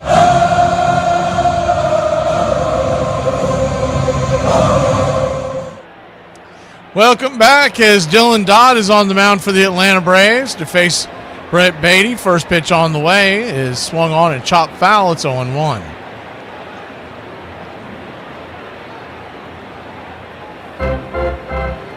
The 0-1.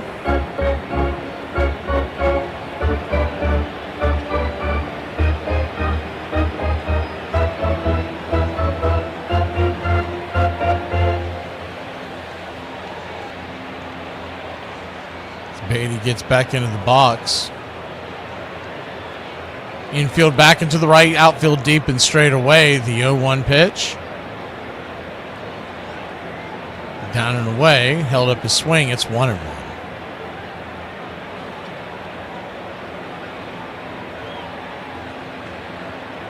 C.B. Buckner, Laz Diaz, Brian O'Nora, Lance Barksdale, Marvin Hudson, and Tony Randazzo and Andy Fletcher are all retiring after the season. As the pitch is fouled back, sinker, 1-2. 1-2 count. Brings it outside wide, 2-2.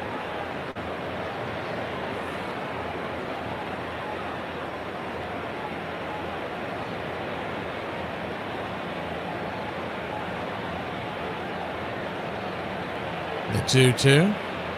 Swing, fouls it down the line, foul and out of play.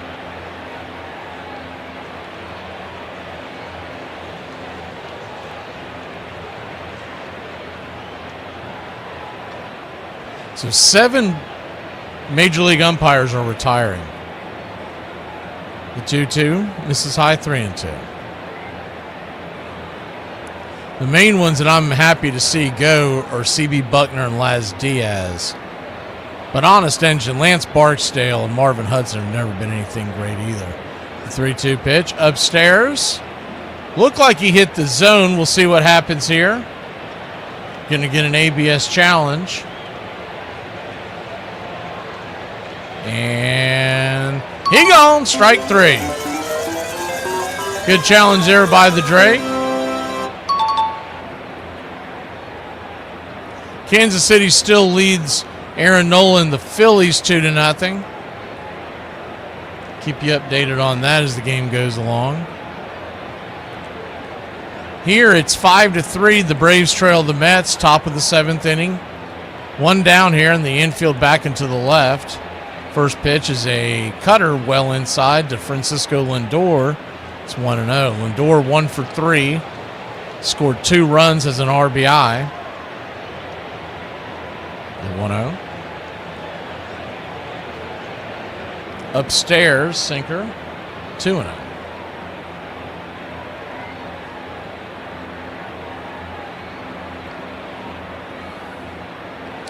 Braves trail by a bloop in the blast. The 2-0 pitch, swing. Fouls it out of play, 2-1.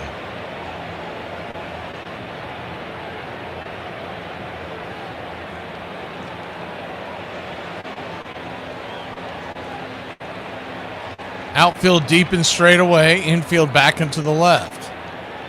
The 2-1 pitch, upstairs, 2-2.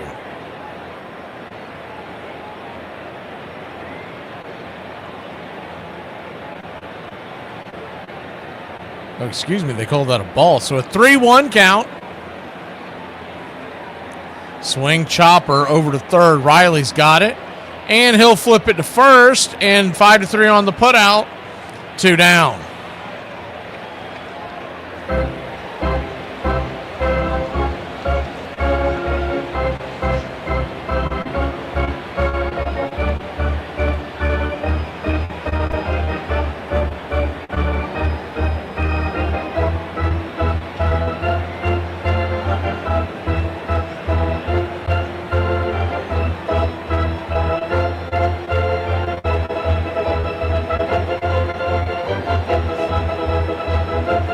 First pitch to Juan Soto was swung on and fouled back. It's 0-1. Lefty-lefty matchup. The 0-1 to Soto. Down and away, 1-1. Braves did not use the back of their bullpen last night in that blowout win against the Mets, so back end should be ready to roll, but they won't chase it if they can't put any runs on here. So we'll see how they play out the 8th inning if we don't score. The 1-1 swing and a miss. 1-2, sinker blew it right by him. 1-2 count.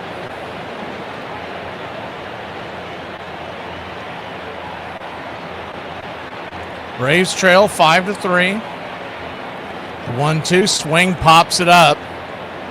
Can of corn behind second base, and Michael's going to come all the way in to make the catch in center field to end the inning. 75% of this world is covered by water. The rest by Michael the Hawk Harris. Time to stretch.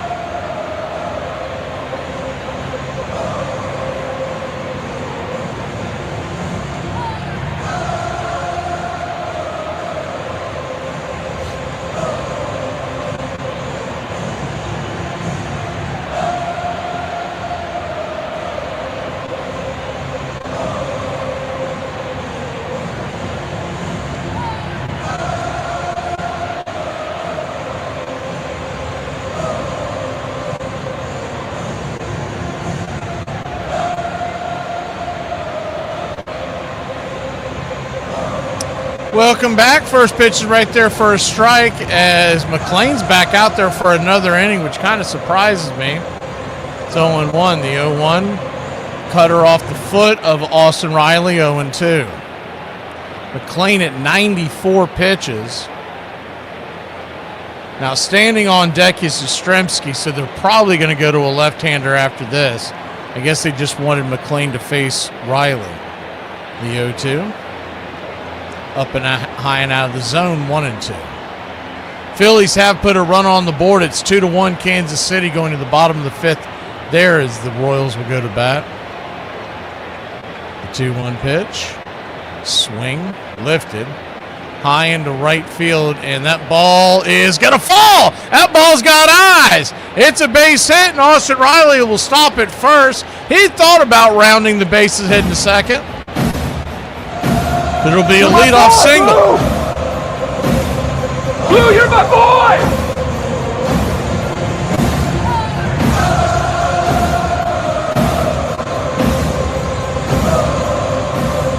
Carson Bench had a long way to go. He's really the only one that had a fair chance at it and just missed it by about a half a step. Yastrzemski will be the batter, and I would think that's going to be it. They're going to head to the bullpen just like we suspected. We'll be back in a flash. The Braves trail 5-3, but the tying run is coming to the plate.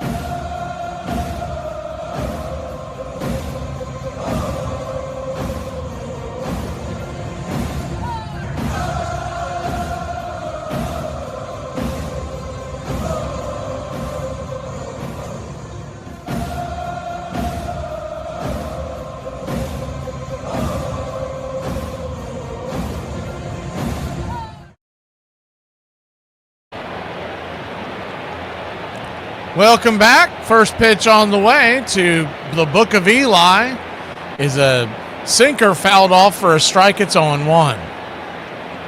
Eli in for Diaz as the left-hander. Brooks Raley comes on. That will probably also mean Jarvis ending the game. Is the 0-1 down and in? It's 0-2. I would expect we'll get Mateo to bat for Jarvis with the left-hander. 1-1 count, swing, fouls it off his foot, and a roll foul. 1-2. Riley at first.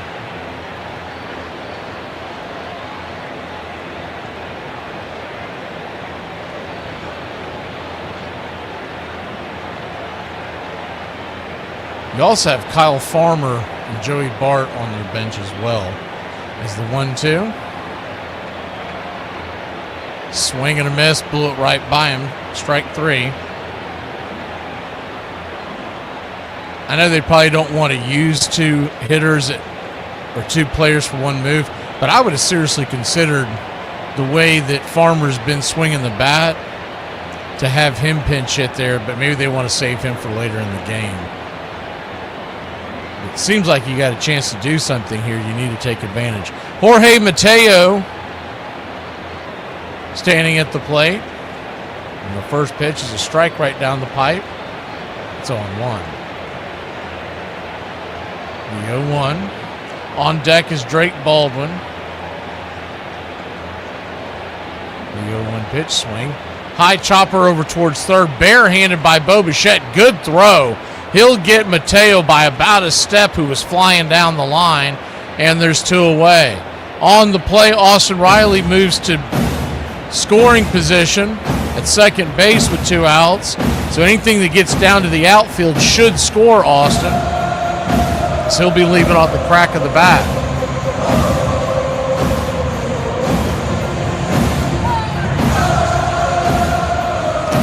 And now it's up to the Drake on a lefty-lefty matchup. He's 1 for 2. Got hit by a pitch. He singled to center and flew out to left. Lefty-lefty, first pitch upstairs. Called for a strike. It's 0-1. The 0-1. Swing, pops it up. Touch behind that swing once again.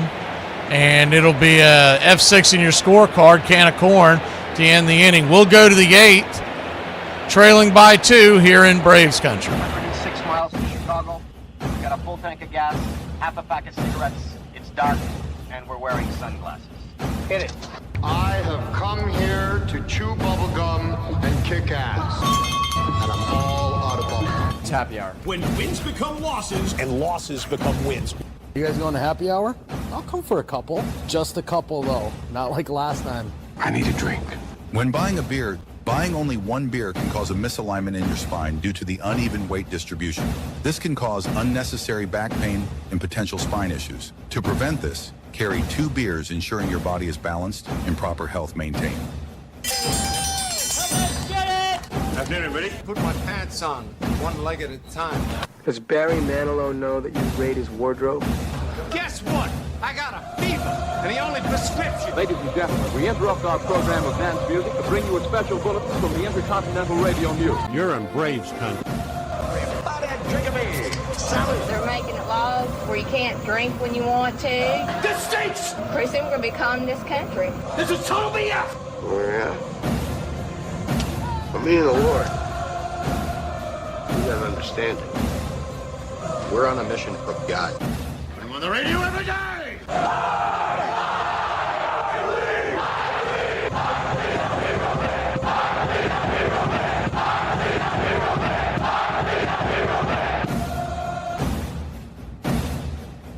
If you want to stop me, you're gonna have to kill me!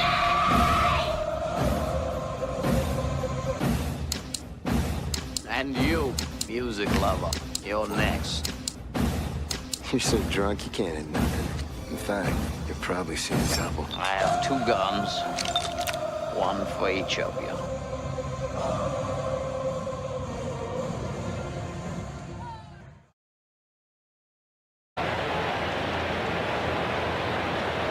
Five to 3 your score. We go to the top of the 8th inning, and our good old buddy Cookie Carrasco coming on to face the heart of the Mets order. Righty-righty matchup. First pitch is in the dirt. Misses for a ball. It's 1-0. You can't stop Cookie. You can only hope to contain him. The 1-0.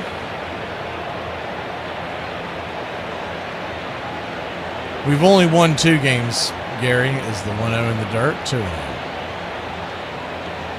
So we've only guaranteed a split so far. The 2-0 count.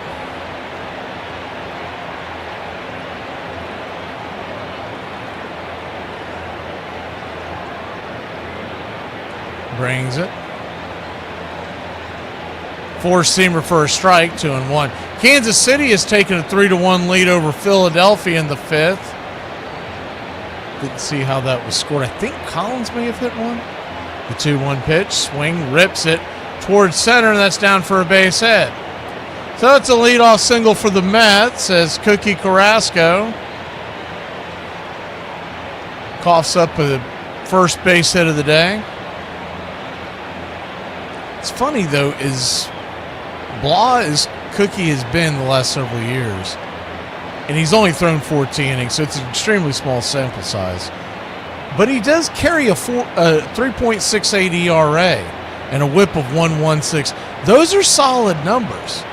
Now, granted, he's only thrown 14 innings.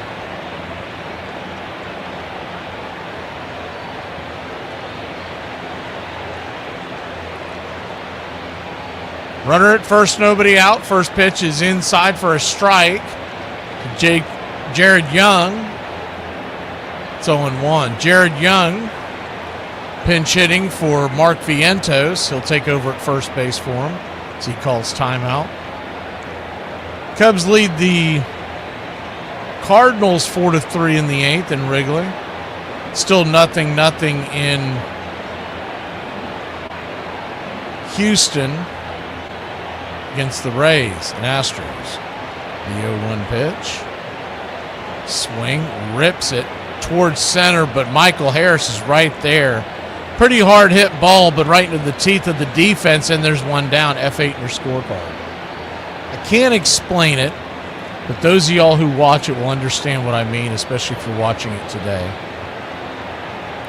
I don't love the Peacock coverage, but the one thing that they do well compared to the MLB version, MLB has a thing called the big inning, and it's basically the red zone, but it's multiple screens. It's the first pitch swinging, fouls it down the line. Carson Benj, the batter, it's 0-1. So basically they're bouncing around the league, and wherever the action takes them, they break in, but usually they have 2, sometimes 3 games going at once.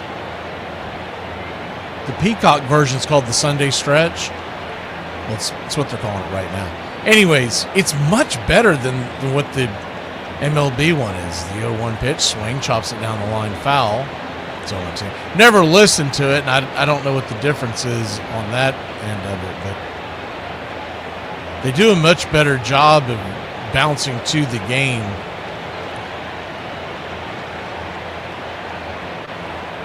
The guy that does it for MLB, I've always had to mute him because his first pitch off that 0-2 is down the way it's 1-2.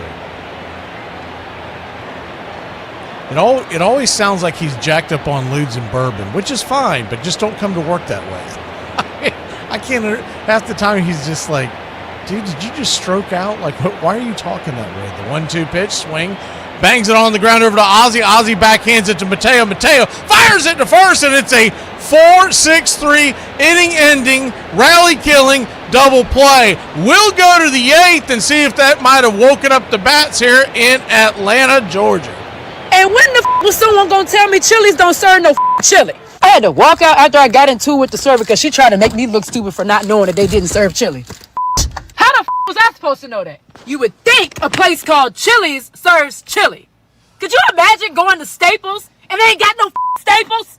Listen, that was 84. We went up to Boston, Larry's home court. And back then, I really thought I was God's gift. Fresh out of college, felt like I could do anything. Fly, score, flip the league upside down. Fourth quarter comes around, tight game. Coach tells me to guard Larry. And I'm thinking, perfect. I finally get to show the MVP what I can do. I'm up on him, physical, doing everything right. Then he talks, and he still doesn't even bother looking at him. Just that flat Indiana tone. And he goes, rookie, I'm going to take 3 dribbles to the left, then step back. You won't touch the ball. It's going to hit the rim twice, then drop clean. And the crazy part, he did it exactly the way he said it. Same dribbles, same shot, same result. Hits it, no celebration, no stare, nothing. Just turns and jogs back down the floor. And when he walks past me, he hits me with the coldest line of the night.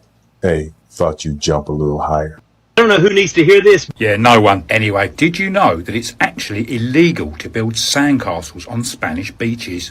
They'd won the game, but not the pennant. For that, Yaz and his teammates would need the Angels to beat Detroit, and they sat silently in the clubhouse awaiting the outcome. Everyone was just listening intensely, and when the game was over and the Angels beat the Tigers and we were the American League champs, I want to tell you, I think we could have hit the ceiling. The scene deep inside Fenway Park was pandemonium, and as a bonus, Yaz capped off his triple crown with a spectacular final day. 7 for 8 in the final 2 biggest games of your life. You're too much. The man had the greatest year I have ever seen any player have, ever. Welcome in. Pull up a chair and grab a cold one. Your home for the classic call, Radio Baseball. Luke Weaver will come on, the right-hander. Setup man for the New York Mets. 24 innings, 31 strikeouts. And his ERA sitting at 2.00. Yeah, that was a little frowned upon since I was the manager. Righty-lefty matchup, open stance from the left side of the batter's box, Ozzie Albies. First pitch on the way, swing and a miss over the top. Change up, it's 0-1. The 0-1.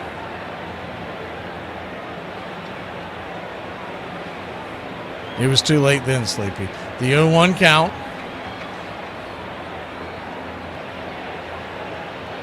Swing and a miss. 96 miles an hour. It's 0-2. Luke Weaver, 6'2", 180-pounder. Out of DeLand, Florida, played his college ball for Florida State and was drafted by the Cardinals in 2014. The 0-2 pitch swing, pop-up. Center field. And it'll be a lazy fly ball out, one away.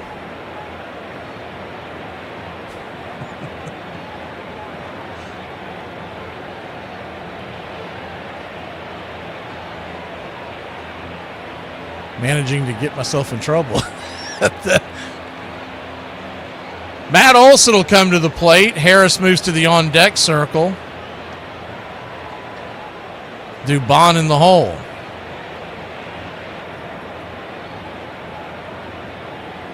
First pitch on the way. Swing and a miss. It's 0-1.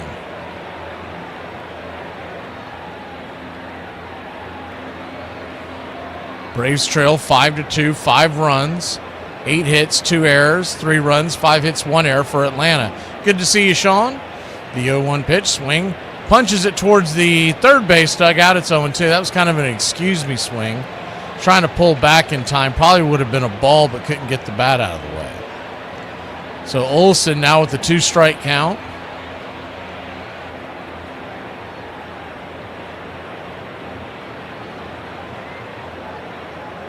Olson 0 for 3 on the day. He's lined out, struck out, grounded out.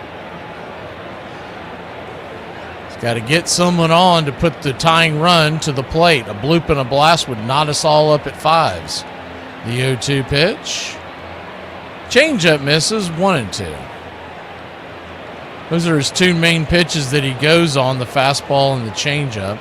That 4-seamer screams in the high 90s, the changeup in the low 90s, high 80s. The 1-2 pitch. Swing. Lifts it down the left field line. Stay fair. Just foul. Took a left turn at Albuquerque. If it stays straight on that line and missed the foul pole by about, we'll say, 7 to 10 feet. If it stays straight, it had enough to leave the yard.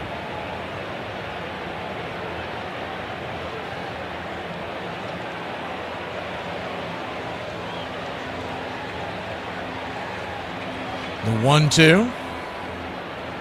As Olson digs back in. The pitch. Swing. Just got a piece of that ball. It knocks it off his foot as he'll try to walk that off.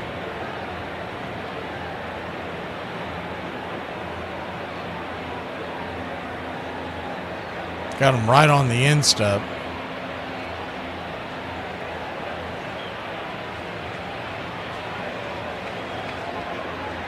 Man, they got a good old-fashioned shootout there in Cleveland. Is it 4-3 in the early innings there? 6-3. The White Sox just hit another 2-1 homer. The 1-2 count. Brings it. Just misses. I mean, just misses. It looked like it did actually miss the zone just by a hair or so as they showed the replay. 2-2. The 2-2. You can't take both of them. Strike 3 called. I think he's going to going to come up snake eyes on this, but we'll see what happens. And, yep. Ball just hit the side of the zone. Wrong, too close to take there with 2 wrong, strikes from Matt Olson. He knows better. Wrong. You're wrong. You're wrong. So 2 up, 2 down. And Michael Harris will try to get on.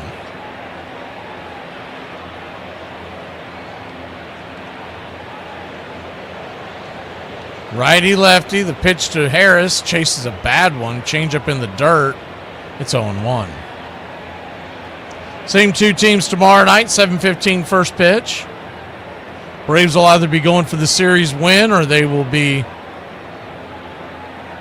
looking for the sweep. The 0-1 swing, chops it down the line, foul. It's 0-2. Game 2 of our doubleheader tomorrow. 2 o'clock, Phillies versus Royals. The 0-2 count.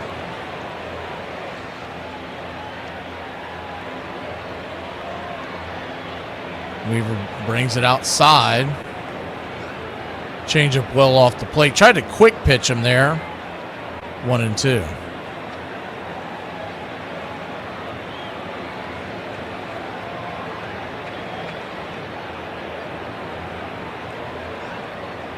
The 1-2 inside. 2-2.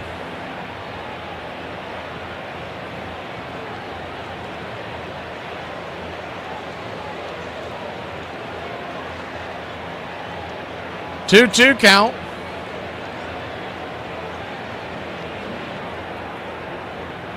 Down and away. So it's a full count to Harris. Standing on deck is Dubon.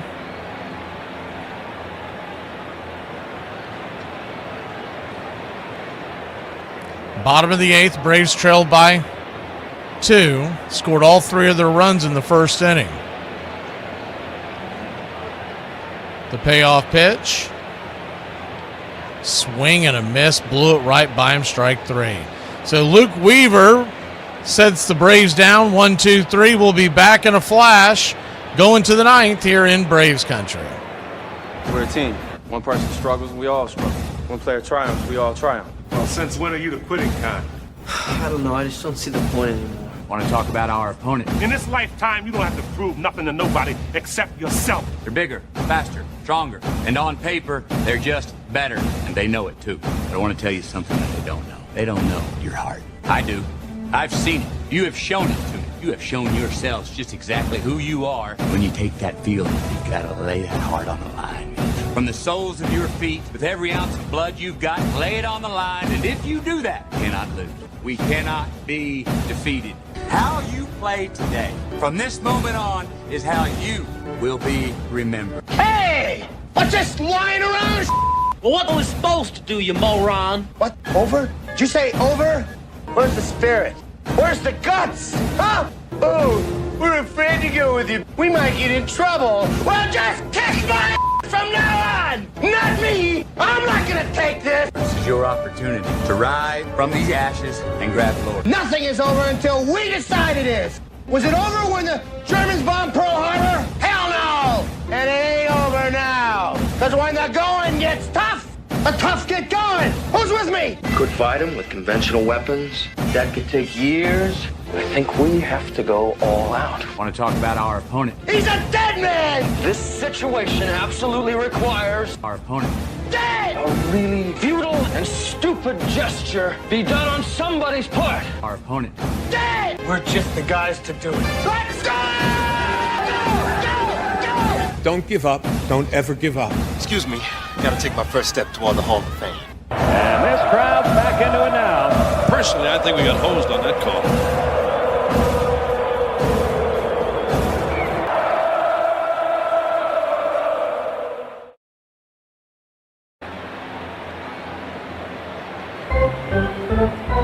Tyrone Taylor, the batter. Cookie Carrasco back out there. First pitch on the way. High and inside for a ball. It's 1-0. So they'll be DFAing Cookie after this game. It's just one thing after another. The 1-0. Swing, chops it off his foot. 1-1.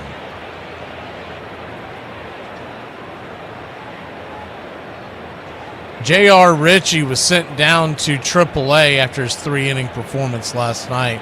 The only way he could come up this week is if you put someone on the IL. The 1-1. Swing and a miss, 1-2.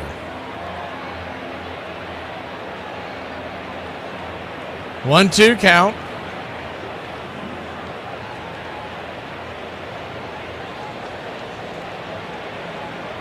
Swing. Bangs it foul. Off his instep. Do it again.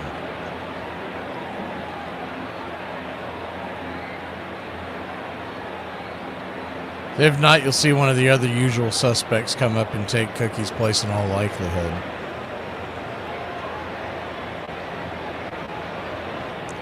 One-two count. Braves trail by 2. The pitch, swing, blasted. High and deep, and she gone.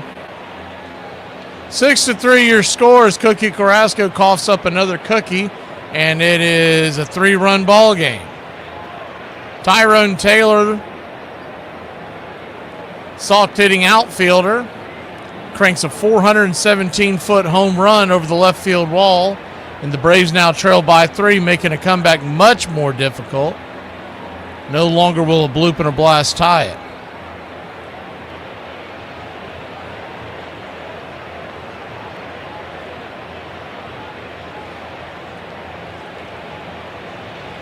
Royals lead the Phillies 3-1. They are heading to the 7th there. First pitch, swing and a miss. A.J. Ewing. It's 0-1.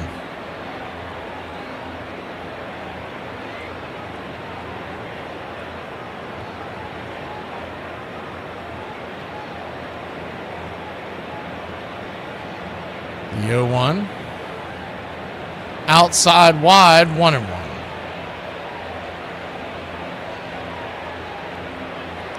1-1 count.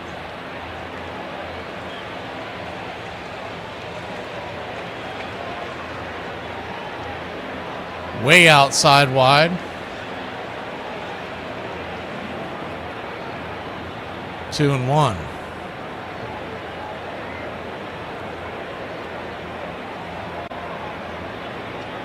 2-1 pitch, swing and a miss. 2-2. A.J. Ewing, who homered in the second, he's also struck out and singled 2 for 3 on the day. Batting .267, 5 home runs, the 2-2. Down and away, 3-2. Full count here on Cookie Carrasco.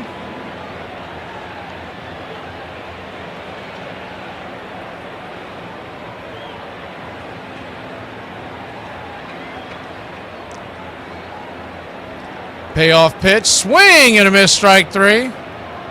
Ewing looks confused. I'm not sure what he's confused about. Maybe he thought he only had 1 strike on him. 1 down. He was asking the umpire about something.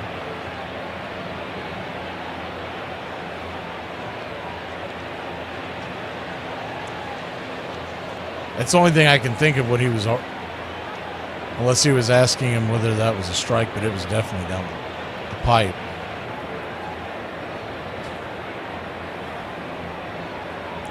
First pitch up and in for a ball. It's 1-0.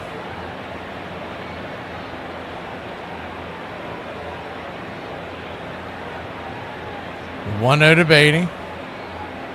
Swing, chops it on the ground. Over to short. Excuse me, that was Torrens. Beatty was on deck. And it's going to be a 6-3 put out, and there's 2 down. Beatty coming to the plate now, Brett Beatty, who's 1 for 3 on the day. I mean, honestly, Banker, I would put, if I was betting that, I would say Mexico.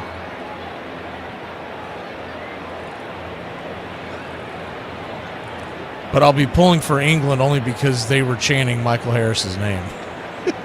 First pitch, swing and a miss upstairs for a strike. It's 0-1. It's a really stupid reason. That's the only reason why I'm pulling for him. We're eventually going to make that a part of his celebration. I haven't had time to do that, hopefully during the All-Star break. The 0-1 count.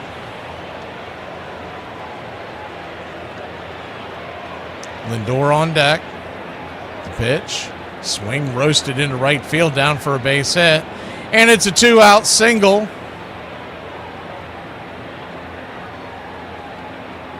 For the Mets, 6-3 your score.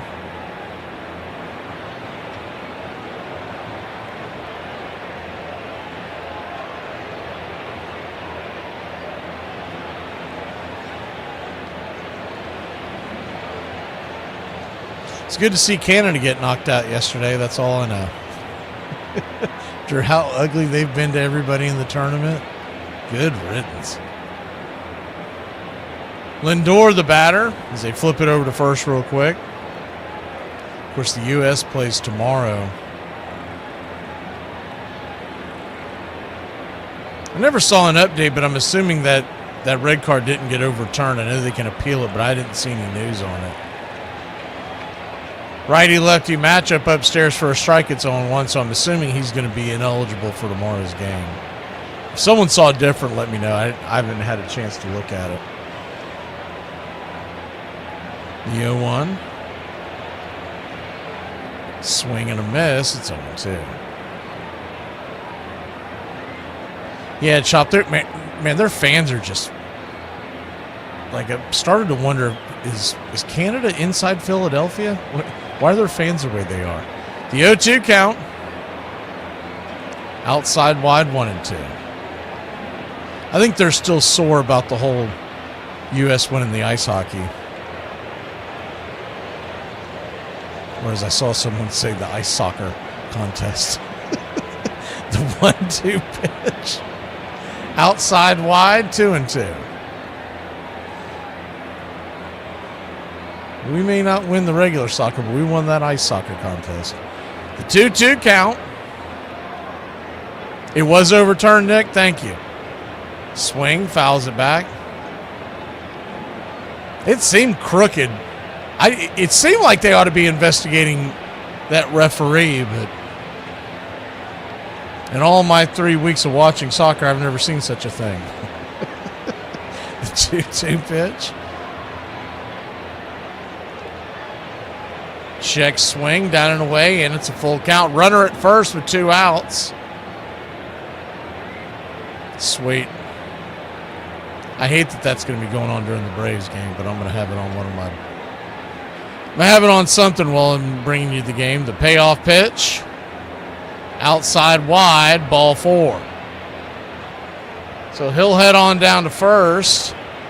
And runners at first and second, 2 outs. Cookie Carrasco's got this mess to get out on his own. Hefner is coming out there to talk to him. Kansas City's lead is now 3-2.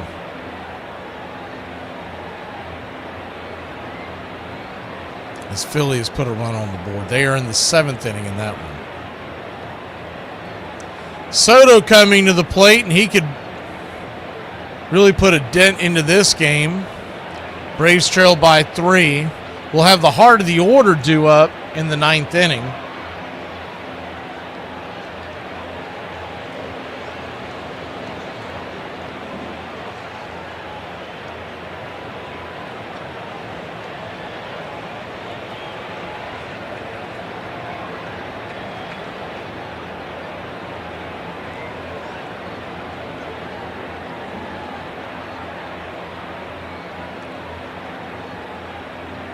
Righty lefty upstairs misses high for a ball. It's 1-0. 1-0.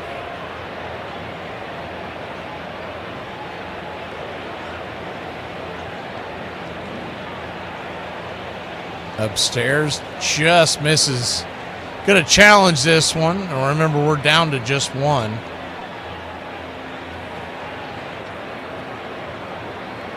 And Drake got another one. Good job, Drake.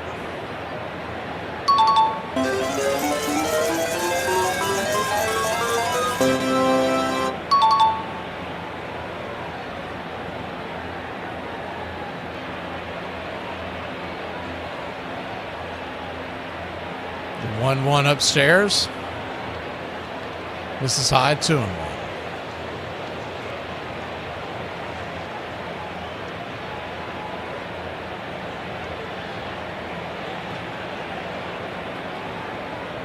Two-one count. 3-1.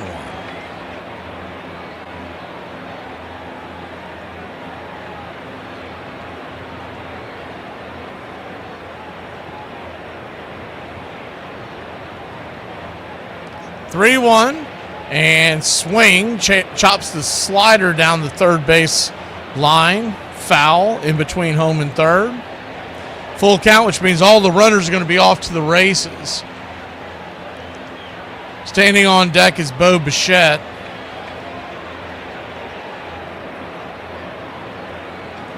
And this looks like this is going to be Cookie's game to to finish no matter what. The 3-2 high and out of the zone, ball 4. So he heads on down to first, and the bases are juiced.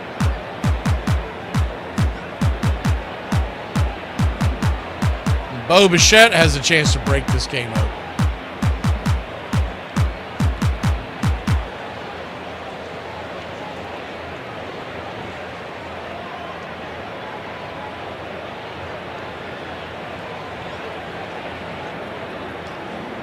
First pitch to Bo Bichette is right there at the knees for a strike. It's 0-1. Beatty's at third, Lindor's at second, Soto's at first. So good speed on the base paths. Infield back and to the left. The 0-1 swing, lifts it high and deep into center field, going back on the track, and she's off the wall. Harris misplays it. It goes out and under him, and 2 runs will score. It's 8-3.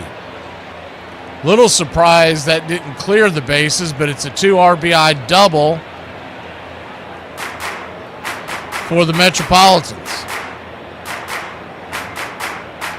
Cookie Carrasco laid a cookie right down Main Street.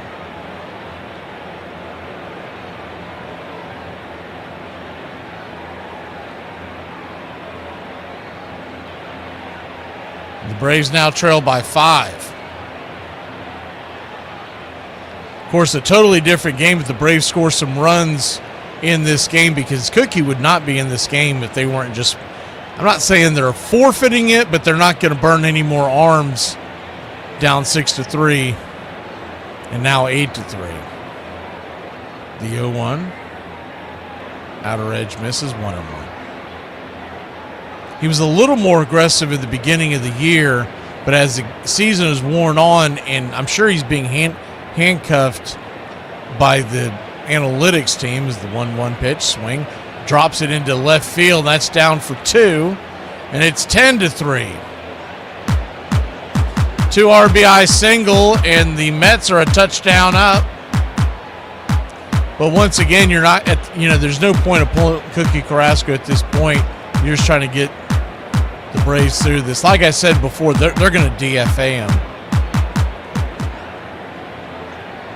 So the Braves they won't be able to punt on their next possession. They're going to have to go for the touchdown, trailing 10-3. But first pitch swinging is dragged on the ground by Benj, and that'll end the inning. But not before the Mets put 5 on the board. See if the Braves have any old magic in that old silk hat they found. We'll be back in a flash, trailing by 7, going to the 9th. Who in the world is sleeping with a fan in the middle of December with it snowing? Well, me. This is why nobody takes you climate change people seriously. Because in 2030, they're planning on having this massive global climate change summit in Brazil. However, they discovered that to be able to get from the airport to the location of the summit, roads aren't very good. Their solution: to bulldoze tens of thousands of acres of the Amazon rainforest to build a road. A massive 4-lane highway that starts at a private airport that only millionaires and billionaires have access to, and ends at the location of the summit. This is a road strictly for billionaires and millionaires to get to the summit. In order to fight climate change, they are bulldozing tens of thousands of acres of an actual rainforest to get from their private airport to the location of the summit. This isn't about climate change. This is about rich people finding ways to extract more money from the government, and they don't care how much of the environment they have to destroy to do it. I've officially reached the point in my life where every night at 11:30, I realize it's only 7 o'clock. The bright lights on Noli were somehow getting even brighter. This was a whole new generation of hitters he was facing. New superstars who wanted to take the old legend head on. Bo Jackson's at-bats were epic. I remember people running out of the clubhouse to see Nolan and Bo. 2 bighorn sheep bucking heads right there. He hits it well, it could be. He hit one of the longest home runs that I've ever seen. And that's not even the event that people remember most between Bo Jackson and Nolan. The next 20, 25 years, you could not go to a sports bar in America, Canada, Mexico, been to all of them, and that picture wasn't up there. Braves Country Radio, the classic called radio baseball. Due to time constraints, we move ahead to further the action. Bottom of the ninth we go, trailing 10-3.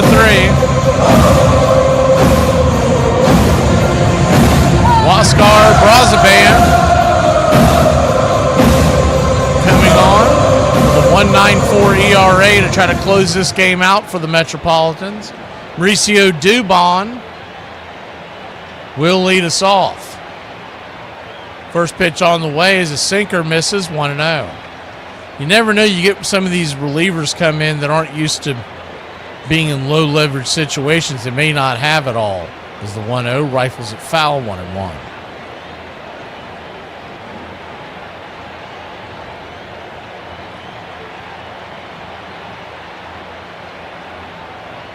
The 1-1. Swing, pops it back foul, 1-2.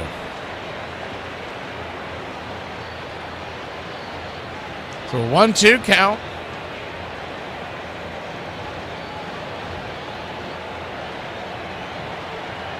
Brings it. Swing. Lifts it. High into left field. And that ball's got eyes. It's going to fall for a base hit. And let's see if we can at least put a little stress on that bullpen for tomorrow's game against the Mets. Pardon me. Would you have any... But of course. One of life's finer pleasures. Mauricio gets on. Outfield was playing very deep, so once it got over the infield's head, there wasn't much of a chance. Even with Tyrone Taylor's speed, his heels were damn near on the track. First pitch to Dominic Smith. It's off the plate, but they call it a strike. With a 7-run game, it's on 1.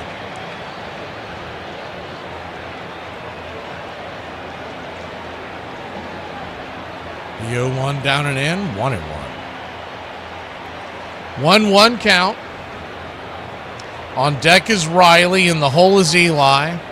Mateo to follow. You kept the lip line moving after that, you're talking about the top of the order. The 1-1 pitch, swing, rifles it toward. That's going to find its way to right field, and it's back-to-back singles by Dubon and Dominic Smith to get us going here in the bottom of the ninth inning. This is a time for leaders to step up. Make us believe again. Thought Beatty was going to be able to get to that one, but it just slid under his glove. Worm burner. And Austin Riley will be the batter. Righty, first pitch on the way. Out and away. For a ball, it's 1-0. See if we can reset this to...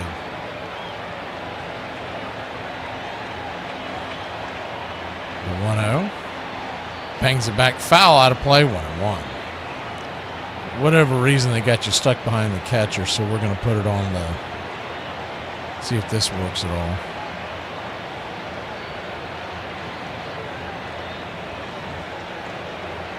The 1-1 count, flips it over to first real quick. The ball gets away. And the Braves are going to score a run. Dominic Smith will take a wide turn at second base.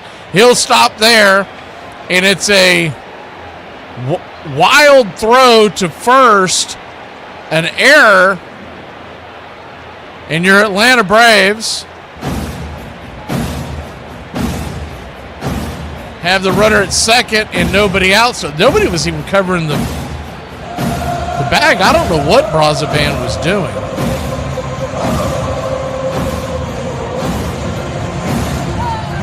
Righty matchup. First pitch to Riley on the 1-1 pitch, swing. That ball's dropped into center field, and that's down for a base hit.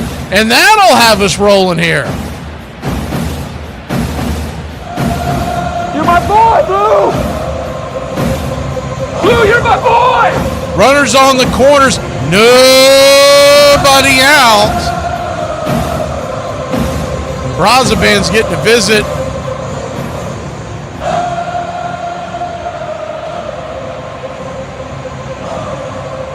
pulled the screen back so you can see better. For whatever reason, that strike zone camera, they started, I think they have it zoomed in too far.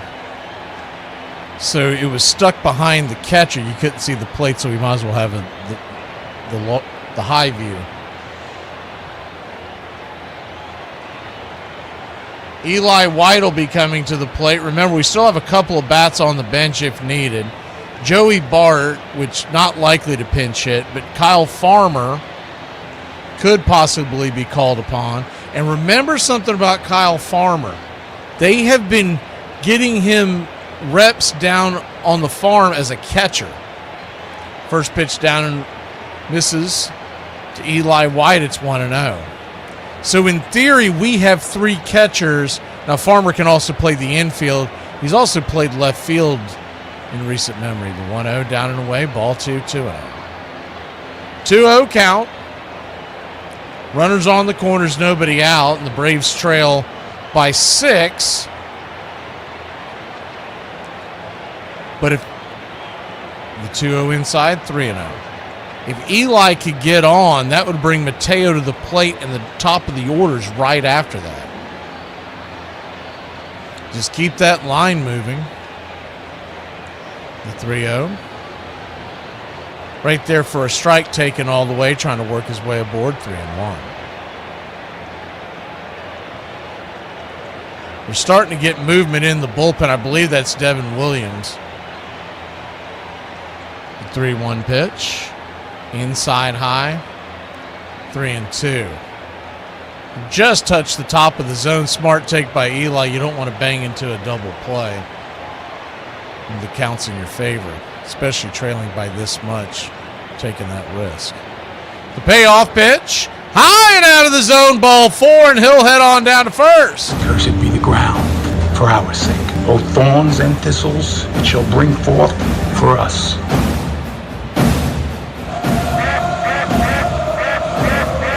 Ducks all over the pond, and looky here. The tying run is now on deck.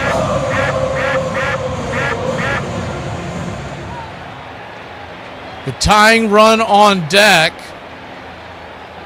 and your Atlanta Braves have the bases loaded, Mateo at the plate, and then the top of the order will follow.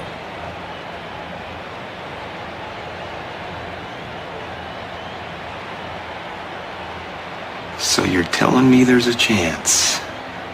Yeah!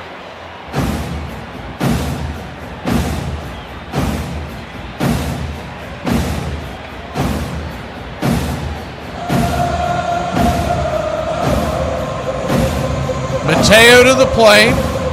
Bases loaded. Nobody out.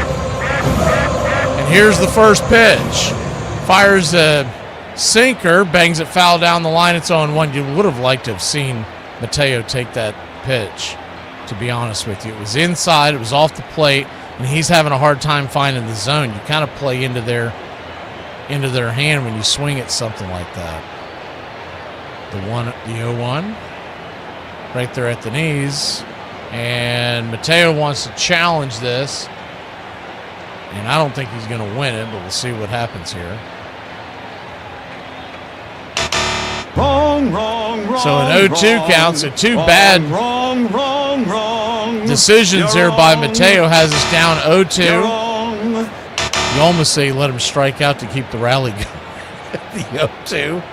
Swing and a miss. He did strike out, and there's one away. That hole at bat was just garbage.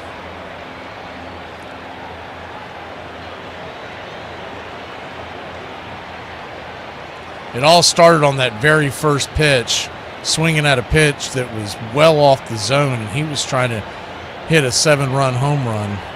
First pitch to Drake Baldwin is lifted. High and deep into left field, going back on the track. Zip, boom, bam, it's gone! Ram-a-lamma, ding-dong, a grand slam, and your Atlanta Braves are back in it, baby! Don't go anywhere!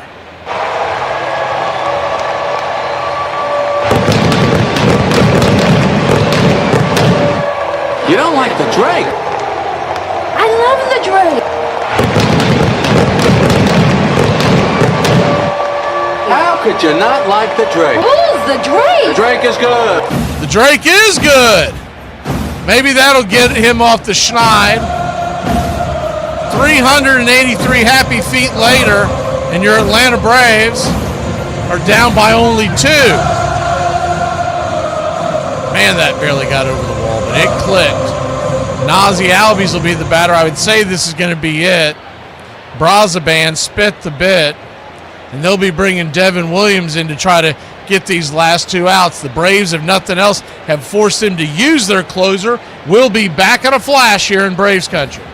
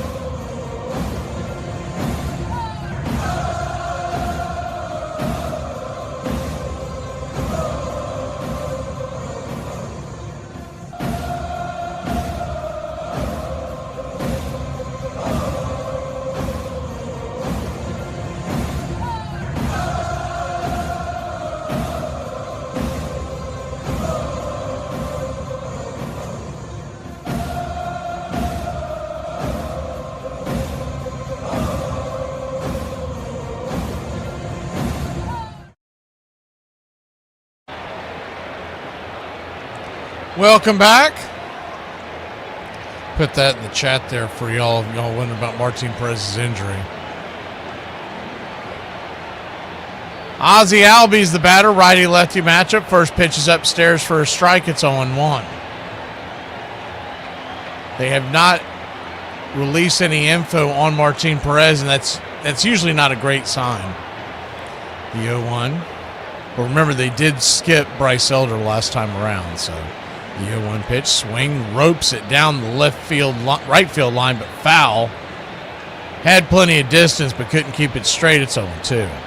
Standing on deck is the tying run, and Matt Olson. Harris is in the hole. 1 down. The 0-2. Swing golfs that one down the line, and that one just goes foul.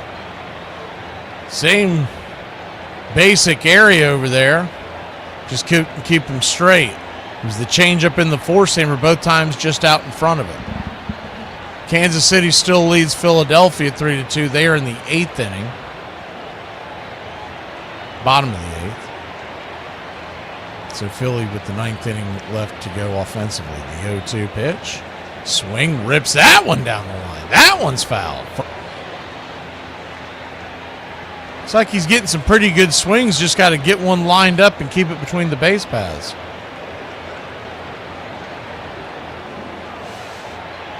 The 0-2 count.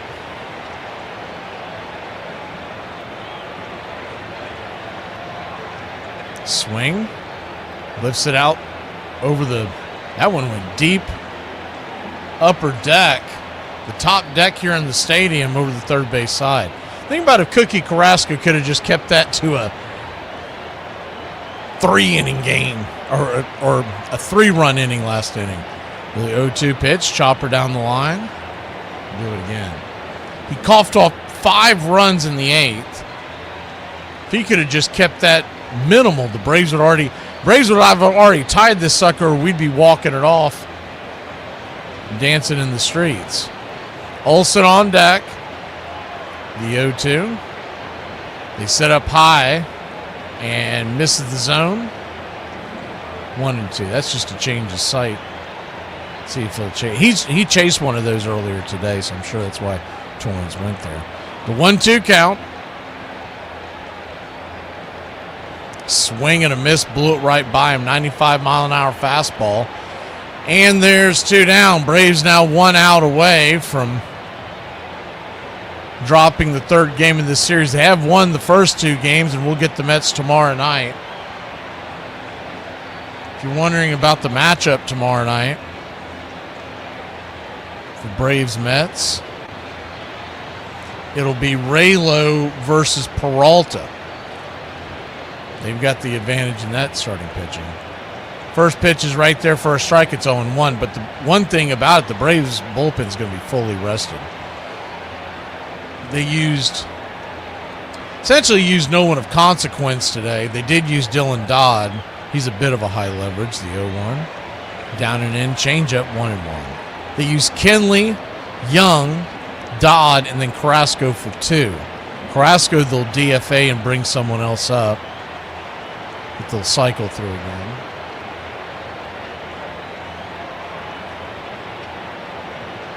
But your back end guys, your Diddy's and Dodd and Eyeglasses, they're all fully rested. The 1-1 swing, ropes it into right field. That's a fair ball. That ball's got eyes. It's going to get down where the green grass grows, up against the wall, and Matt Olson, a head-first slide, and he is barely safe, but he is safe, and it's a 2-out double for the Ice House. This is not watered down. This is Ice House. Ice House. Smooth as it gets. Kenley threw 2/3 of an inning, Sleepy. Everybody else threw 1 except for Carrasco, who threw 2. So Olsen standing at second base, and Michael Harris represents the tying run. Dubon is on deck. Righty-lefty matchup. The first pitch on the way. Swing. Punches the changeup, fouling out of play. It's 0-1. Infield back and to the right. Outfield deep and straight away. The 0-1.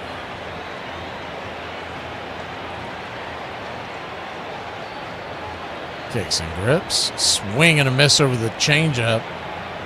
0-2. So Michael's now got to shorten up that swing just to keep the inning alive. He's taking a couple of mighty hacks, both on changeups. So they might be pitching them backwards here, go changeup and then try to finish them off with the heat. Just got to keep the line moving. Dubon on deck. The 0-2.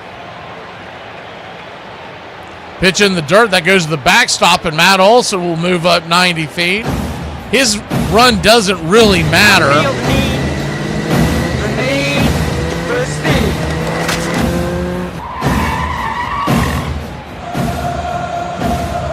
But he does move up 90 feet.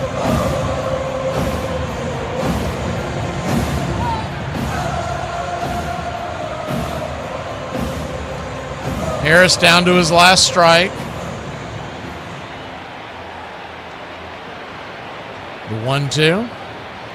Swing, chopper over to first. Going to throw it to... Oh, Michael Harris is going to beat it out. He beats it out, and the Braves are down by 1. Good hustle by Money Mike and your Atlanta Braves. It's 10-9. Mike, keep your game tight. Never know. Alert the church elders.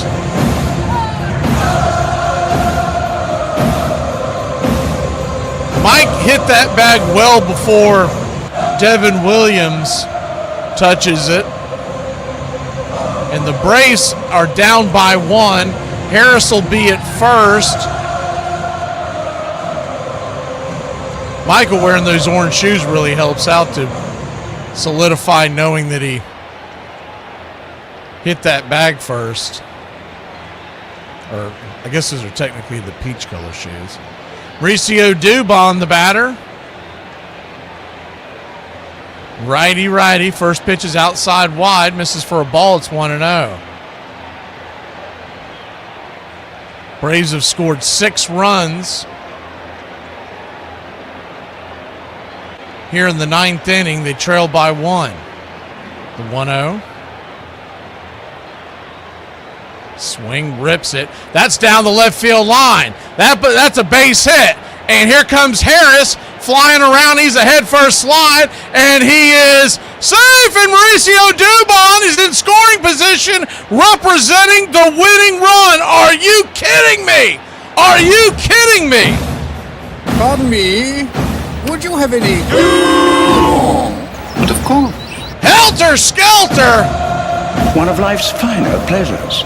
Dominic Smith will be the batter. Riley on deck.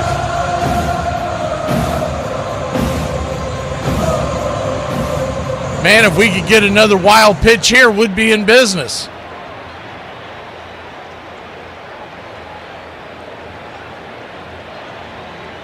They could pitch around Smith to face Riley. First pitch is outside wide. Changeup misses. It's 1-0. A base hit could walk this off. Dubon with good speed is at second. He'll be running at the crack of the bat. The 1-0. Kicks and fires. Down and in, 2-0. So a 2-0 count.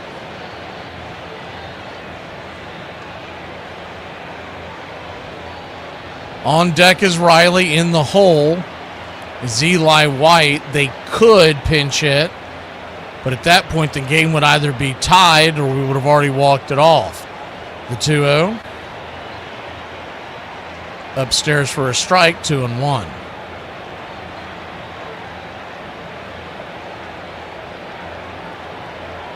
We're definitely shooting for that outer edge for Dominic Smith.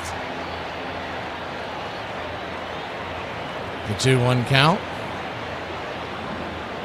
Four-seamer brings it. Swing and a miss upstairs, 2-2. Braves down to their last strike again.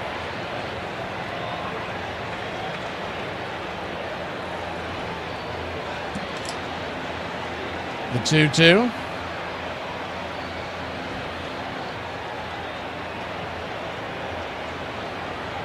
Williams looking in.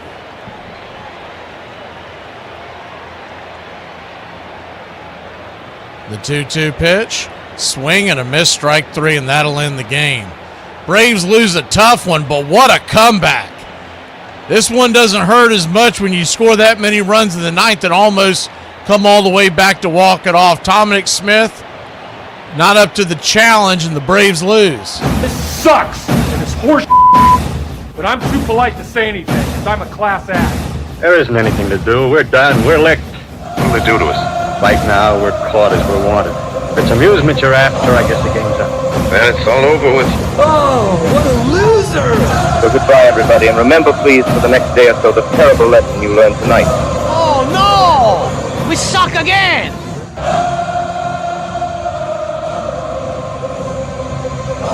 Braves lose a tough one, 10-9. It's one of those strange ones, though. You lose a game like this and you'd think you'd feel terrible. That was actually a positive loss, and I don't say that very often.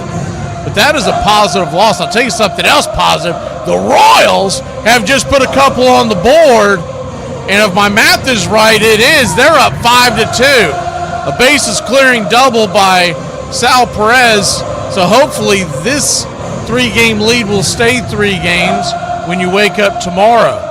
Remember, we've got a doubleheader tomorrow. Royals and Phillies at 2, Braves and Mets at 7. So don't forget your earbud when you're heading to work. 10 runs, 12 hits, 3 errors for the Mets. 9 runs, 12 hits, 1 error for the Braves. Martin Perez goes to 6-6, but let's be honest, this loss is on Cookie Carrasco. Can we quit with this ridiculous experiment? Nolan McLean goes to 6-5, and Williams gets his 13th save of the season. Braves are 52-35. Mets 36-53. We'll see you tomorrow and see if we can't bounce back. We do have a couple MVP nods to give.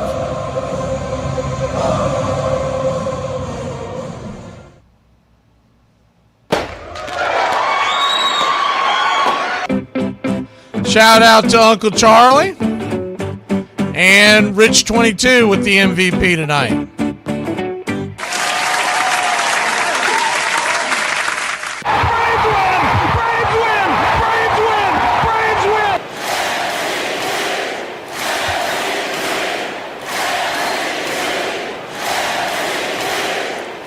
Appreciate everybody who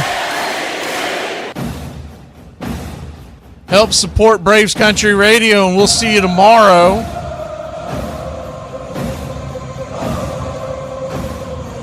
Once again, doubleheader tomorrow.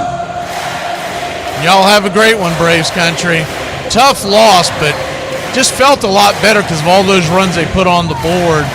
They showed a fight.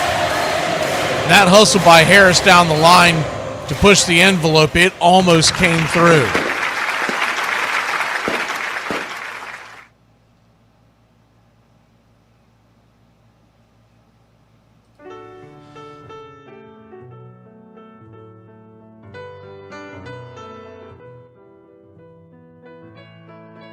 Casey at the Bat by Ernest Lawrence Thayer.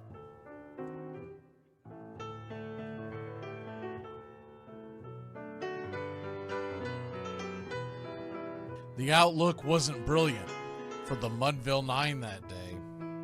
The score stood 4-2, but with 1 inning more to play. And when Cooney died at first and Barrows did the same, a pall-like silence fell upon the patrons of the game. A straggling few got up to go in deep despair. The rest clung to the hope which springs eternal in the human breast. They thought, if only Casey could but get a whack at that, we'd put up even money now with Casey at the bat.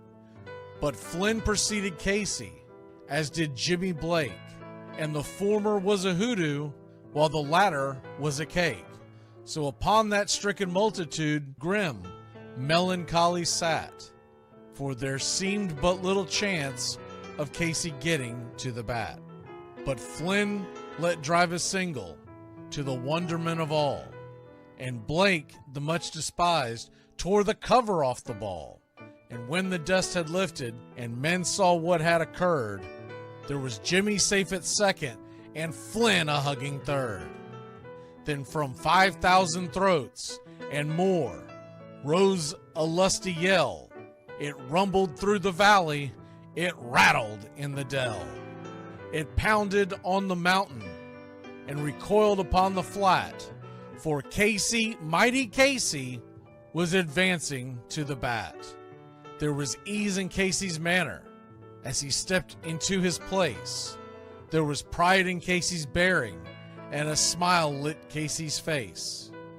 And when responding to the cheers, he lightly doffed his hat.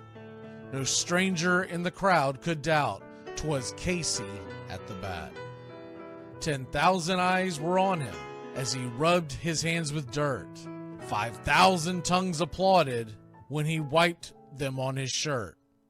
Then while the writhing pitcher ground the ball into his hip, defiance flashed in Casey's eye, a sneer cooled Casey's lip.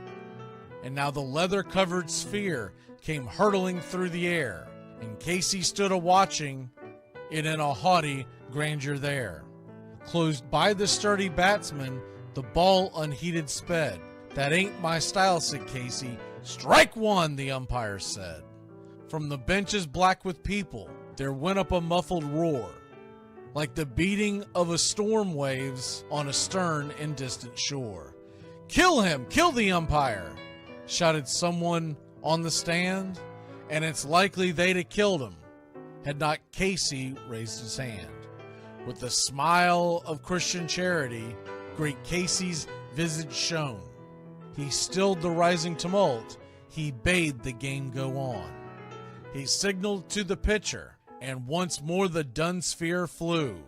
But Casey ignored it, and the umpire said, "Strike two!" "Fraud!" cried the maddened thousands, and echoed answered, "Fraud!" But one scornful look from Casey, and the audience was awed. They saw his face grow stern and cold. They saw his muscles strain. And they knew that Casey wouldn't let that ball go by again. The sneer is from Casey's lip. His teeth are clenched in hate. He pounds with cruel violence his bat upon the plate. And now the pitcher holds the ball. And now he lets it go. And now the air is shattered by the force of Casey's blow. Oh, somewhere in the favored land, the sun is shining bright. The band is playing somewhere, and somewhere hearts are light. And somewhere men are laughing, and somewhere children shout. But there is no joy in Mudville. Mighty Casey has struck out. Casey at the Bat, Ernest Lawrence Thayer, published June 3rd, 1888. San Francisco Examiner.